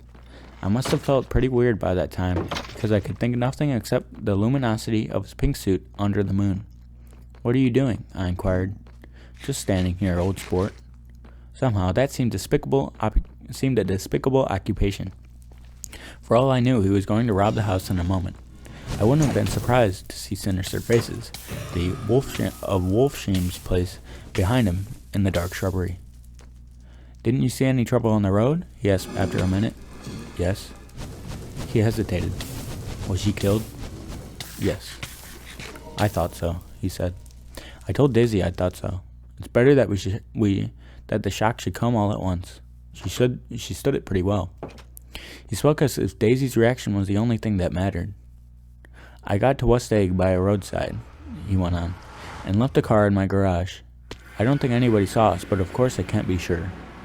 I disliked him so much by this time that I didn't find it necessary to tell him he was wrong." "Who was the woman?" he inquired. "Her name was Wilson. Her husband owns the garage." "How the devil did it happen?" "Well, I tried to swing the wheel," he broke off, and suddenly I guessed at the truth. "Was Daisy driving?" "Yes," he said after a moment. "But of course I'll say I was. You see, when we left New York, she was very nervous, and she thought it would steady her driver. And this woman rushed out at us as if just as we were passing a car coming the other way. It all happened in a minute, but it seemed to me that she wanted to speak to us. Thought we were somebody she knew.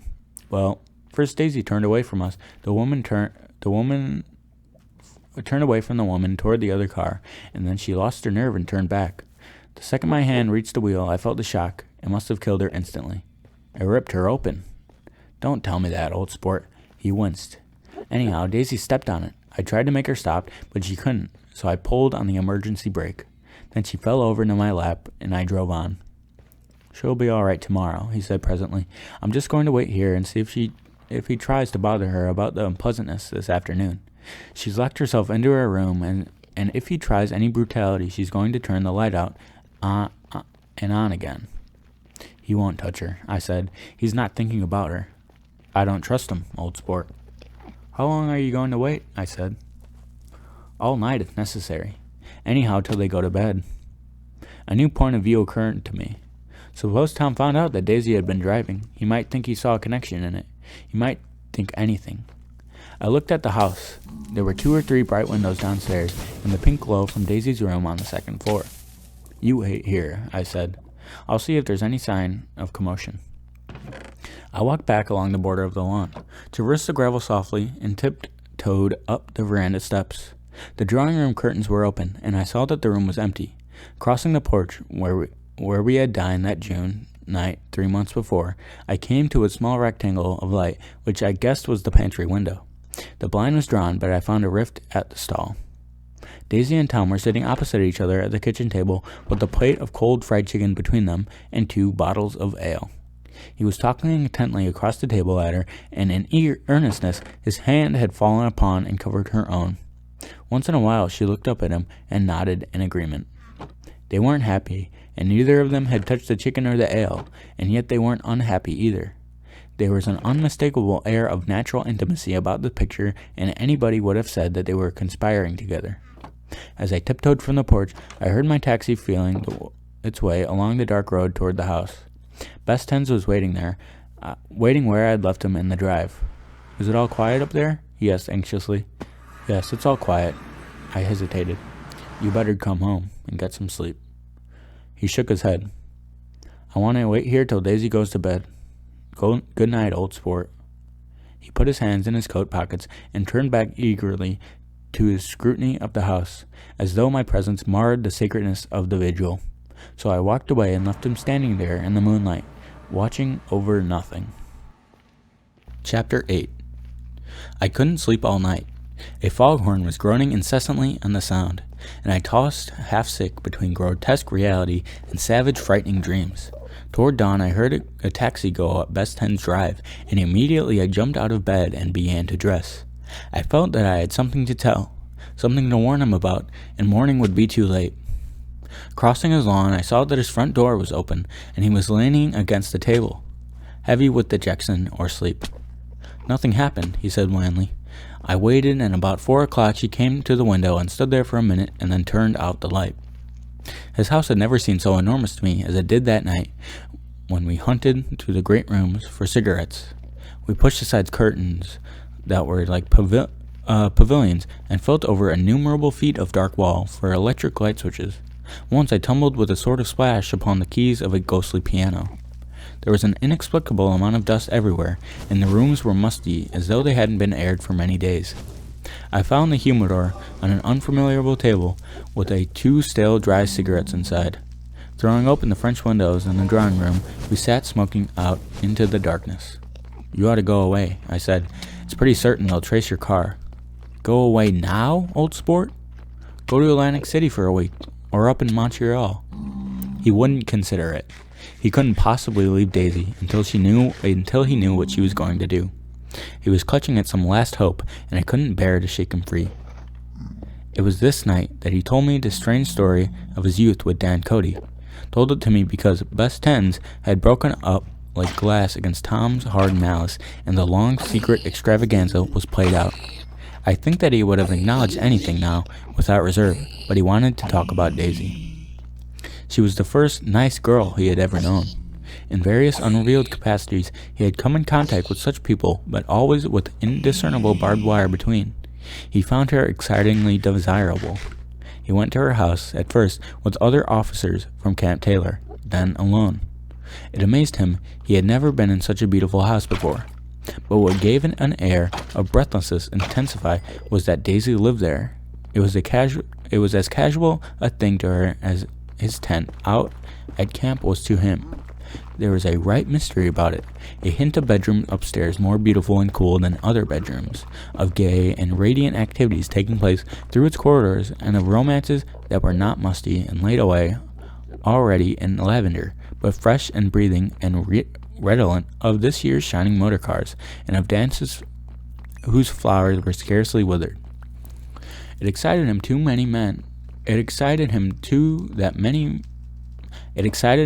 many men had already loved Daisy. It increased her value in his eyes. He felt their presence all about the home, pervading the air with shades and echoes of still vibrant emotions. But he knew that he was in Daisy's house by a colossal accident. However glorious might be his future as best tens, he was his present a penniless young man without a past, and at any moment the invisible cloak of his uniform might slip from his shoulders. So he made the most of his time.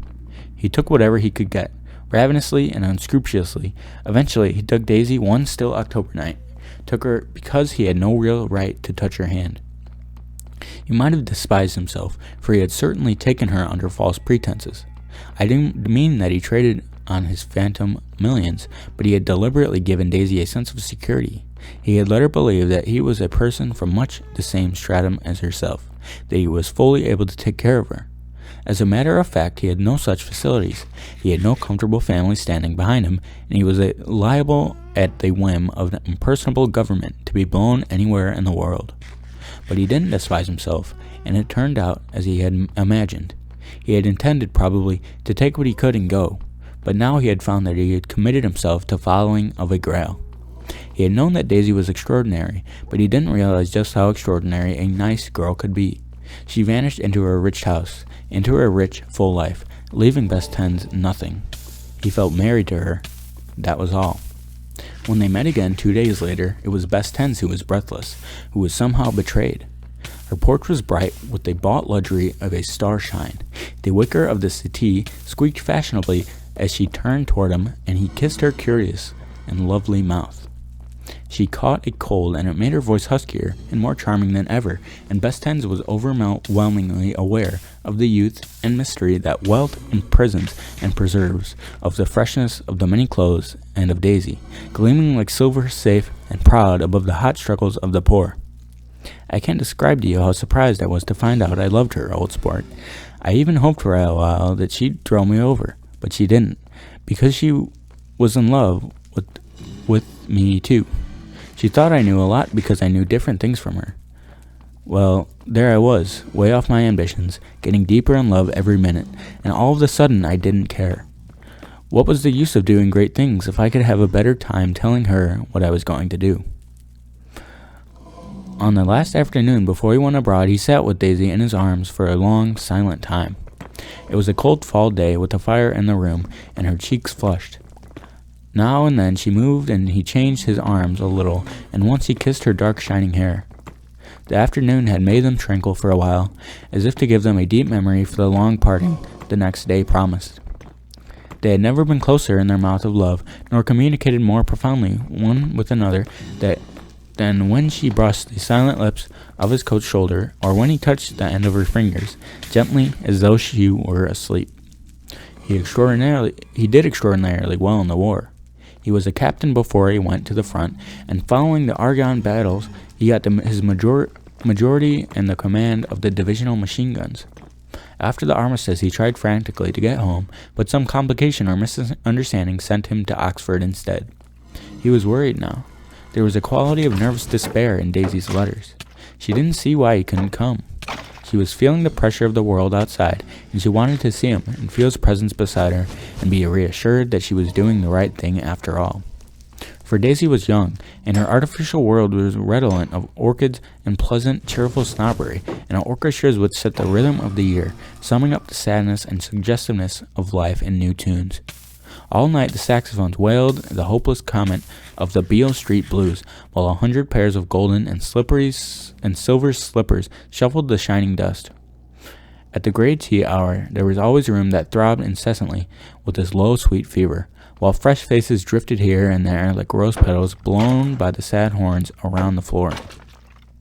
Through the twilight universe Daisy began to move again with the same season. Suddenly she was again keeping half a dozen dates a day with half a dozen men, and drowsing asleep at dawn, with the beads and chiffon of an evening dress tangled among dying orchids on the floor beside her bed. and all the time something within her was crying for a decision. She wanted her life shaped now, immediately, and the decision must be made by some force, of love, of money, of unquestionable practicality. That was close at hand. That force took shape in the middle of spring with the arrival of Tom Buchanan. There was a wholesome bulkiness about this person and his position, and Daisy was flattered. Doubtless there was a certain struggle and a certain relief. The letter reached Best Tens while he was at Oxford. It was dawn now on Long Island, and we went about opening the rest of the windows downstairs, filling the house with gray turning gold turning light. The shadow of a tree fell abruptly across the dew, and ghostly birds began to sing among the blue leaves. There was a slow, pleasant movement in the air, scarcely a wind, promising a cool, lovely day. I don't think she ever loved him. Best Tens turned around from a window and looked at me challengingly. You must remember, old sport. She was very excited this afternoon. He told her those things in a way that frightened her. They made it look as if it was some kind of cheap sharper, and the result was that she hardly knew what she was saying. He sat down gloomily. Of course she might have loved him, just for a minute, when they were first married, and loved me more even then. Do you see? Suddenly he came out with a curious remark. In any case, he said, it was just personal. What can you make of that, except to suspect some intensity in his conception of the affair that couldn't be measured? He came back from France when Tom and Daisy were still on their wedding trip, and made a miserable but irresistible journey to Louisville on the last day, and the last of his army pay. He stayed there a week, walking the streets where their footsteps had clicked together through the November night, and revisiting the out-of-the-way places to which they had driven their car. Just as Daisy's house had always seemed to him more mysterious and gay than other houses, and the idea of the city itself, even though she was gone from it, was pervaded with a melancholy beauty.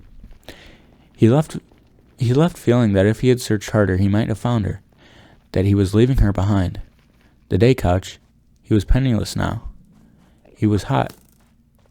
He went out to the open vestibule and sat down in a folding chair as the station slid away and the backs of unfamiliar buildings moved by. Then out into a spring field where a yellow trolley raced for them, a minute for people in it who might once have seen the pale magic of her face along the casual street. The track curved, and now it was going away from the sun, which, as it sank lower, seemed to spread itself in the benediction over the vanishing city where she had drawn her breath. He stretched out his hand desperately, as if to snatch only a wisp of air, to save a fragment of the spot that she had made lovely for him. But it was all going too fast now, for his blue eyes, as he knew that he had lost part of it, had the freshest and the best ever. It was 9 o'clock when we finished breakfast and went out to the porch. The night had made a sharp difference in the weather, and there was an autumn flavor in the air. The gardener, the last one of Best Ten's former servants, came to the footsteps of the door. I'm going to drain the pool today, Mr. Best Tens. Leaves will start falling pretty soon, and there is always trouble with the pipes. Don't do it today, Best Tens answered. He turned to me apologetically. You know, old sport, I've never used that pool all summer. I looked at my watch and stood up. 12 minutes to my train. I didn't want to get to the city. I wasn't worth a decent stroke of work, but it was more than that. I didn't want to leave Best Tens. I missed that train, and then another, before I could get myself away. I'll call you up, I said finally. Do it, old sport. I'll call you about noon. We walked slowly down the steps. I suppose Daisy will call too. He looked at me anxiously as if he'd hoped I'd corroborate this. I suppose so. Well, goodbye, he said. We shook hands and I started away. Just before I reached the hedge, I remembered something and turned around. They're a rotten crowd, I shouted across the lawn. You're worth the whole damn bunch put together. I've always been glad I said that. It was the only compliment I ever gave him, because I disapproved of him from beginning to end. First he nodded politely, and then his face broke into that radiant and understanding smile, as if we'd been ecstatic cahoots on the fact all the time. His gorgeous pink rag of a suit made a bright spot of color against the white steps, and I thought of the night when I first came to his ancestral home 3 months before. The lawn of Drive had been crowded with faces and with those who guessed at his corruption, and he had stood on those steps, concealing his incorruptible dream, as he waved them goodbye. I thanked him for his hospitality, when we were always thanking him for that, I and the others. Goodbye, I called him. Enjoy the breakfast, best hens. Up in the city, I tried for a while to list the quotations on an indeterminable amount of stocks. Then I fell asleep on my swivel chair. Just before noon, the phone woke me, and I started up with sweat breaking out on my forehead. It was Jordan Baker. She often called me up at this hour because the uncertainty of her own movements between hotels and clubs and private houses made her hard to find in any other way. Usually her voice came over the wire as something fresh and cool, as if a divot from a green golf links had come sailing in the office window, but this morning it seemed harsh and dry. I've left Daisy's house, she said. I'm at Hempstead and going down to Southampton this afternoon. Probably it had been tactful to leave Daisy's house, but the act annoyed me, and her next remark made me rigid. You were so nice to me last night. How could it have mattered then? Silence for a moment then. However, I want to see you. I want to see you too. Suppose I don't go to Southampton and come into town this afternoon. No, I don't think this afternoon. Very well, she said. It's impossible this afternoon. Talked like this for a while, then abruptly we weren't talking any longer. I don't know which of us hung up with a sharp click, but I know I didn't care. I couldn't have talked to her across the tea table that day if I'd never talked to her again in the world. I called Best Ten's house a few minutes later, but the line was busy. I tried 4 times. Finally, an exasperated central told me the wire is being kept open for long distance from Detroit. Taking out my timetable, I drew a small circle around the 3:50 train. Then I leaned back into my chair and tried to think. It was just noon. When I passed the ash heaps on the train that morning, I had crossed deliberately to the other side of the car. I suppose there was a curious crowd around that day, with the little boys searching for dark spots in the dust, and some garrulous man telling over and over what had happened until it became less and less real, even to him, and he could tell it no longer, and Myrtle Wilson's tragic achievement was forgotten. Now I want to go back a little and tell what happened at the garage after we left there that night before.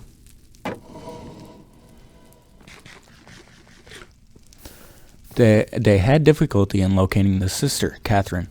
She must have broken her rule against drinking that night, for when she arrived she was stupid with liquor and unable to understand that the ambulances had already gone Flushing. When they convinced her of this, she immediately fainted as if that was some intolerable part of the affair. Someone kind or curious took her in his car and drove her in the wake of her sister's body.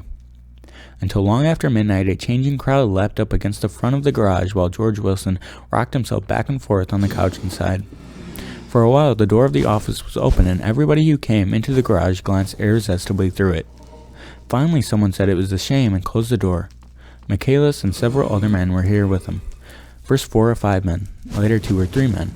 Still later, Michaelis had asked the strangers to wait there 15 minutes longer while he went back to his own place and made a pot of coffee. After that, he stayed there alone with Wilson until dawn. About 3 o'clock, the quality of Wilson's incoherent muttering changed. He grew quieter and began to talk about the yellow car. He announced that he had a way of finding out whom the car belonged to, and then he blurted out a couple months ago his wife had come from the city with her face bruised and her nose swollen. But when he had heard himself say this, he flinched and began to cry. "Oh my God," again in his groaning voice. Michaelis made a clumsy attempt to distract him. "How long have you been married, George? Come on, there. Try to sit still a minute and answer my question. How long have you been married?" 12 years, he said. "Ever had any children? Come on, George, sit still. I asked you a question. Did you ever have any children?"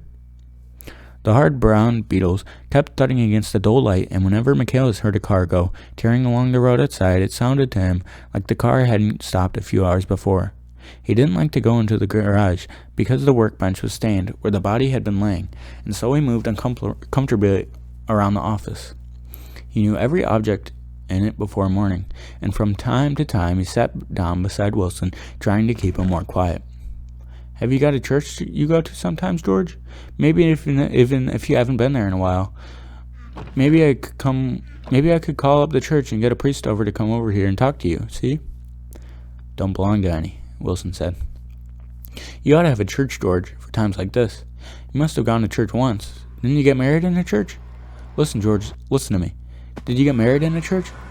That was a long time ago, said George. The effort of answering broke the rhythm of his rocking. For a moment he was silent. Then the same half-knowing, half-bewildered look came back into his faded eyes. Look in the drawer there, he said, pointing at the desk. Which drawer?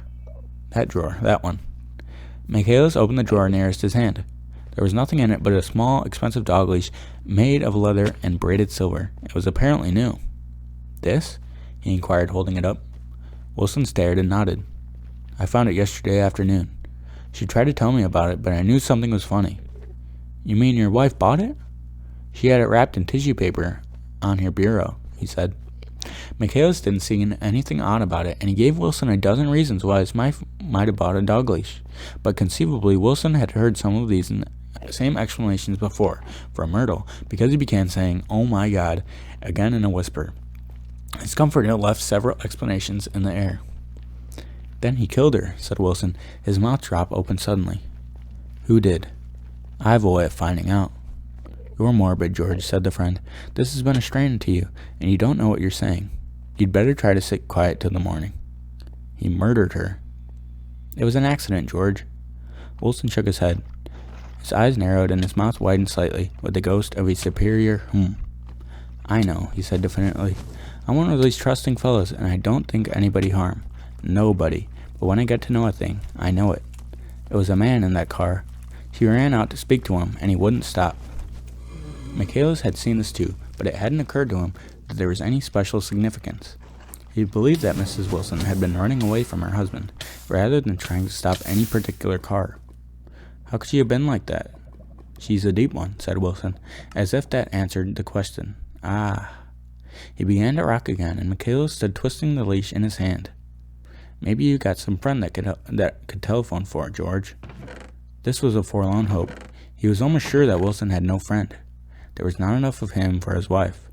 He was glad a little later when he noticed a change in the room, a blue quickening by the windows, and realized that dawn wasn't far off. About 5 o'clock, it was blue enough outside to snap off the light. Wilson's glazed eyes turned out to the ash heaps, where small gray clouds took on fantastic shape and scurried here and there in the faint dawn wind. I spoke to her, he muttered after a long silence. I told her she might fool me, but she couldn't fool God. I took her to the window. With an effort, he got up and walked to the rear window and leaned with his face pressed against it. And I said, God knows what you've been doing, everything you've been doing. You may fool me, but you can't fool God. Standing behind him, Michaelis saw with a shock that he was looking at the eyes of Dr. T.J. Eckelberg, which had just emerged pale and enormous from the dissolving night.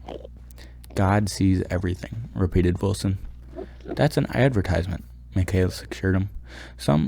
Something made him turn away from the window and looking into the room, but Wilson stood there a long time, his face close to the window pane, nodding into the twilight.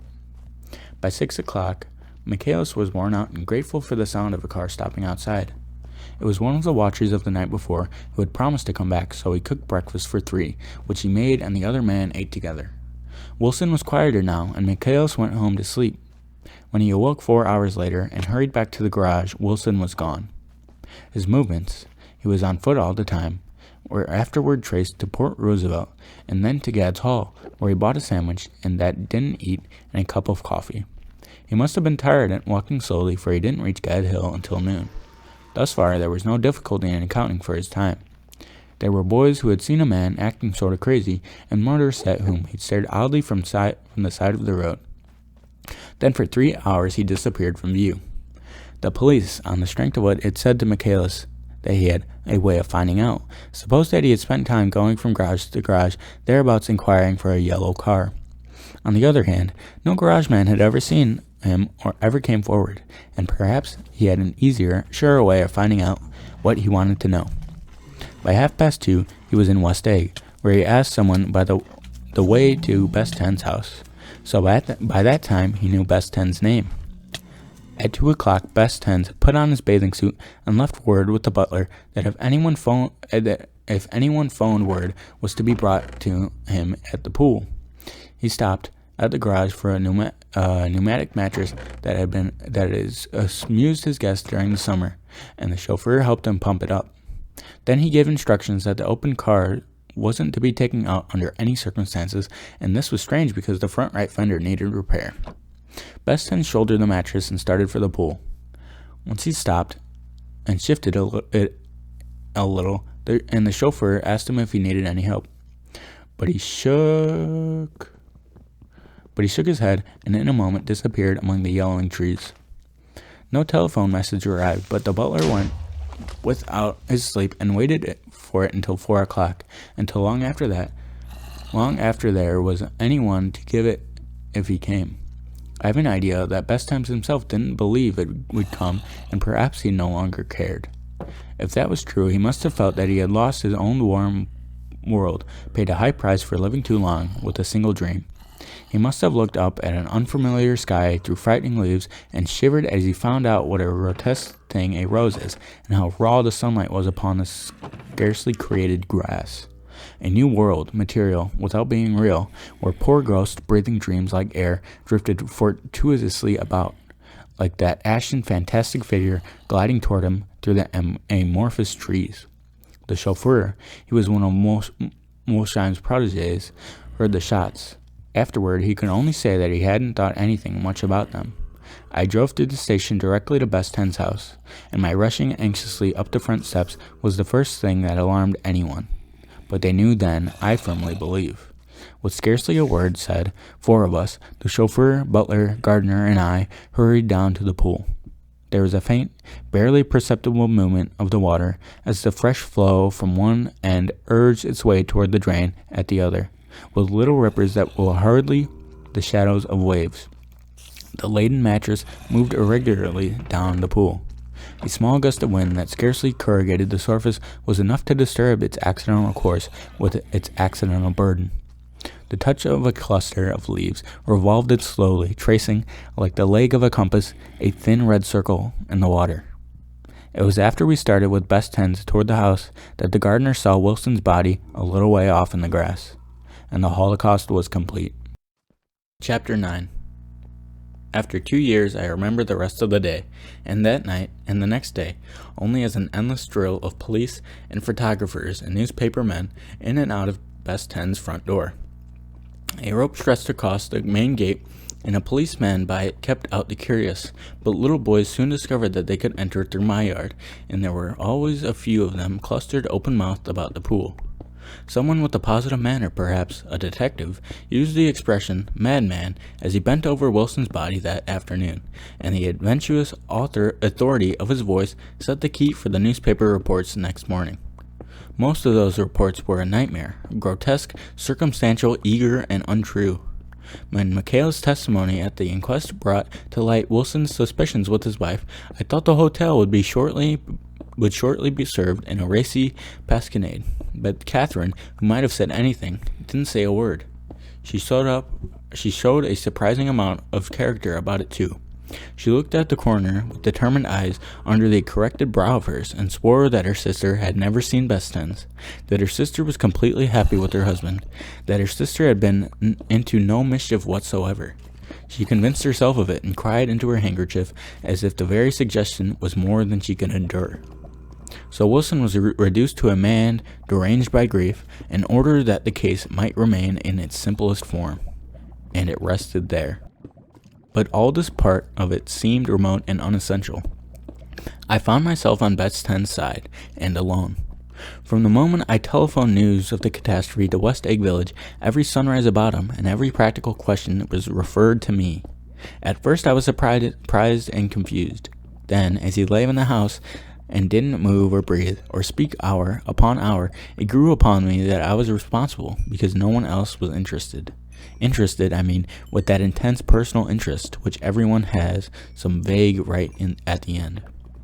I called up Daisy half an hour after we found him. Called her instinctively and without hesitation, but she and Tom had gone away early that afternoon, and taken baggage with them. Left no address? I asked. No. Say when they'd be back? No. Any idea where they are? How I could reach them? I don't know. Can't say. I wanted to get somebody for him. I wanted to go into the room where he lay and reassure him. I'll get somebody for you, best hens. Don't worry. Just trust me and I'll get somebody for you. Meyer Wolfsheim's name wasn't in the phone book. The butler gave me his office address on Broadway, and I called information, but by that time, I had the number and it was long after 5, and no one answered the phone. Will you ring them? Will you ring again? I've rung them 3 times. It's very important.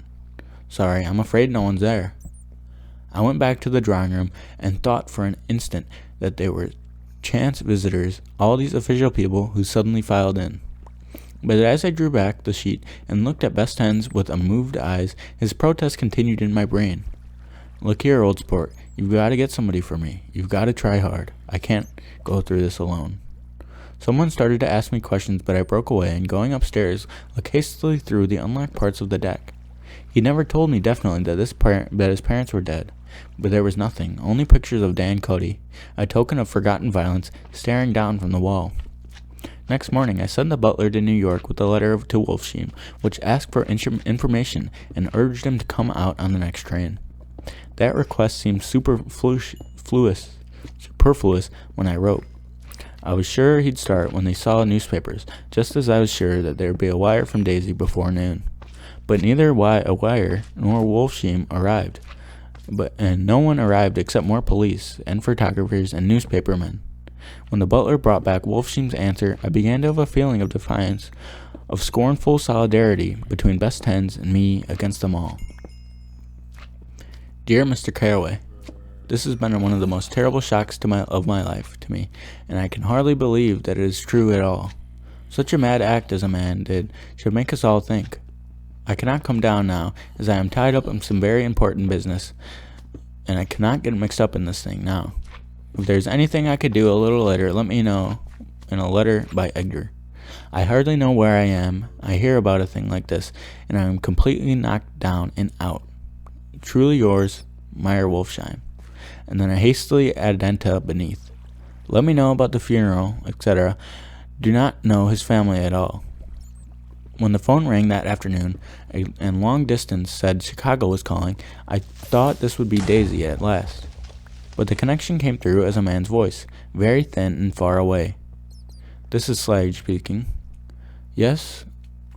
That name was unfamiliar. Hell of a note, isn't it? Get my wire? There haven't been any wires. Young Park's in trouble, he said rapidly. They picked him up when he handed the bonds over the counter. They got a circular from New York giving him numbers just 5 minutes before. What do you know about that, hey? You never get a call. You never can tell in these hick towns. Hello, I interrupted breathlessly. Look here, this isn't Mr. Best Hens. Mr. Best Hen is dead. There was a long silence on the other end of the wire, followed by an exclamation, then a quick squawk as the connection was broken. I think it was on the 3rd day the telegram signed Best Hen Sr. arrived from a town in Minnesota. It said only that the slender was leaving immediately and to postpone the funeral until he came. It was Best Hen's father, a solemn old man, very helpless and dismayed, bundled up in long, cheap ulster against a warm September day. His eyes leaked continuously with excitement, and when I took a bag and umbrella from his hands, he began to pull some incessantly at his sparse gray beard that I had a difficulty in his getting off his coat. He was on a point of collapse, so I took him into the music room and made him sit down while I sent for something to eat. But he wouldn't eat, and the glass of milk spilled from his trembling hand. I saw in the Chicago newspaper, he said. It was all in the Chicago newspaper. I started right away. I didn't know how to reach you, I said. His eyes, saying nothing, moved ceaselessly about the room. It was a madman, he said. He must have been mad. Wouldn't you like some coffee? I urged him. I don't want anything. I'm all right now, Mr. Caraway. Well, I'm all right now. Where have they got Best Hens? I took him down to the drawing room where his son lay, and left him there. Some little boys had come up on the steps and were looking into the hall, when I told them who had arrived, and they went reluctantly away. After a little while, Best Hen Sr. opened the door and came out, his mouth ajar. His face flushed slightly, his eyes leaking isolated and unpunctual tears. He had reached an age where death no longer has the quantity of ghastly surprise, and when he looked around him for the first time, and saw the height and splendor of the hall and the great rooms opening out in front of the other rooms, his grief began to become mixed with awed pride. I helped him to a bedroom upstairs. While he took off his coat and vest, I told him all the arrangements had been deferred until he came. "I didn't know what you want, Mr. Best 10 Senior." Best 10 Senior is my name. "Mr. Best 10 Senior, I thought you might want to take the body west." He shook his head. "Best 10s has always liked it better down east." He rose up to his position in the east. "Were you a friend of my boy, Mr.?" "We were close friends," I said. "He had a big future before him, you know. He was only a young man, but he had a lot of brain power here." He touched his head impressively, and I nodded. "If he'd lived, he'd have been a great man. A man like James J. Hill. He'd have helped build up the country." "That's true," I said uncomfortably. He fumbled at the embroidered coverlet, trying to take from the bed, and I lay down stiffly, was instantly asleep. That night, an obviously frightened person called up and demanded to know who I was before he would give his name. "This is Mr. Carraway," I said. "Oh," he sounded relieved. "This is Klipspringer." I was relieved too, for it seemed to promise another friend of Best 10's grave. I didn't want it to be in the papers and draw a sightseeing crowd, so I'd calling up a few people of myself. They were hard to find. "The funeral's tomorrow," I said. 3 o'clock, here at the house. I wish you'd tell anybody who would be interested." "Oh, I will." He broke out hastily. "Of course I'm not likely to see anybody, but if I do." His tone made me suspicious. "Of course you'll be there yourself?" "Well, I'll certainly try. What they called up about is—" "Wait a minute," I interrupted. "How about saying you'll come?" "Well, the fact is, the truth of the matter is that I'm staying with some people up here in Greenwich, and they'd rather be expecting me somewhere tomorrow. In fact, there's a sort of picnic or something. Of course, I'll do my very best to get away." I ejaculated an unrestrained "huh," and he must have heard me, for he went on nervously. "What I called up was a pair of shoes I'd left there. I wonder if it'd be too much trouble to have the butler send them on. You see, they're tennis shoes, and I'm sort of helpless without them. My address is the care of B.F." I didn't hear the rest of the name because I hung up on the receiver. After I felt a certain shame for Best 10s, one gentleman to whom I telephoned implied that he had got what he deserved. However, that was my fault, for he was one of those who used to sneer most bitterly at Best 10s on the courage of Best 10's liquor, and I should have known better than to call him. The morning of the funeral, I went up to New York to see Meyer Wolfsheim. I couldn't seem to reach him any other way. The door that I pushed open on the advice of an elevator boy was marked the Swastika Holding Company, and at first there didn't seem to be anyone inside. But when I shouted hello several times in vain, an argument broke out behind the partition, and presently a lovely person appeared at the interior door and scrutinized me with the black hostile eyes. "Nobody's in," she said. "Mr. Wolfsheim's gone to Chicago." The first part of it was obviously untrue, for someone had begun to whistle the rosary tunelessly inside. "Please say that Mr. Carraway wants to see him." "I can't get him from Chicago, can I?" At this moment a voice, unmistakably Wolfsheim's, called "Stella" from the other side of the door. "Leave your name at the desk," she said quickly. "I'll give it to him when he gets back." "But I know he's here," I said. She took a step towards me and began to slide her hands indignantly up and down her hips. "You young men think you could force your way in here any time," she scolded. "We're getting sick and tired of it. And when I say he's in Chicago, he's in Chicago. I mentioned Best 10s." "Oh." She looked at me over again. Will you just say what your name was?" She vanished. In a moment, Meyer Wolfsheim stood solemnly in the doorway, holding out both hands. He drew me into his office, remarking in a reverent voice that it was a sad time for all of us, and he offered me a cigar. "My memory goes back to it when I first met him," he said. "A young major just out of the army and covered with medals that he got in the war. He was so hard up that he'd keep on wearing his uniform because he couldn't buy regular clothes. First time I saw him was when they come to Windburner's pool room at 43rd Street and asked for a job. He hadn't eaten anything for a couple of days. 'Come on, have some lunch with me,' I said. He ate more than $4 worth of food in half an hour. 'Did you start him a business?' I inquired. 'Start him? I made him,' said Wolfsheim. Oh. I raised him up out of nothing, right out of the gutter. I saw him right away that he was a fine-appearing, gentlemanly young man, and when he told me he was an Oxford man, I knew I could use him good. I got him to join up in the American Legion, and he used to stand high there. Right off he did some work for a client of mine up to Albany. We were so thick like that in everything.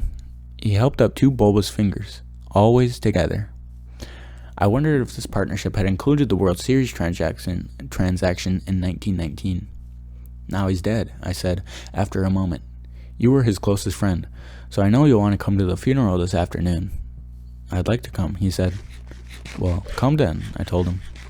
The hair in his nostrils quivered slightly as he shook his head, and his eyes filled with tears. I can't do it. I can't get mixed up in it, he said. There's nothing to get mixed up in. It's all over now, I told him. When a man gets killed, I never like to get mixed up in it in any way. I keep out. When I was a young man, it was different. If a friend of mine died, no matter what, I stuck with them to the end. You may better think it's sentimental, but I mean it, to the bitter end. I saw that for some reason of his own, he was determined not to come up, so I stood up. Are you a college man? He inquired suddenly. For a moment I thought he was going to suggest a connection, but he was nodded and shook my hand. Let us learn to show our friendship for a man when he is alive, and not after he is dead, he suggested. After that, my own rule was to let everything alone. When I left his office, the sky had turned dark, and I got back to the West Egg in a drizzle. After changing my clothes, I went to the next door and found Mr. Bestens Sr. walking up and down excitedly in the hall. His pride in his son and in his son's possession was continually increasing, and now he had something to show me. Bestens sent me this picture. He took out his wallet with trembling fingers. Look there. It was a photograph of the house, cracked in the corners and dirty with many hands. He pointed out every detail to me eagerly, and then sought admiration from my eyes. He had shown it so often that I think it was more real to him now than the house itself. Bestens sent it to me. I think it's a very pretty picture. It shows up very well. Very well. Have you seen him lately? He came out to see me 2 years ago and bought me the house I live in now. Of course we was broke up when he ran off from home, but I see now that there was a reason for it. He knew he had a big future in front of him, and ever since he made a success he was very generous with me. He seemed reluctant to put away the picture, held it for another minute, lingeringly, before my eyes, then he returned the wallet and pulled from his pocket a ragged old copy of the book called Hop Along Cassidy. Look here, this is a book he had when he was a boy. It just shows you. He opened it, and the back was a cover and turned it around for me to see. On the last fly leaf was printed the word schedule, and on the date September 12, 1906, and underneath, rise from bed 6 a.m., dumbbell exercises and wall scaling 6:15 a.m. to 6:30 a.m., study, electric, etc. 7:15 to 8:15 a.m., work 8:30 to 4:30 p.m., baseball and sports 4:30 to 5 p.m., practice elocution, poise, and how to attain it 5 to 6 p.m., study needed inventions from 7 to 9 p.m. General resolves: no wasting time at shafters or in an indecipherable, no more smoking or chewing, bath every other day, read one improving book or magazine per week, save $5 or $3 a week, be better to parents. I come across this book by accident, said the old man. It just shows you, don't it? Just shows you. Bestens was bound to get ahead. He always has some resolves like this or something. Do you notice what he's got about improving his mind? He was always great for that. He told me I ate like a hog once, and I beat him for it. He was reluctant to close the book, reading each item aloud and then looking eagerly at me. I think he rather expected me to copy down the list for my own use. A little before 3, the Lutheran minister arrived from Flushing, and I began to look involuntarily out the windows for other cars. So did Bestens' father. And as the time passed and the servants came in and stood waiting in the hall, his eyes began to blink anxiously as he spoke of the rain in a worried, uncertain way. The mister glanced several times at his watch, so I took him aside and asked him to wait for another half hour. But it wasn't any use. Nobody came. About 5 o'clock, our procession of 3 cars reached the cemetery and stopped in a thick drizzle beside the first gate. First a motor horse, horribly black and white, then Mr. Bestens Sr., and the minister and I in the limousine, and a little later, 4 or 5 servants and the postman from West Egg in Best Ten's station wagon, all wet to the skin. As we started through the gate into the cemetery, I heard a car stop and then the sound of someone splashing after us over the soggy ground. I looked around. It was the man with owl eyes glasses whom I had found marveling over Best Ten's book in the library one night 3 months before. I'd never seen him since then. I don't know how he knew about the funeral or even his name. The rain poured down his thick glasses, and he took them off and wiped them to see the protecting canvas unrolled from Best Ten's grave. I tried to think about Best Ten's then for a moment, but he was already too far away, and I could only remember, without resentment, that Daisy hadn't sent a messenger or a flower. Dimly I remember someone murmur, "Blessed are the dead," then the rain falls. And then Owl Eyes Man said, "Amen to that," in a brave voice. We straggled down quickly through the rain to our cars. Owl Eyes spoke to me by the gate. "I couldn't get to the house," he remarked. "Neither could anybody else." "Go on," he started. "Why, my God, they used to go here by the hundreds." He took off his glasses and wiped them again outside and in. "That poor son of a bitch," he said. "One of my most vivid memories is coming back west from prep school and later from colleges at Christmas time. Those who went farther than Chicago would gather in the old dim Union Station at 6 o'clock of a December evening with a few Chicago friends already caught up in their own holiday gaieties to bid them a hasty goodbye. I remember the fur coats of girls returning from Miss This or That, and the chatter of frozen breaths and the hands waving overhead as we caught sight of old acquaintances, the matchings of invitations. "Are you going to the Ordways? The Hersheys? The Schultzes?" On the long green tickets clasped in our gloved hands. At last the murky yellow cars of Chicago, Milwaukee, and St. Paul Railroad, looking cheerful as Christmas itself, on the tracks beside the gate. When we pulled out into the winter night, and the real snow, our snow, began to stretch out beside us and twinkle against our windows, and the dim lights of a small Wisconsin station moved by, a sharp, wild breeze came suddenly into the air. We drew in deep breaths of it as we walked by from dinner through the cold vestibules, unutterably aware of our identity with this country for one strange hour before we melted indistinguishably into it again. That's my Middle West, not the wheat or the prairies or the loose Swede towns, but the thrilling returning trains of my youth, and the street lamps and sleigh bells, and the frosty dark, and the shadows of holly wreaths thrown by lighted windows on the snow. I am part of that, a little solemn with the feelings of those long winters, a little complacent from growing up in the Caraway House, in a city where dwellings are still called through decades by a family's name. I see now that this has been a story of the West, after all. Tom and Best Tens, Daisy and Jordan and I, were all Westerners, and perhaps we possessed some deficiency in common which made us subtly unadaptable to Eastern life. Even when the East excited me most, even when I was most keenly aware of its superiority to the bored, sprawling, swollen towns beyond the Ohio, where there are interminable inquisitions which spared only the children and the very old. Even then it was always for me a quality of distortion. West Egg especially still figures in my more fantastic dreams. I see it as a night scene by El Greco, 100 houses, at once conventional and grotesque, crouching over a sullen overhanging sky and a lustrous moon. In the foreground, 4 solemn men in dress suits were walking along the sidewalk, with a stretcher on a walk which lies a drunken woman in a white evening dress. Her hand, which dangles over the side, sparkles gold with jewels. Gravely the men turn in at a house, the wrong house, but no one knows the woman's name, and no one cares. After Best Ten's death, the East was haunted for me like that, distorted beyond my eyes, power of correction.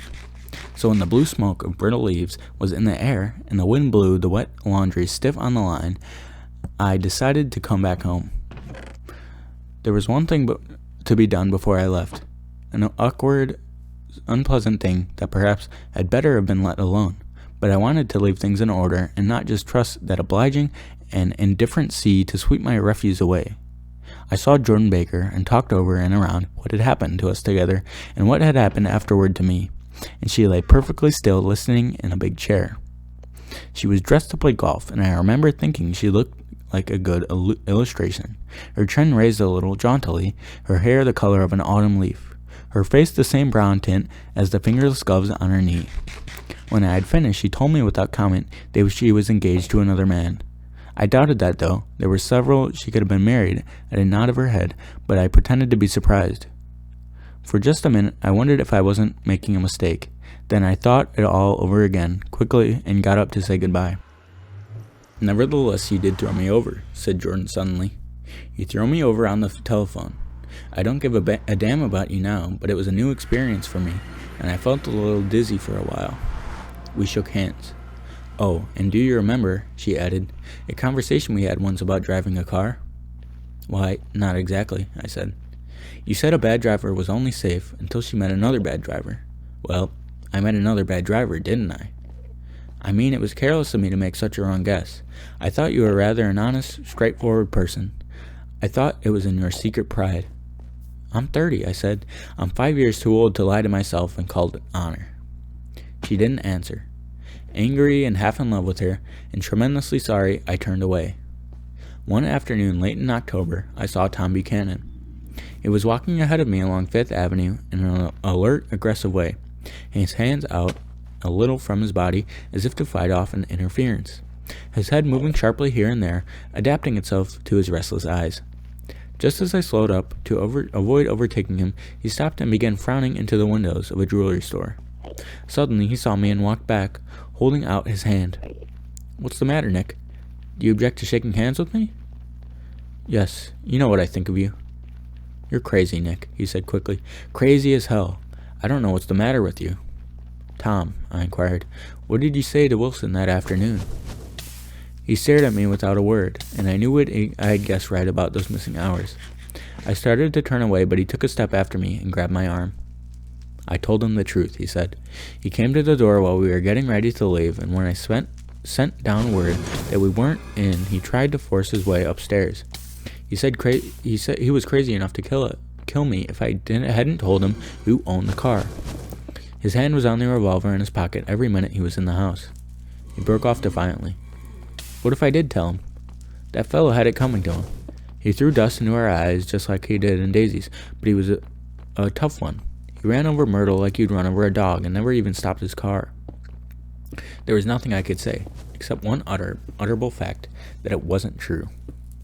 If you think I didn't have my share of suffering, look here. When I went to give up that flat, I saw that damn box of dog biscuits sitting there on the sideboard. I sat down and cried like a baby. By God, it was awful. I couldn't forgive him or like him, but I saw that what he had done was, to him, entirely justifiable. It was all very careless and confused. They were careless people, Tom and Daisy.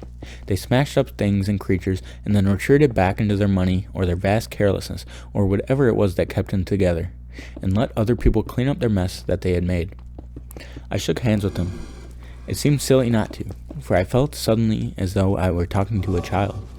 Then he went into the jewelry store to buy a pearl necklace, or perhaps only a pair of cuff buttons, rid of my provincial squeamishness forever.